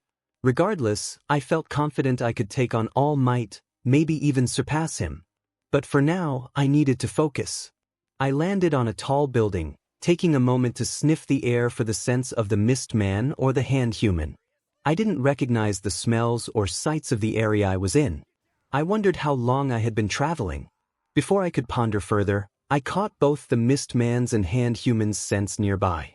I wasn't going to lose their trail now, so I ran toward the source of their scents, using the rooftops for swift travel. This led me to what appeared to be an abandoned bar. I approached the building, preparing myself for a confrontation with whoever was inside. As I got closer, I sensed someone behind me but continued walking. Suddenly, I heard a grunt before being grabbed and slammed against the wall of a building. A figure with a hood demanded my money, holding me firmly in place. I looked up, confused by his appearance, which seemed to anger him further. He squeezed me tightly, causing me discomfort. He repeated his demand, and in response, I jabbed my tail into his hand, causing him to cry out in pain and release me. He quickly recovered, morphing his hand back to normal before claws emerged at his fingertips. He charged at me, intent on striking. I sidestepped his attack and tripped him, sending him crashing into a trash can. I commented on his obvious attack strategy, which only fueled his anger. He got up and transformed his hand into a giant tentacle with barbs, attempting to 𝗬𝗵𝗃 me. I doubted it would penetrate my skin, so I focused on avoiding his strikes. As I dodged, I noticed the sun was nearly gone, and Izuku had advised me to return home before it got too late. I needed to end this quickly, so I seized his arm and used my claws to incapacitate him. He screamed in shock and pain, and I stepped closer, undeterred as he transformed his remaining arm into that of a tiger. I allowed him to strike, feeling no pain from his claws. I grabbed him by the neck and lifted him off the ground, my claws piercing his stomach. I expressed that I would apologize if I felt remorse, but I didn't. As he struggled to look up, I ended the confrontation swiftly. I dropped his lifeless body and glanced at the sky, realizing the sun had finally set. I felt a pang of disappointment at not being able to confront the rest of the villains today, but I reminded myself there would be other opportunities. I began my journey home, following the scent I had left behind. During my return, I experienced a sudden headache and muscle cramps, which eventually subsided. I hoped it wouldn't happen again, as I didn't know what caused it. Thankfully, I arrived outside Izuku's home, and as I entered, I made my way to his room, determined to prepare myself for battle. It had been years since I last participated in any conflict. 2 weeks passed quickly as we trained diligently, though I wasn't sure how much it helped me. I sat next to Izuku while he tied his shoes. Inko expressed her concern, reminding both Izuku and me to be careful and not get hurt. Izuku assured her he would be careful, finishing up his shoelaces and reattaching my leash to my collar. Inko mentioned she would record our activities in high resolution, and I handed Izuku his backpack as he stood up. Inko encouraged us to do our best, and I purred lightly as she rubbed my head. With a cheerful declaration, Izuku announced we were off. We found ourselves in a locker room with the rest of our class, all dressed in the same uniforms. I felt a bit down since I couldn't wear the clothes Inko had made for me. Izuku tried to cheer me up, suggesting that he would buy me food after our activities, which lifted my spirits. He reminded me that this wasn't a real war, and asked me not to hurt anyone. I nodded just as Tenya burst into the room, asking if everyone was ready. Izuku took a deep breath to calm his nerves, and I gently rubbed his back for comfort. Shoto approached us, and despite being our classmate, I felt uneasy around him. He stated that he believed he was stronger than Izuku, which surprised both of us. I instinctively moved between them, growling protectively. Izuku tugged on my leash, prompting me to sit down, but I continued to glare at Shoto, who returned my gaze with intensity. Denki remarked on the situation, suggesting that Shoto was making a bold declaration. Katsuki added that anyone wanting to challenge Izuku would have to get through me first, hinting at my strength. Ijiro intervened, trying to diffuse the tension as Shoto shrugged him off, still staring at me. Shoto dismissed the idea of friendship, and as he walked away, Izuku spoke up, acknowledging Shoto's strength while expressing his own determination not to fall behind. I felt compelled to reassure him, believing he would always be better in my eyes. He smiled at me, patting my head as he continued to express his resolve. As we prepared to leave, I carried Izuku on my back to comfort him, sensing his nerves about the audience. Present Mike introduced our class with enthusiasm, and Izuku was overwhelmed by the crowd. I encouraged him to stay focused, reminding him that his happiness was my priority. As the introductions continued, I noticed a familiar blonde student who had previously insulted me and 𝗬𝗏𝗧𝗏. My instincts kicked in, and I hissed at him, but Izuku urged me to calm down. I focused on the comforting sensation of his petting until we reached an adult female, Midnight, who announced Katsuki as the representative from our class. Izuku was surprised to see him. A female voice from another class caught my attention, and I hissed at her, feeling protective of Izuku. When she questioned why he was on my back, I growled and spat acid at her feet, creating a hissing sound as it melted the ground. I turned back to see Katsuki walking past us, and the crowd booed him, indicating he had said something unpopular. Midnight then announced the start of the first game, which would serve as a qualifier. Every year, many shed tears here. The king might excel this time if that's the case. Midnight announced the start of the first game, and a screen appeared above her, displaying an object spinning rapidly. When it finally stopped, it revealed obstacle race. Izuku recognized it as an obstacle course race. Midnight explained that all 11 classes would participate, and the course would cover the outer circumference of the stadium, about 4 kilometers. She confidently stated that she could run around the entire course 5 times before anyone reached the finish line. Midnight emphasized that their school's selling point was freedom, and as long as they stayed on the course, anything was allowed. The thought of eliminating other contestants crossed my mind, and even though I didn't voice it, Izuku sensed my thoughts and tugged on my leash. Midnight instructed everyone to take their places. They lined up in front of a gateway with 3 green lights above it. Izuku removed my collar and leash, concerned that someone might grab it or it could get caught. His determined expression filled me with eagerness to assist him. As the lights began to turn off one by one, I noticed the narrow entrance, realizing that with hundreds of others pushing to be first, someone was bound to get hurt when the race began. With Midnight's command, the race started. I grabbed Izuku with my tail and leaped ahead of the crowd. As expected, chaos ensued as competitors jostled each other in their rush to advance. In mere seconds, we found ourselves on the other side, just in time to witness an explosion of ice engulfing the entrance. Izuku expressed his gratitude, but before I could respond, ice ensnared my feet, causing me to stumble. A candy cane-themed competitor sped past us, and I refused to let Izuku finish last. I placed him on my back and dropped to all fours, swiftly navigating the ice. My claws dug into the ground, propelling us forward with each powerful stride. Katsuki's voice echoed behind us, declaring that he wouldn't let us escape. I could hear him approaching, but I focused on maintaining our lead as I passed the candy cane competitor. I couldn't lose my concentration. It could jeopardize Izuku's chances. Suddenly, I skidded to a halt, spotting several enormous robots blocking our path, one of which had just knocked my netta aside. A robot declared it had found its target. I turned to Izuku, ready for his command. He acknowledged that we had only practiced this once but decided now was the time to act. He asked if I could fully transform. I assured him that if it was his command, it would be done. With that, Izuku stepped back as the other competitors watched, and I began my transformation into my ravager form. The difference now was that the crest on 𝗬𝗏𝗏's head was 𝗏/C, while the spikes on their back displayed a range of colors from fiery red to golden yellow, though most remained their original black.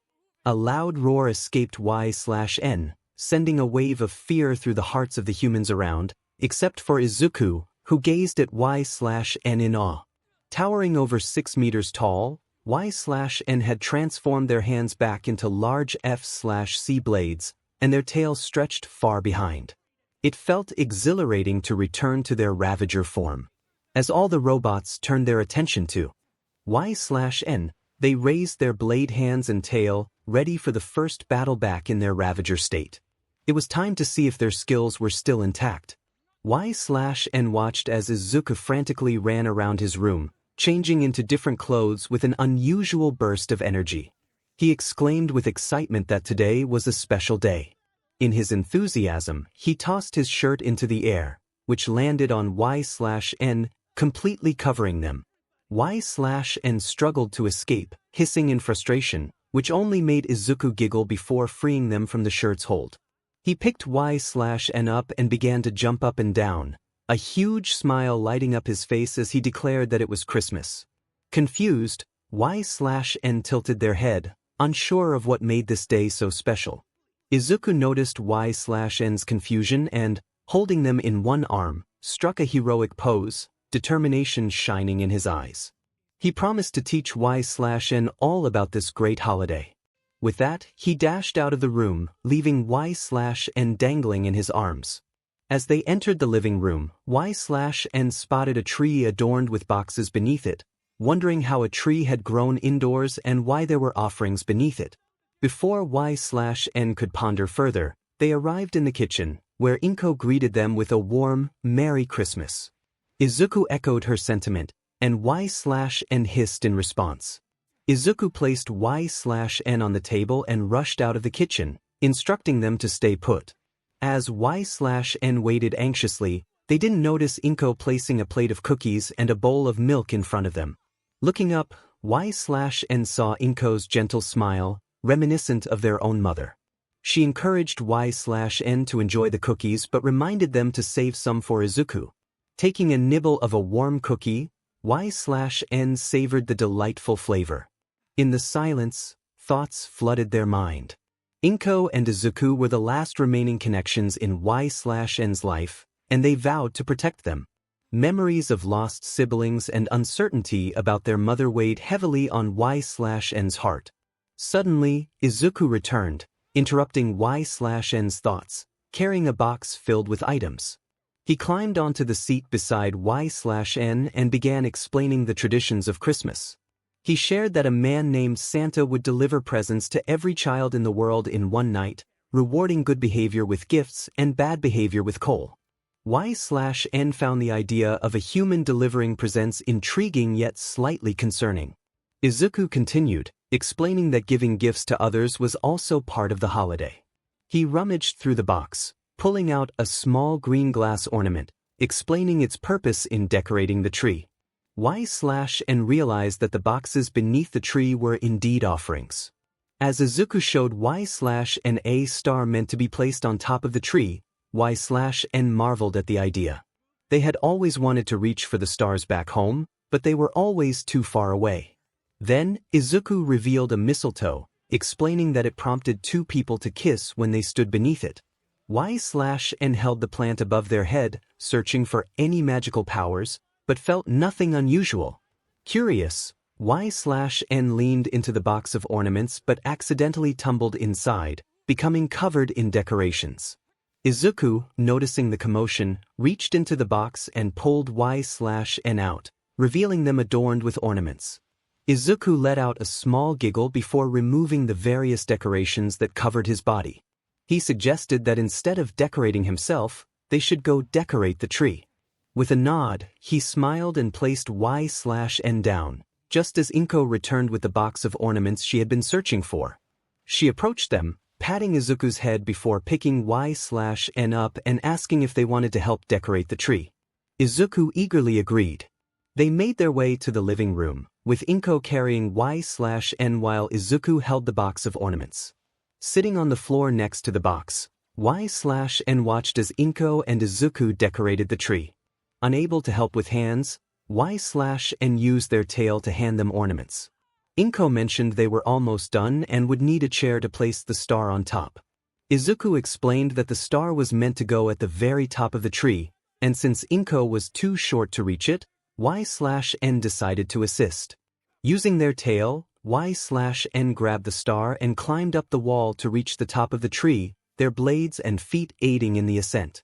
Inko noticed 𝗬/N was missing and asked where they were, while Izuku pointed out that 𝗬/N was next to the box.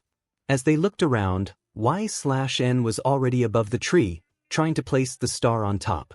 Both Izuku and Inko called out in surprise, sensing a bit of fear as they watched 𝗬/N attempt the task. Izuku expressed concern, urging 𝗬/N to come down, worried they might get hurt. Despite the height, 𝗬/N felt confident, recalling their resilience from past experiences. After a few moments, they successfully placed the star on top of the tree, filling themselves with pride. In their excitement, they did a small dance, forgetting their precarious position on the ceiling. Izuku rushed forward and caught 𝗬𝗧𝗵𝗃 just in time, cradling them in his arms. Inko quickly joined them, looking down with concern and asking if 𝗬𝗧𝗵𝗃 needed to go to the hospital. 𝗬𝗧𝗵𝗃 shook their head in response, and Izuku held them tightly, his eyes glistening with unshed tears as he expressed relief that 𝗬𝗧𝗵𝗃 was okay. He shared that he never wanted to see them hurt or worse. Feeling the weight of Izuku's concern, 𝗬𝗧𝗵𝗃 wrapped their tail around his hand and returned the embrace carefully. Inko, wanting to lift the mood, suggested that Izuku and 𝗬𝗧𝗵𝗃 go play outside in the snow while she prepared some treats. Izuku's happiness returned, and he thanked his mother before grabbing the coat and running back to his room with 𝗬𝗧𝗵𝗃 in his arms. Outside, the snow was only ankle-deep for Izuku but covered 𝗬𝗧𝗵𝗃 completely. They settled into the hood of Izuku's coat, a green scarf wrapped around their collar. Earlier, Izuku had tried to put a dog coat on 𝗬𝗧𝗵𝗃, but they had resisted fiercely, hissing and dodging until the coat was shredded. Izuku had sighed and offered 𝗬𝗧𝗵𝗃 his scarf instead. Now, as they walked, Izuku suggested they visit Katsuki, hoping to lift 𝗬𝗧𝗵𝗃's spirits with a cookie his mother had made. As 𝗬𝗧𝗵𝗃 reluctantly accepted the treat, they continued their search for the explosive blonde. Upon reaching the park, they noticed it was blanketed in snow, making 𝗬𝗧𝗵𝗃 almost invisible except for their head. Izuku marveled at the scenery, but 𝗬𝗧𝗵𝗃 suddenly spotted something small and white hurtling toward him. Reacting quickly, 𝗬𝗧𝗵𝗃 spat acid at the projectile, melting it before it could hit Izuku, who turned to see where it had come from. A group of kids behind a snow wall shouted, questioning if 𝗬𝗧𝗵𝗃 had used a quirk and instructing each other to focus their efforts on Izuku. As the kids unleashed a barrage of snowballs, 𝗬𝗧𝗵𝗃 shot more acid at them, but the onslaught continued, forcing Izuku to seek cover. He stopped when he heard Katsuki's voice calling for him to come over and be useful, just as he ducked to avoid another snowball. Their change of targets bought enough time for them to run toward Katsuki. As they got closer, they discovered he had created a foxhole spacious enough for multiple people, but he was the only one inside. Once they were in the foxhole, he glared at both of them before crouching down. Katsuki explained that the group they were facing was from a private school nearby. He had challenged one of them to a snowball fight, not expecting the coward to gather his friends. With the situation escalating, he urged them to throw some snowballs back. As enemy projectiles flew past his head, Katsuki threw a few snowballs before ducking for cover. Izuku attempted to return fire as well, but a snowball nearly hit him if it hadn't been for 𝗬𝗧𝗵𝗃 melting it. Realizing the plan wasn't working, 𝗬𝗧𝗵𝗃 felt it was their duty to devise a new strategy. Normally, they would rush the enemy, but given their small size and the depth of the snow, that wouldn't be possible. For once, they had to rely on their intellect. Izuku tried to shoot back occasionally, but the projectiles kept flying overhead, forcing him to take cover quickly. After a moment, 𝗬𝗧𝗵𝗃 came up with a plan so absurd it just might work. They began drawing pictures in the snow with their tail to convey the strategy to Izuku and Katsuki. Katsuki questioned what 𝗬𝗧𝗵𝗃 was drawing, while Izuku curiously asked for clarification. By the time they noticed, the plan was complete. It depicted two stick figures, one with spiky hair carrying 𝗬𝗧𝗵𝗃 while the other, wearing a crown, placed snowballs on 𝗬𝗧𝗵𝗃's tail. The images were crude, but Katsuki seemed to understand it, albeit with some skepticism. Izuku confirmed the plan, and 𝗬𝗧𝗵𝗃 nodded enthusiastically, eager to launch snowballs at their enemies. A snowball landed behind them, startling Izuku. Katsuki, still skeptical, asked if they really got all that from simple drawings. Izuku insisted they needed Katsuki's help to win. Though 𝗬𝗧𝗵𝗃 thought it was primarily a two-person operation, they included Katsuki for added firepower. Katsuki begrudgingly agreed but warned that the snowballs needed to be well-packed to be effective. Thus began their counterattack. As Izuku made snowballs, 𝗬𝗧𝗵𝗃 climbed onto Katsuki's back, finding a secure position. Katsuki warned 𝗬𝗧𝗵𝗃 to watch their claws, threatening consequences if they damaged his coat. 𝗬𝗧𝗵𝗃 hissed playfully before settling in, ready to launch projectiles. Once Izuku finished making a good number of snowballs, he approached with a handful. After loading one onto 𝗬𝗧𝗵's tail, he signaled to fire.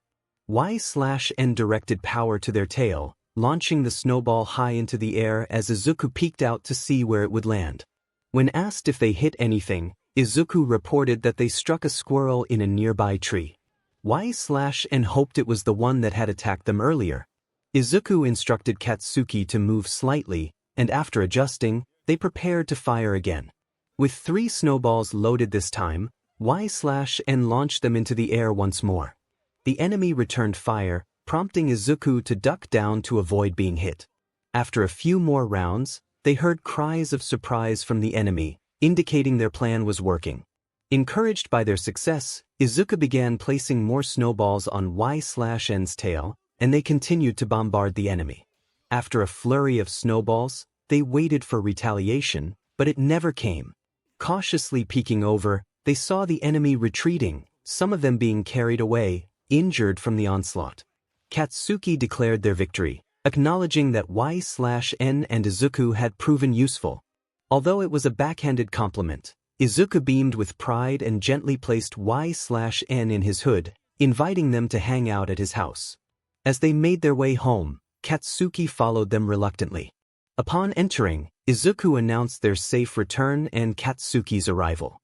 Inko welcomed them warmly, having prepared hot chocolate for the boys. She handed them cups and placed a bowl of hot chocolate on the floor for 𝗬𝗧𝗵. As they enjoyed their drinks, Inko pointed out the mistletoe hanging above them, prompting a flustered reaction from Katsuki. Inko playfully suggested that if he participated in the tradition, she would reward him with more hot chocolate. Katsuki paused, considering the offer, weighing the pros and cons of the situation. In the end, he decided he was willing to give up some of his pride for more of Inko's delicious hot chocolate. Katsuki charged forward, determined to get more of that hot chocolate no matter what. While drinking from his bowl, he was taken by surprise when Katsuki picked him up and affectionately kissed his head. A few clicking sounds followed by Inko's giggles made Katsuki drop him, and he began to furiously wipe his mouth while 𝗬𝗧𝗵 wiped his head. Inko poured more hot chocolate into Katsuki's cup while 𝗬𝗧𝗵 continued to wipe his head. A few moments later, Izuku picked him up, causing some confusion before he gently kissed 𝗬𝗧𝗵 on the forehead. Unlike with Katsuki, 𝗬𝗧𝗵 returned the gesture by rubbing his head against Izuku's. Izuku smiled cheerfully while hugging him. As 𝗬𝗧𝗵 cuddled deeper into Izuku's arms, burying his head in his neck, Inko took a picture of them together. Inko mentioned needing to send the pictures to Mitsuki. Later, 𝗬𝗧𝗵 watched over Izuku as he slept when an unfamiliar scent made him rise to full alert. With both Izuku and Inko asleep, 𝗬𝗧𝗵 felt the need to protect them. He quietly exited Izuku's room and made his way to the living room, where he stopped in his tracks at the sight of a human with a giant bag eating their cookies. An intruder was in their home, and he was eating 𝗬𝗧𝗵's cookies. Without hesitation, 𝗬𝗧𝗵 charged at the mysterious intruder, ready to confront him. The mysterious man turned around at the sound of rapid footsteps, only to be met with 𝗬𝗧𝗵's sharp blades. Meanwhile, Izuku remained asleep, unaware of his best friend confronting the man dressed in red. 𝗵𝗃 announced that 𝗬𝗧𝗵 of Class 1A had grown to enormous proportions. Although he wasn't as large as the opponents before him, he looked extremely cool. Now, he had to deal with the first barrier, Robo Inferno. The robots were much larger than him, but that only fueled his excitement for the upcoming fight. One of the robots prioritized him as a target and extended its hand to grab him. Izuku called out to 𝗬𝗧𝗵, and he acknowledged him with a slight turn of his head. Izuku gave him a determined smile and pointed to the robot reaching out to him. With a single command from Izuku, 𝗬𝗧𝗵 swung his blade arm up, successfully severing the robot's hand. The robot paused, allowing 𝗬𝗧𝗵 to spit a large amount of acid at its head, completely coating it. The acid quickly melted through the robot's head, causing it to fall back, limp. 𝗵𝗃 exclaimed that 𝗬𝗧𝗵 had defeated the first opponent in mere seconds, kicking off the battle with a bang. 𝗬𝗏 immediately went on the offensive, using his powerful legs to leap toward another robot's head with his blades extended. Upon impact, the robot stumbled back but quickly regained its balance. 𝗬𝗏 began to stab into its head, cutting through its armor with ease. While he was engaged with the machine, 2 more robots approached and launched punches at him. Although his speed and agility were somewhat reduced in this form, he managed to jump down to avoid their attacks, causing them to collide with their ally's head instead. The combined force sent the struck robot flying into another, destroying both. Izuku praised 𝗬𝗏, which made him happy, causing his tail to wag excitedly and inadvertently destroy a group of small robots approaching from behind. Present Mike commented on 𝗬𝗏's agility, noting that for a big guy, he moved like a cat. Aizawa observed that 𝗬𝗏 was outnumbered but seemed to know what he was doing, utilizing his entire body as a weapon and making the robots work against each other, as if he had experience in combat. 𝗬𝗏 raised his head and shot another stream of acid at one of the machines, completely coating it and causing it to dissolve. The remaining robot attempted to crush him, but he dodged to the side, making it bury its foot in the ground. Activating his fire quirk, his blades and tail glowed bright red as the spike on his back illuminated. He realized that the spikes indicated which of his quirks he was using, which could be a problem. Nevertheless, he wrapped his tail around the robot's leg and tightened it, quickly melting through and separating its foot from its leg. Just then, ice suddenly enveloped the area. Confused, 𝗬𝗏 noticed a figure dressed in a candy cane outfit running past him, glaring as he did.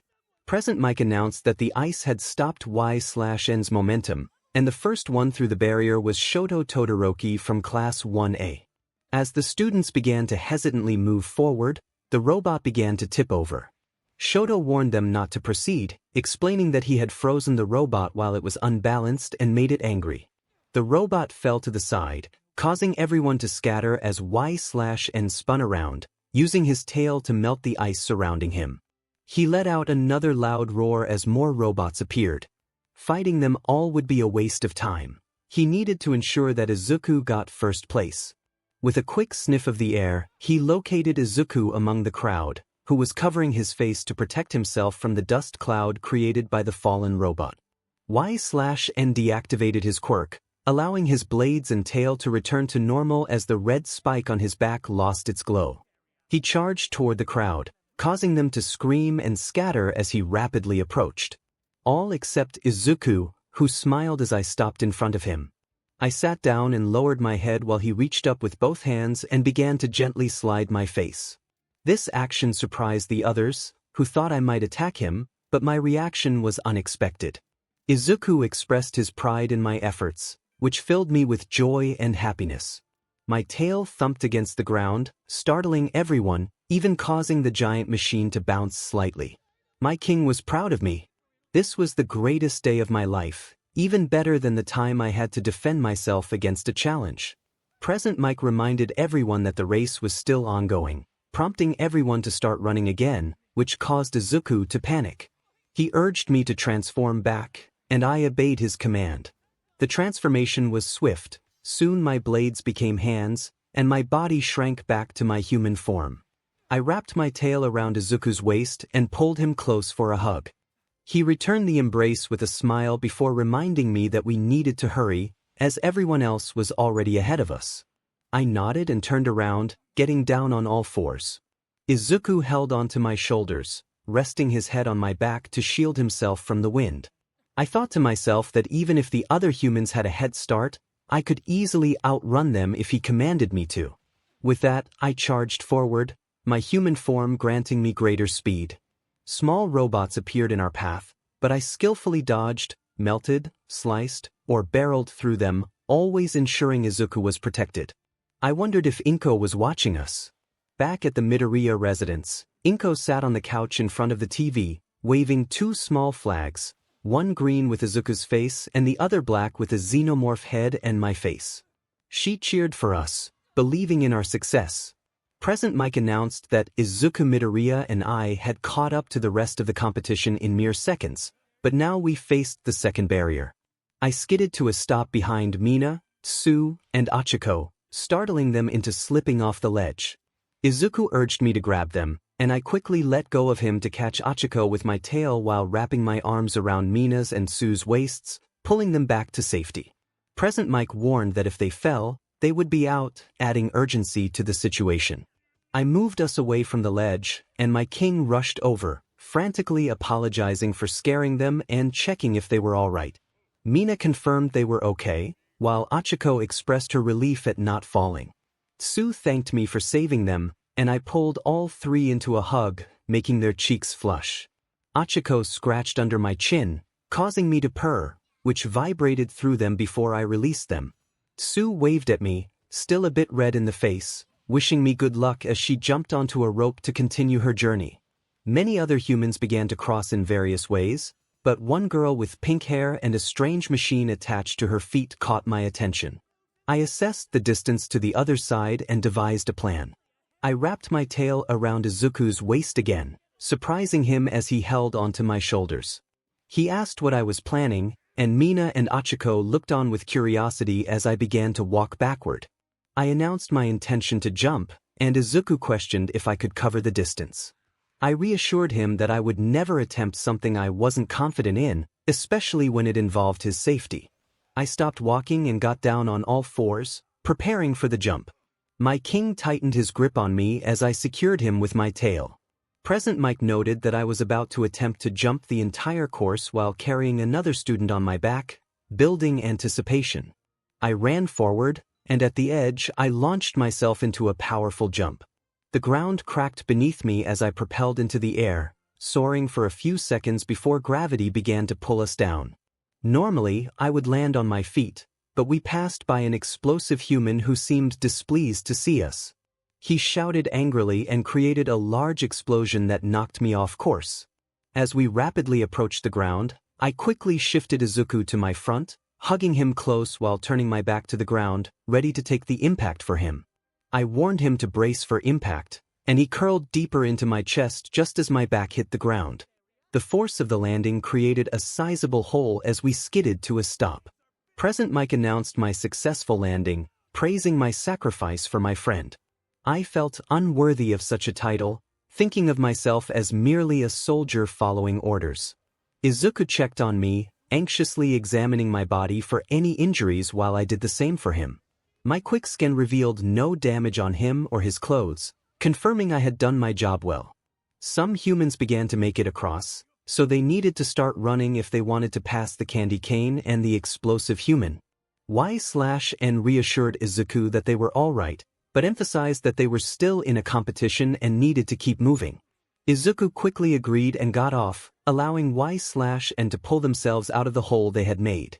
They started running alongside each other, and soon they spotted two giant signs with a skull in the center and "Danger Mines" written behind them. If one looked closely, they could see what appeared to be a heart in the mouths of the skulls. 𝗵𝗃𝗃𝗃 announced that they had quickly arrived at the final barrier, revealing that it was a minefield. 𝗧𝗵𝗃𝗃 paused and grabbed a random human nearby, tossing them into the middle of the field, which triggered a colorful explosion. Izuku questioned 𝗧𝗵𝗃𝗃's actions, to which 𝗧𝗵𝗃𝗃 explained they were testing the safety of the path ahead. Izuku sighed as 𝗵𝗃𝗃𝗃 continued explaining the final obstacle, noting that the mines were designed for games and were loud and flashy, though not particularly powerful. As the humans began to attempt crossing the minefield, some triggered the explosives. 𝗧𝗵𝗃𝗃 asked Izuku how he wanted to proceed, whether to carry him across, clear a path, jump the whole thing, or something else. Izuku expressed a longing to tackle the challenge on his own, explaining that he wanted to learn how to handle situations without relying on 𝗧𝗵𝗃𝗃. This made 𝗧𝗵𝗃𝗃 pause, feeling uncertain about their role. Izuku reassured 𝗧𝗵𝗃𝗃 that he appreciated their help but wanted to prove himself. Despite feeling conflicted, 𝗧𝗵𝗃𝗃 agreed to support Izuku's plan. They gathered a large amount of explosives into one pile, which would create a significant explosion. Izuku expressed uncertainty about the plan, but 𝗧𝗵𝗃𝗃 felt confident in their part. As they prepared, 𝗧𝗵𝗃𝗃 held Izuku against their chest, ready to launch him forward. With a nod from Izuku, 𝗧𝗵𝗃𝗃 fell back onto the mines, propelling them high into the air. Present Mike announced the explosion, crediting 𝗧𝗵 and Izuku for their spectacular maneuver. However, they realized they were descending too quickly and wouldn't make it to the other side. 𝗧/N instructed Izuku to keep running upon landing. Without letting Izuku finish his question, 𝗧/N tossed him toward the end while tackling both the explosive and candy cane human to the ground. As 𝗧/N pinned the two contenders down, they cheered for Izuku to take first place. The candy cane human attempted to freeze 𝗧/N's legs while the explosive human tried to break free, but 𝗧/N held them down effortlessly. Present Mike announced that Izuku was the first back to the stadium, and the crowd erupted in cheers. 𝗧/N let out a loud roar to celebrate Izuku's victory, but amidst the noise, they heard Izuku mention having a treat for them. Excited, 𝗧/N broke free from the ice and sped past the other competitors, skidding to a stop in front of Izuku, who held a snack in his hand with tears in his eyes. 𝗧/N gently took the snack, broke it in half, and gave Izuku the larger piece. They felt satisfied being in second place, knowing their king was in first. Present Mike announced that the competitors were finishing one after another, promising to list the results later. 𝗧/N congratulated Izuku, noting that he would surpass all might at this rate. Tears welled up in Izuku's eyes, but 𝗧/N brushed them away and offered him a piece of their snack, knowing food always made people feel better. Hachiko approached, praising both of them for their amazing performance. Izuku blushed at the compliment, trying to downplay their achievement while lost in thought about the events that had just transpired. As they waited, the second-in-command of the class arrived with the grape human on her back. Minoru declared himself a genius for managing to capture 2 birds with 1 stone, but Momo was quick to express her disapproval, reminding him that she had allied with some of those birds. An attack on them would be an attack on her and her soldiers. In a moment of frustration, a half-eaten treat was thrown at the grape human, hitting him squarely in the head and launching him into the wall. The second-in-command turned and offered a grateful smile before moving away. However, a strange feeling lingered, as if they were being watched by something familiar throughout the entire event. Midnight announced that the first game of the first-year stage was over and urged everyone to look at the results. As expected, the king was in first place, with the narrator right behind him in second. Midnight continued, explaining that the top 42 would advance to the next round, and even those who didn't make it would have other opportunities to shine. The real competition was just beginning, and the press would be all over it. Amidst the crowd, the explosive human glared intensely, causing concern. The narrator wondered what had gone wrong, recalling only having pinned him down and pressed his face into the ground. Midnight then revealed that the next game would be a cavalry battle. Excitement surged at the thought of battle, as the narrator had experience in war and felt confident about overcoming the challenges ahead. Midnight explained the rules. Participants could form teams of 2 to 4 people, and each person had been assigned a point value based on their previous performance. Realization struck the narrator. By helping the king secure first place, a target had been placed on his head. As students gathered around the king with determined expressions, the narrator let out a loud roar, causing them to step back in fear while pulling the king closer. No one would touch a single strand of his hair. All the students looked at 𝗧/N and Izuku, torn between the longing for the bounty on Izuku's head and the fear of incurring the wrath of his protector. It was an easy decision for a sane person, but desperation often led to foolish choices. With 𝗧/N holding him close and growling at anyone who dared to look his way, Izuku attempted to calm him down with treats, though the crowd seemed to agitate 𝗧/N further. Midnight continued explaining the rules of the cavalry battle, detailing the time limit and the importance of headbands that indicated point values. Teams would try to grab each other's headbands while keeping their own, and even if a headband was stolen or a team fell, they wouldn't be out of the game. As the students began discussing the information, Izuku looked up at 𝗧/N, who smiled down at him. Izuku felt a surge of confidence as 𝗧/N assured him he would do great in the upcoming event. Midnight warned that while quirks could be used, any intentional attempts to make others fall would result in penalties. 𝗧/N groaned, clearly displeased that he wouldn't be able to take down other students. Izuku, wanting to comfort him, rubbed his head, eliciting a purr and a wag of his tail. With the signal to build teams given, 𝗧𝗵 doubted anyone would want to join them, given the target on Izuku's back and their own intimidating presence. Izuku was deep in thought, strategizing, while 𝗧/N observed their classmates. Some were trying to recruit the explosive human, while others approached 𝗧/N, only to flee in fear after receiving a growl. Loyalty to Izuku was unwavering, and when Izuku tapped 𝗧/N to get his attention, he released him to turn around. Izuku urged them to find teammates before time ran out, but 𝗧/N believed they wouldn't need anyone else with him by their side. They moved through the crowd until Izuku approached a classmate with a tail. When the classmate turned away, 𝗧/N felt a surge of anger and growled, ready to defend his king. Izuku quickly intervened, calming him down and suggesting they find someone else. Just then, Hachiko approached with a bright smile, eager to team up.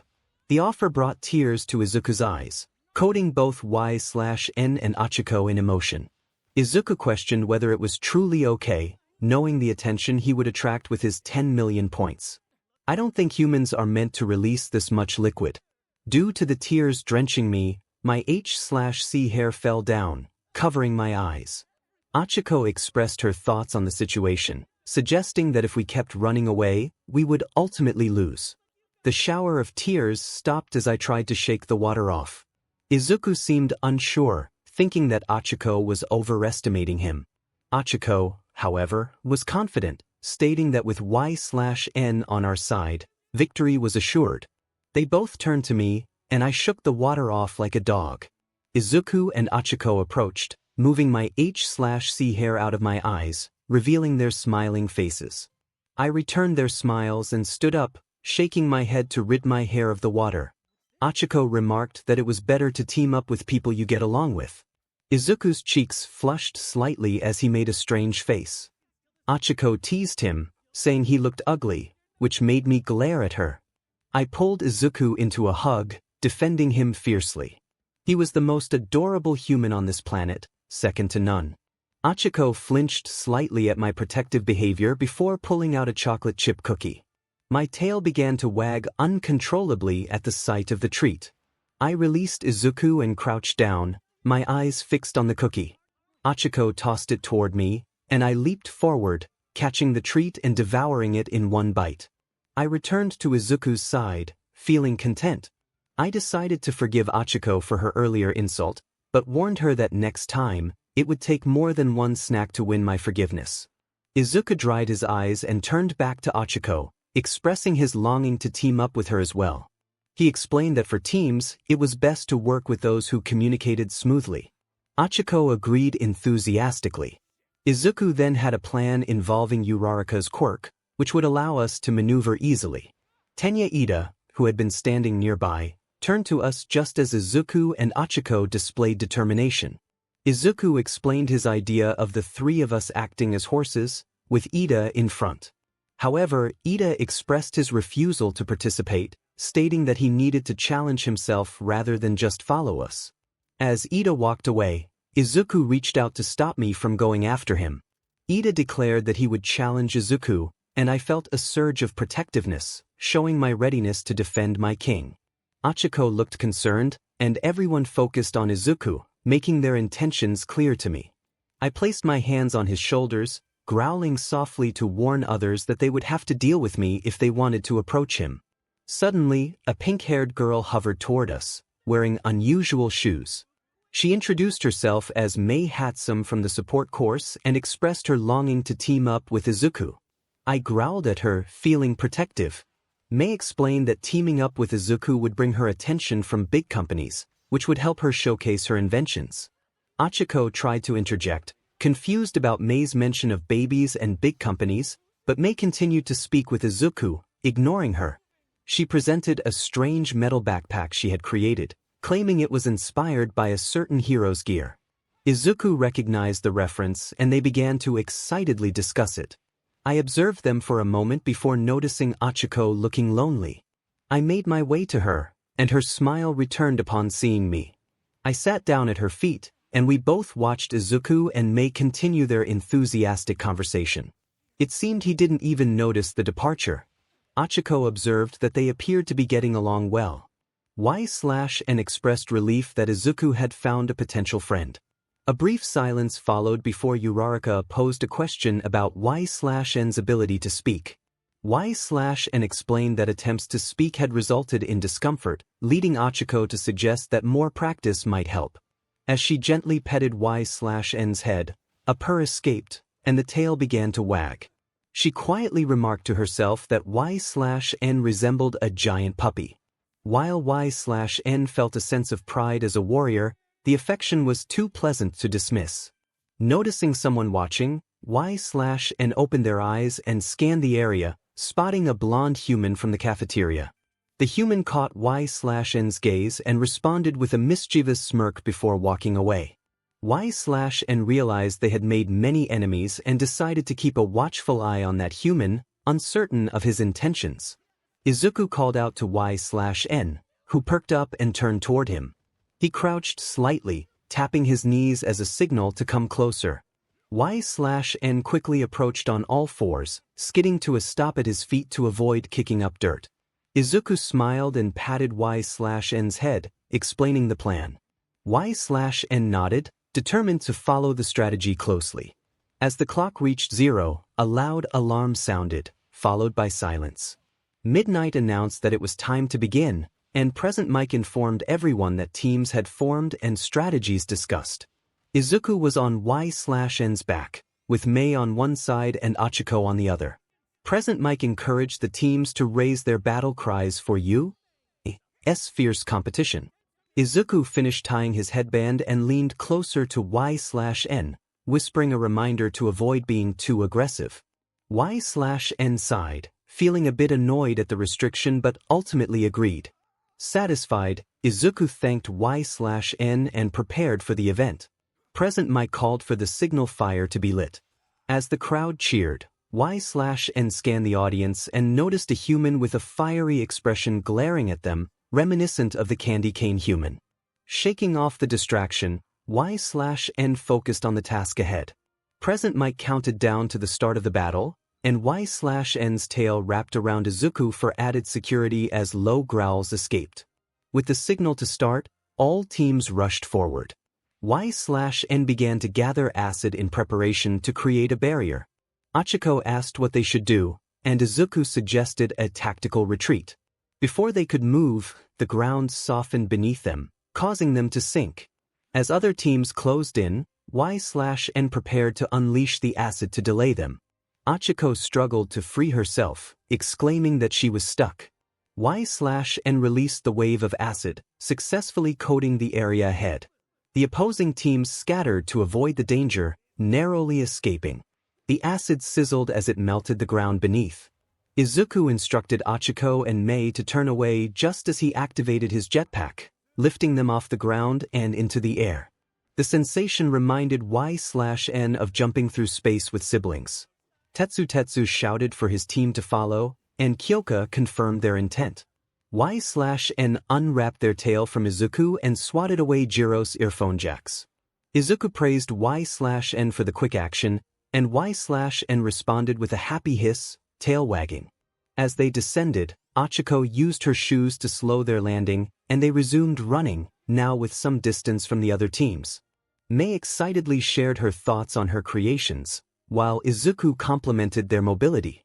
Achiko noted that they were floating, and Present Mic announced that the battle had devolved into chaos, with fights breaking out everywhere.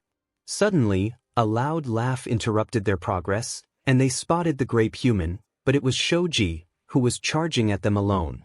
Izuku expressed confusion over Shoji's solo approach in a team battle. 𝗬/N caught the scent of multiple unknown individuals closing in, realizing they were at risk of being surrounded. 𝗬/N alerted Izuku to the impending danger and awaited orders. Izuku commanded a retreat, but Achiko found herself stuck due to a purple ball anchoring her foot. Izuku questioned the source of the ball, and 𝗬/N spotted Tsu and the grape human hiding behind Shoji's protective stance. Minoru called out to Izuku, waving from a distance. "Is that allowed?" Midnight confirmed it was. The enemy's creativity was commendable, but it wouldn't shield them from the impending confrontation. The small human retreated as a long appendage shot toward the king. With a swift movement, the tail lowered his head just in time for Tsu to miss. As her tongue retracted, preparations were made for defense. Tsu expressed her admiration for the duo's efforts, while Izuku marveled at the unexpected skills of Azui. Tsu insisted on being called Tsu. A barrage of purple projectiles, accompanied by Tsu's tongue, came at them. The tail was used to block the incoming projectiles while swatting Tsu's tongue. Present Mike announced that Team Minato was leveraging their size advantage, comparing them to a tank, while Team Midoriya's defense was holding strong. However, the question remained, how long could they sustain it? The urgency to escape or counterattack was palpable. 𝗧𝗵 urged the king to leave quickly. Izuku activated his jetpack, but Uraraka's foot was still stuck, resulting in her shoe being destroyed. Mei lamented the loss of her creation, while Izuku apologized, noting their escape was successful. As they soared through the air, the explosive human propelled himself upward, ready to attack. Izuku called out to Kaken, who warned him not to get carried away. As the explosive human aimed to unleash an attack, 𝗧𝗵 skillfully maneuvered them, taking the brunt of the explosion. With smoke clearing, 𝗧𝗵 met the explosive human's gaze. Unable to retaliate fully while holding Izuku, 𝗧𝗵 swatted him away with their tail. Izuku checked on 𝗧𝗵, who reassured him that they had endured worse injuries. Their landing was rough due to Uraraka's broken shoe, prompting Izuku to thank her, while she expressed the difficulty of controlling their descent. Present Mike noted that everyone was targeting the first-place team, with Class A in hot pursuit. The rankings were displayed, revealing that their team was the only one from Class A with points. Present Mike was surprised to see that even the explosive human had lost his headband. Nito remarked on Class A's simplicity, and 𝗧𝗵 observed the blonde human taking Bakugo's headband, realizing his strategy was to collect headbands while others were distracted. Katsuki demanded the return of his headband, his aggression escalating as Nito taunted him about his past. The tension in the air thickened as Nito suggested that there was no point in obsessing over winning in the preliminaries. Katsuki's anger radiated as he devised a new plan with his team, focusing on eliminating their opponents before pursuing Deku. Izuku attempted to redirect the group's focus, but 𝗧𝗵 sensed a threat and growled at the enemy team, causing everyone to stumble back. Izuku's concern for 𝗧𝗵 was evident as he noticed the candy cane human glaring at them. Present Mike announced that less than half the time remained, and Izuku realized the challenge ahead would not be easy. The candy cane shifted his glare from 𝗧𝗵 to Izuku, further agitating 𝗧𝗵. Shoto declared his intent to take something from them, prompting a protective instinct in 𝗧𝗵. They gently wrapped their tail around everyone, lifting them slowly. Uraraka and 𝗵𝗃 clung to the tail for stability, while Izuku held onto 𝗧𝗵. 𝗧𝗵 requested Izuku to remove their collar, expressing concern about accidentally damaging something precious. A smile appeared on Izuku's face as he complied. As 𝗧𝗵 began to transform into their ravager form, the opposing team recoiled in fear. In mere moments, the transformation was complete. Present Mike announced 𝗧𝗵's transformation, noting their determination to lead the team to victory. However, 𝗧𝗵 felt that this was Izuku's team. Rising up, 𝗧𝗵 let out a powerful roar, causing Uraraka and 𝗵𝗃 to grip their spikes for support, while Izuku balanced on 𝗧𝗵's shoulder. The roar drew the attention of many teams, some halting their battles to watch, while others continued fighting. The candy cane's fearful expression shifted to one of determination as he glared up at them, signaling that he was ready for the challenge ahead. I stood tall, looking down at the small candy cane. Even in this form, he maintained eye contact, refusing to show fear. I let out a roar that echoed through the arena, instilling a sense of dread in the hearts of the spectators. Izuku urged me to keep moving, reminding me that time was running out. I acknowledged him, ready to spring into action. Just as I prepared to run, a bright light flashed from one of the humans. Sensing danger, I quickly lifted my head, launching Izuku, Achiko, and Mei into the air just in time to avoid the attack. The electric strike staggered me, causing a jolt of pain, but it would have been far worse for Izuku and his friends had they remained on me. The other humans were not as fortunate, as they faced the full brunt of the attack, their cries echoing in the air. My focus shifted to the sky where my friends were. I caught them with my tail, placing them safely on my shoulders as they caught their breath, gripping me tightly. Izuku expressed his concern, asking me to warn them next time I made such a move. I apologized, assuring him it wouldn't happen again. With my team back in place, I dashed away from the humans, who were in pursuit, as walls of ice began to close in around us. Izuku called for me to stop, and I dug my feet into the ground, halting our advance just before we crossed the boundary. The announcer declared that Team Midoriya was cornered. I turned to face the humans, causing them to hesitate before their leader ordered them to hold their ground. The candy cane attempted to freeze my legs, but I used my tail to break the ice and retaliated by swinging it toward them. Every time they tried to close the distance, I slammed my tail near them, successfully deterring their advances. I had to keep moving to avoid their electric attacks, knowing a direct hit could also harm Izuku. It was a tedious battle, but the confinement of the ice walls meant we only had to contend with one team. The announcer noted that time was running out, and I could sense victory approaching. I could see the frustration on the candy cane's face, while Izuku affectionately rubbed my head, causing me to purr in response. Suddenly, a loud blast drew my attention back to the battle. The candy cane's team had positioned themselves behind me, but their leader was nowhere to be seen. I felt a sharp chill as my right leg began to freeze, chipping away at my armor. The candy cane was climbing my leg, freezing wherever he touched. The announcer exclaimed that the giant beast was wounded, and the candy cane was attempting to secure points by climbing me. I swung my tail in an attempt to dislodge him, but he dodged my strike and froze my tail in the process. I warned Izuku that he needed to engage in combat with the candy cane. Izuku nodded, ready to take action as I tried to shake off the candy cane, but he clung on tightly. The announcer called for the countdown, and just as the candy cane reached my back, the explosive human burst through a melted section of the wall. I slammed my tail down, shattering the ice that encased it.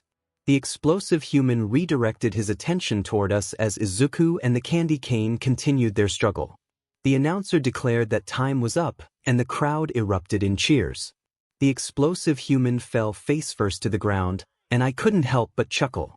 The announcer confirmed that Team Midoriya had emerged victorious once again. I gently wrapped my tail around Izuku, shaking my body to dislodge the candy cane. Once he fell off, I transformed back into my human form, momentarily forgetting that Izuku and Mei were still on my shoulders. I held them up by their waists as they clung to my neck. The announcer announced the top 4 teams, with Team Midoriya in first place once more. Something tapped my chest, and I looked down to see a blushing Izuku and a smiling Mei. Izuku asked me to put them down, and I complied before rushing over to Izuku, who was struggling to hold back tears. I sat in front of him, my tail wagging excitedly, and reminded him of our victory.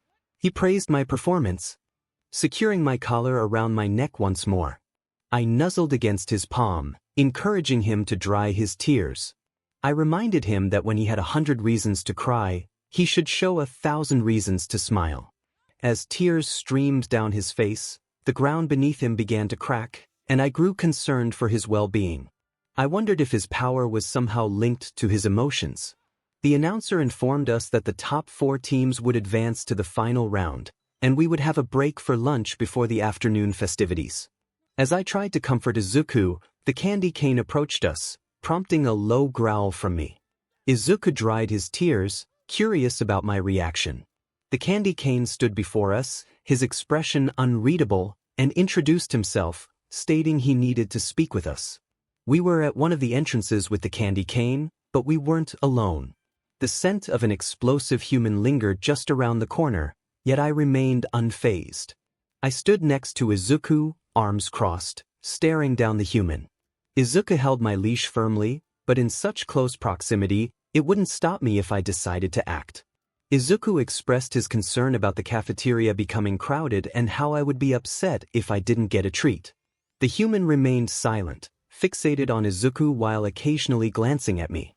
Izuku, sensing the tension, swallowed nervously. I used my tail to gently rub his back in an attempt to calm him, and it seemed to work as his posture relaxed slightly. Shoto revealed that he had been overpowered, breaking his pledge in the process. He looked at his left hand, reflecting on his experience with Ida, Kaminari, Yaoyorozu, and Uraraka, noting that none of them felt the same pressure he did. He hinted at sensing something similar from Izuku, which made Izuku increasingly nervous. Shoto then made a surprising comment, suggesting that Izuku might be All Might's secret love child. Izuku, flustered, denied it, stumbling over his words. He questioned Shoto's reasoning, but Shoto pointed out that Izuku's response implied a connection between him and All Might that he couldn't discuss. Izuku looked away, realizing he had inadvertently revealed too much. I considered using my tail to deal with the candy cane, but Izuku had yet to lift his order against harming anyone. Shoto mentioned 𝗵𝗃𝗏, his father, who was known for his fiery presence but lacked warmth. He explained that 𝗵𝗃𝗏 had been stuck as the number 2 hero for a long time and that if Izuku had something to do with the number 1 hero, it would give 𝗵𝗃𝗏 even more reason to challenge him. Shoto's glare intensified, but he refrained from acting recklessly with me present. He elaborated on his father's ambitions, expressing frustration at being raised to surpass All Might. Shoto's anger surfaced as he recalled painful memories, revealing that his mother had suffered due to 𝗵𝗃𝗏's ambitions. He was determined not to become a tool for someone like 𝗵𝗃𝗏, vowing to win without relying on his father's quirk. As Shoto began to walk away, Izuku slowly released my leash. Shoto dismissed any need for Izuku to explain his connection to All Might, stating that he would rise above him using only his right side. He apologized for wasting our time, and I followed closely behind Izuku as he caught up with Shoto. Izuku, feeling compelled to speak, acknowledged that he had always been supported by others. He stood closer to me, gently grasping my forearm. His grip tightened as he reflected on the support he had received, his eyes filled with determination. I offered him a reassuring head pat, reminiscent of how he often comforted me. Izuku expressed his longing to be like All Might, the greatest hero, emphasizing the need to be strong enough to become number 1. Suddenly, the wind picked up, causing me to glance around, curious about the sudden change in the atmosphere. Izuku declared that his motivation, while perhaps trivial compared to Shoto's, was equally important. He vowed to return the declaration of war Shoto had given earlier. I wondered if that meant I could take action against Shoto, but Izuku tugged my leash lightly, redirecting his focus back to the candy cane. He proclaimed that he would defeat Shoto as well. The candy cane paused for a moment, then continued on his way, and Izuku released my arm, watching him retreat. I asked if we could go to lunch now, and Izuku, with a smile, grabbed my leash and stood on his tiptoes to pat my head. To make it easier for him, I crouched down, allowing him to pet me more easily. Izuku agreed and seemed pleased. I stood in the stadium near a group of new female humans. They were dressed in outfits that didn't seem suitable for combat, performing synchronized movements. Present Mike announced that lunch was over and it was finally time to reveal the last game. He added that there was good news for those who didn't make it to the finals, as this was just a sports festival, and they had prepared recreational games for everyone to participate in. He even mentioned that real cheerleaders from America had been brought in to liven things up. I continued to watch the energetic humans, and when they noticed me staring, several of them turned red, with a few even winking at me. Confused by their gestures, I mimicked them, causing the rest to hide their faces and whisper to one another. Before I could question this strange interaction, Izuku quickly came over and tugged me away from the humans, suggesting we move to another area. We soon found ourselves on the other side of the stadium, where everyone was gathering. I sat next to Izuku, playing with the grass when I caught the familiar sense of Tsu, Mina, and Achiko approaching from behind us. Present Mike teased Class A about their antics, and I turned to see all the females in our class dressed in the same outfits as the other humans. Nearby, the small human and the electric human exchanged thumbs up, and I noticed a slightly concerning look in the small human's eyes. Momo exclaimed that 𝗵𝗃𝗏 and Kaminari had tricked them. I looked back just as Momo fell to her knees, holding a large bundle of noodles. She lamented about always getting caught up in 𝗵𝗃𝗏's schemes. At that moment, I decided to make my move and leapt forward, startling her. I tried to grab the noodles, but she kept moving her hands away, so I pinned her arms down. Momo protested, asking me to get off. I managed to bite into one of the noodles and pulled it from her grip before jumping off her. The commotion drew the attention of the rest of the class. 𝗧𝗵𝗃 called out to me, warning me not to eat that, while she attempted to pull the noodles from my mouth. I held on tightly, and I could feel someone tugging at my shoulders. The acidic scent told me it was Mina. Mina informed me that it wasn't food, but a pom-pom. I found the idea amusing. Just as I was about to shake off the two humans, Izuku called out to me. I immediately turned and ran to him, dragging Mina and 𝗧𝗵𝗃 along. I stopped in front of Izuku and sat down, waiting for a treat.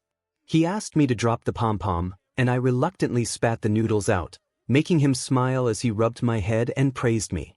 He held out a treat for me and I eagerly used my tongue to grab it.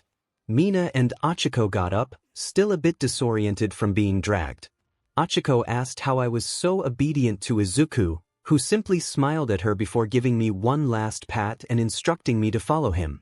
We gathered in front of a stage where Midnight was holding a large yellow box.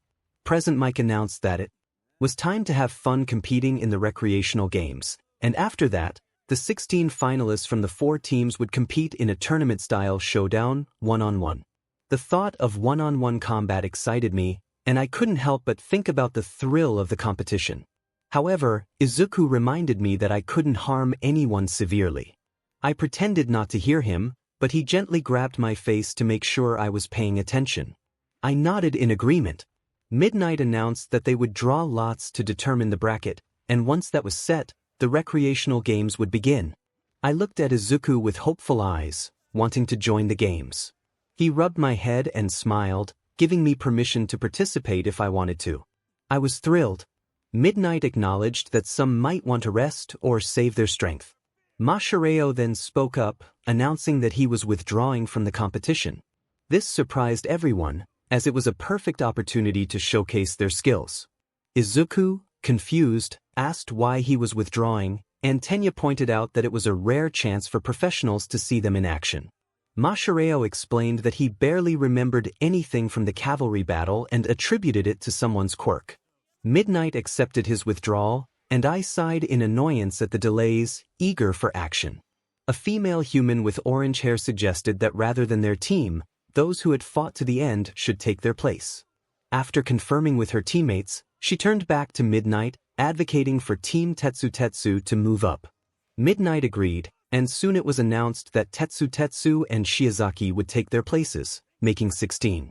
I looked up at the screen to see who my opponent would be. It was time for the tournament, and the anticipation hung in the air. Midnight announced the bracket based on the results of the drawing, and 𝗧𝗵𝗃 stood up to see who their opponent would be. Shinso was set to face Midoriya, and 𝗧𝗵𝗃 quickly scanned the bracket. Their eyes landed on their own name alongside that of Shoto Todoroki. A smile spread across 𝗧𝗵𝗃's face at the thought of facing the ice hero, who was already glaring in their direction. The excitement bubbled within 𝗧𝗵𝗃, who felt a thrill at the prospect of the battle ahead. However, Izuku, concerned for his friend, reminded 𝗧𝗵𝗃 that they couldn't resort to lethal measures. 𝗧𝗵𝗃 considered negotiating the level of damage they could inflict, suggesting various options, but Izuku firmly rejected each one. With a stern look, Izuku emphasized the importance of restraint, and 𝗧𝗵𝗃 reluctantly agreed, though not without a playful hiss. Just then, Hitoshi appeared, catching Izuku off guard. 𝗧𝗵𝗃 instinctively wrapped their arms around Izuku, glaring at Hitoshi, who seemed unfazed by the display. Hitoshi expressed his anticipation for the upcoming match, but 𝗧𝗵𝗃's instincts flared with a sense of danger. They warned Izuku to be cautious when facing Hitoshi, who had caused their instincts to react. Izuku nodded, acknowledging the concern. As the tournament approached, 𝗵𝗃 announced a brief interlude for recreational activities, starting with a scavenger hunt. 𝗧𝗵𝗃 eagerly joined in, grabbing a card that instructed them to find a grape. Their gaze quickly landed on Mineta, who was in distress as 𝗧𝗵𝗃 attempted to take one of the ball from his head. The other students watched, hesitant to intervene, aware of 𝗬𝗄𝗏's capabilities. After the activities concluded, 𝗬𝗏 stood beside Izuku, waiting for his match. The crowd cheered as 𝗵𝗃 hyped up the event, emphasizing the importance of heart, skill, and wisdom in battle. 𝗬𝗏 reassured Izuku, reminding him of their advice. When nothing is going right, go left. Izuku looked puzzled at first but then smiled, appreciating the support. All Might approached them, slightly out of breath. He inquired about 𝗬𝗏's presence, noting that their fight was scheduled for later. 𝗬𝗏 sheepishly replied that they had gotten lost, and All Might accepted the explanation, though he seemed skeptical. As the tournament loomed closer, the atmosphere was charged with excitement and tension, setting the stage for the battles to come. Izuku envisioned his power in his mind, picturing the microwave and how he would confront the villain. Yet, it felt fragile, as if it could crumble if he didn't concentrate. He realized that even if he succeeded, it would only grant him a slight increase in strength. All Might explained that, in terms of percentages, Izuku could currently release about 5% of his power. This revelation filled Izuku with gratitude for his friends and the luck he had encountered. As All Might approached, he playfully tapped Izuku on the head. Izuku winced and instinctively swung at him, but All Might ducked and offered him a treat. As he savored the delicious snack, a smile spread across Izuku's face, and All Might affectionately patted his head. All Might encouraged Izuku to adopt a determined mindset, suggesting he declare his intent to do his best. He transformed into his more powerful form, giving Izuku a thumbs up, while Izuku stood proudly beside him. All Might reassured him that it was all right to bluff and expressed his high hopes for Izuku's future. Izuku managed a nervous smile as he turned to face the arena entrance. He wanted to stay close to All Might, but All Might attempted to guide him back to the seats. It took considerable effort for All Might to pull Izuku away, and he endured a few scratches in the process. Eventually, he carried Izuku back to where their friends were gathered. All Might spotted 𝗬𝗏, and 𝗵𝗃 sitting together and placed Izuku down at their feet. He asked them to keep an eye on Izuku, to which 𝗵𝗃 readily agreed. After thanking them, All Might began to walk away, but Izuku stood up, searching for an empty seat. Uraraka noticed him and tapped his shoulder, offering her seat with a smile. Izuku nodded and took the chair, draping his tail over the seat to sit comfortably. He contemplated letting her sit in his lap, recalling how Izuku often did the same when seats were scarce. Just as Uraraka was about to leave, he wrapped his tail around her waist and pulled her into his lap. She was taken aback, her face turning bright red, while 𝗵𝗃 smirked and leaned in to whisper something to her, causing Uraraka to blush even more. The announcer, 𝗵𝗃, energized the crowd, announcing the start of the finals. The screen displayed images of the competitors, the purple-haired human and a visibly nervous Izuku. 𝗵𝗃 noted Izuku's anxious expression, questioning why he looked so unsettled. The rules were simple: force the opponent out of bounds or immobilize them. As the match began, the purple-haired human said something that triggered Izuku's anger, prompting him to charge forward, only to freeze in place as if caught in a trance. 𝗵𝗃 remarked on the unexpected turn of events, speculating that this might be the effect of the purple-haired human's quirk. Izuku's expression revealed his struggle, and the crowd began to murmur in anticipation. 𝗵𝗃 announced that Izuku was completely immobilized, raising questions about the purple-haired human's true abilities. As the tension mounted, Izuku's fingers twitched, and just before he could step out of bounds, a powerful gust of air erupted, halting him at the edge of the arena. Izuku's fingers were visibly injured, but he had managed to break free from the purple-haired human's control. The crowd erupted in cheers, and Izuku, now resolute, charged toward his opponent. The purple-haired human attempted to regain control, but Izuku remained silent, focusing on his goal. As he closed the distance, he began to push the opponent toward the edge of the arena, enduring the human's retaliatory punches. Izuku's determination shone through as he pressed on, even as the purple-haired human struck his injured fingers. The battle was far from over, and both competitors were ready to give it their all. I let out a loud roar, startling the humans around me. Ishido began to pat my head while 𝗎𝗪𝗢𝗀 scratched my chin in an effort to calm me down. Mina reassured me that Midoriya would be alright. Tsu held out a snack for me, and I opened my mouth, using my tongue to grab the treat. As I enjoyed the snack, I imagined it was something fierce, fueling my excitement. Slowly, I calmed down just in time to see Izuku toss his opponent over his shoulder and out of bounds. Midnight announced that Shinso was out of bounds, and Midoriya advanced to round 2. I let out a loud roar as the crowd cheered along with me. Izuku was getting stronger, he might even surpass my strength one day. My match was next, so I walked toward the entrance of the arena. On the way, I had a brief encounter with the father of the candy cane, but I managed to resolve the misunderstanding between us. Izuku called out to me, and I turned around, bursting with happiness at the sight of him. He stopped in front of me with a huge smile on his face and wished me luck for my match. I crouched down, allowing him to pet me, feeling grateful for his support. After a few blissful moments, he removed my collar and lifted my head to meet his gaze.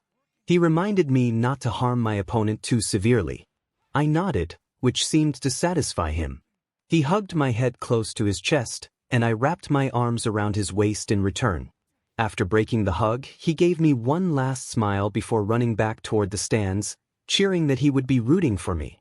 With a small smile on my face, I turned back and continued toward the arena, my expression shifting into a determined smirk. Soon, I arrived at the arena, where the candy cane was already waiting for me. I climbed up the steps as the loud announcer began to speak. Present Mike introduced us, displaying an image of the candy cane, who appeared emotionless, while my image showed me attacking the camera with fierce intensity. The announcer declared me a creature of war, and the crowd cheered for me. He then introduced my opponent, Shoto Todoroki, and the crowd cheered for him as well while I focused my gaze on him, my tail swishing slowly. As the match began, the candy cane launched a large wave of ice toward me. I reeled my right arm back and morphed it into my ravager blade, swinging it at the ice wave. The power of my blade shattered the ice, sending shards flying back at him. Since Izuku had limited my options, I decided to simply toss the candy cane out of the arena. I quickly morphed my arm back and charged toward him, but he recovered from my counterattack and sent wave after wave of ice my way. Each time, I dodged with ease. Finally, I leaped toward him, but he unleashed a massive blast of ice that encased my body and the area behind me in a thick layer of frost. I focused on him, noticing that he was breathing, half of his body covered in ice. Midnight asked if I could move, and I flexed my muscles. Within seconds, the ice trapping me cracked and shattered. I maintained eye contact with the candy cane as I landed back on my feet in front of him. His expression shifted from shock to a fierce glare as he raised his left hand to freeze me again. However, I seized the opportunity to get behind him and grabbed his wrist, keeping his hand away while my claws hovered near his neck. I leaned down, whispering that if this were a real battle, I would have been far more ruthless. He struggled, trying to push me away, but I remained steadfast. I wrapped my tail around his leg and lifted him into the air. Once my vision cleared, I saw him still struggling. I remarked that he was just like the explosive human, not knowing when to quit. I didn't let him finish as I used my tail to slam him down repeatedly. The impact left marks on the ground, but I continued, watching as he became limp. The voice of 𝗵𝗲𝗄 finally called for me to stop, and I complied, slamming him down one last time before releasing him. Midnight and 𝗵𝗲𝗄 approached us, and she instructed me to let him go. I stood up and stretched my limbs, ready for whatever came next. They crouched down and turned the candy cane's body over, revealing his battered face. He was still breathing but remained limp and motionless. The block looked up at Midnight and shook his head, prompting her to stand and raise her arm. Midnight announced that Todoroki was knocked out and that 𝗧𝗵𝗲 advanced to the second round. A powerful roar of victory escaped me, though I couldn't consider this a warm-up. The crowd, however, remained silent and shocked, but I didn't mind as I proceeded to celebrate my win with a victory dance. Izuku was eager to see how the heroes handled the situation. He moved closer to the front of the crowd, but another person was blocking his path. To assist him, I gently wrapped my tail around his waist, lifted him up, and climbed the tall buildings. It was easy to hold Izuku while I jumped and climbed closer to the action. Once I found a good vantage point on a rooftop, I unwrapped my tail from his waist as he settled down to watch the fight.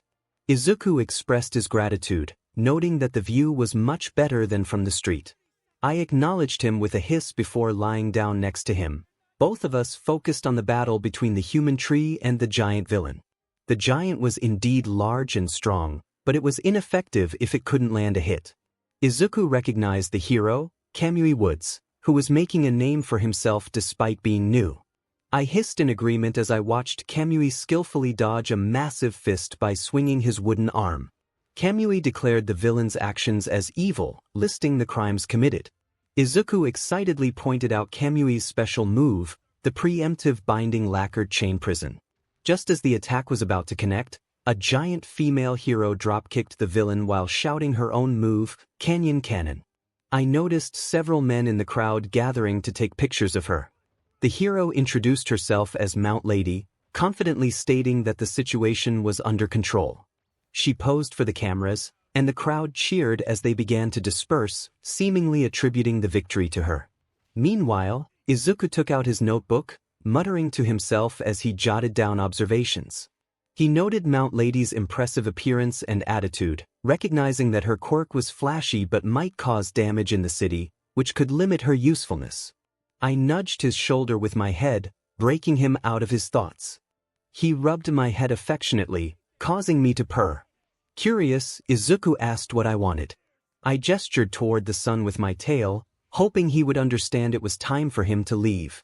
It took him a moment to realize, and he expressed his concern about being late. He quickly put away his notebook but almost ran off the edge of the roof, only to be saved by my tail wrapping around him. Realizing our location, he asked if I could take him to school. I nodded and allowed him to wrap his arms and legs around me as I leaped from rooftop to rooftop, making our way to 𝗎𝙪𝙢𝙢𝗢𝗧𝗏. Victory was indeed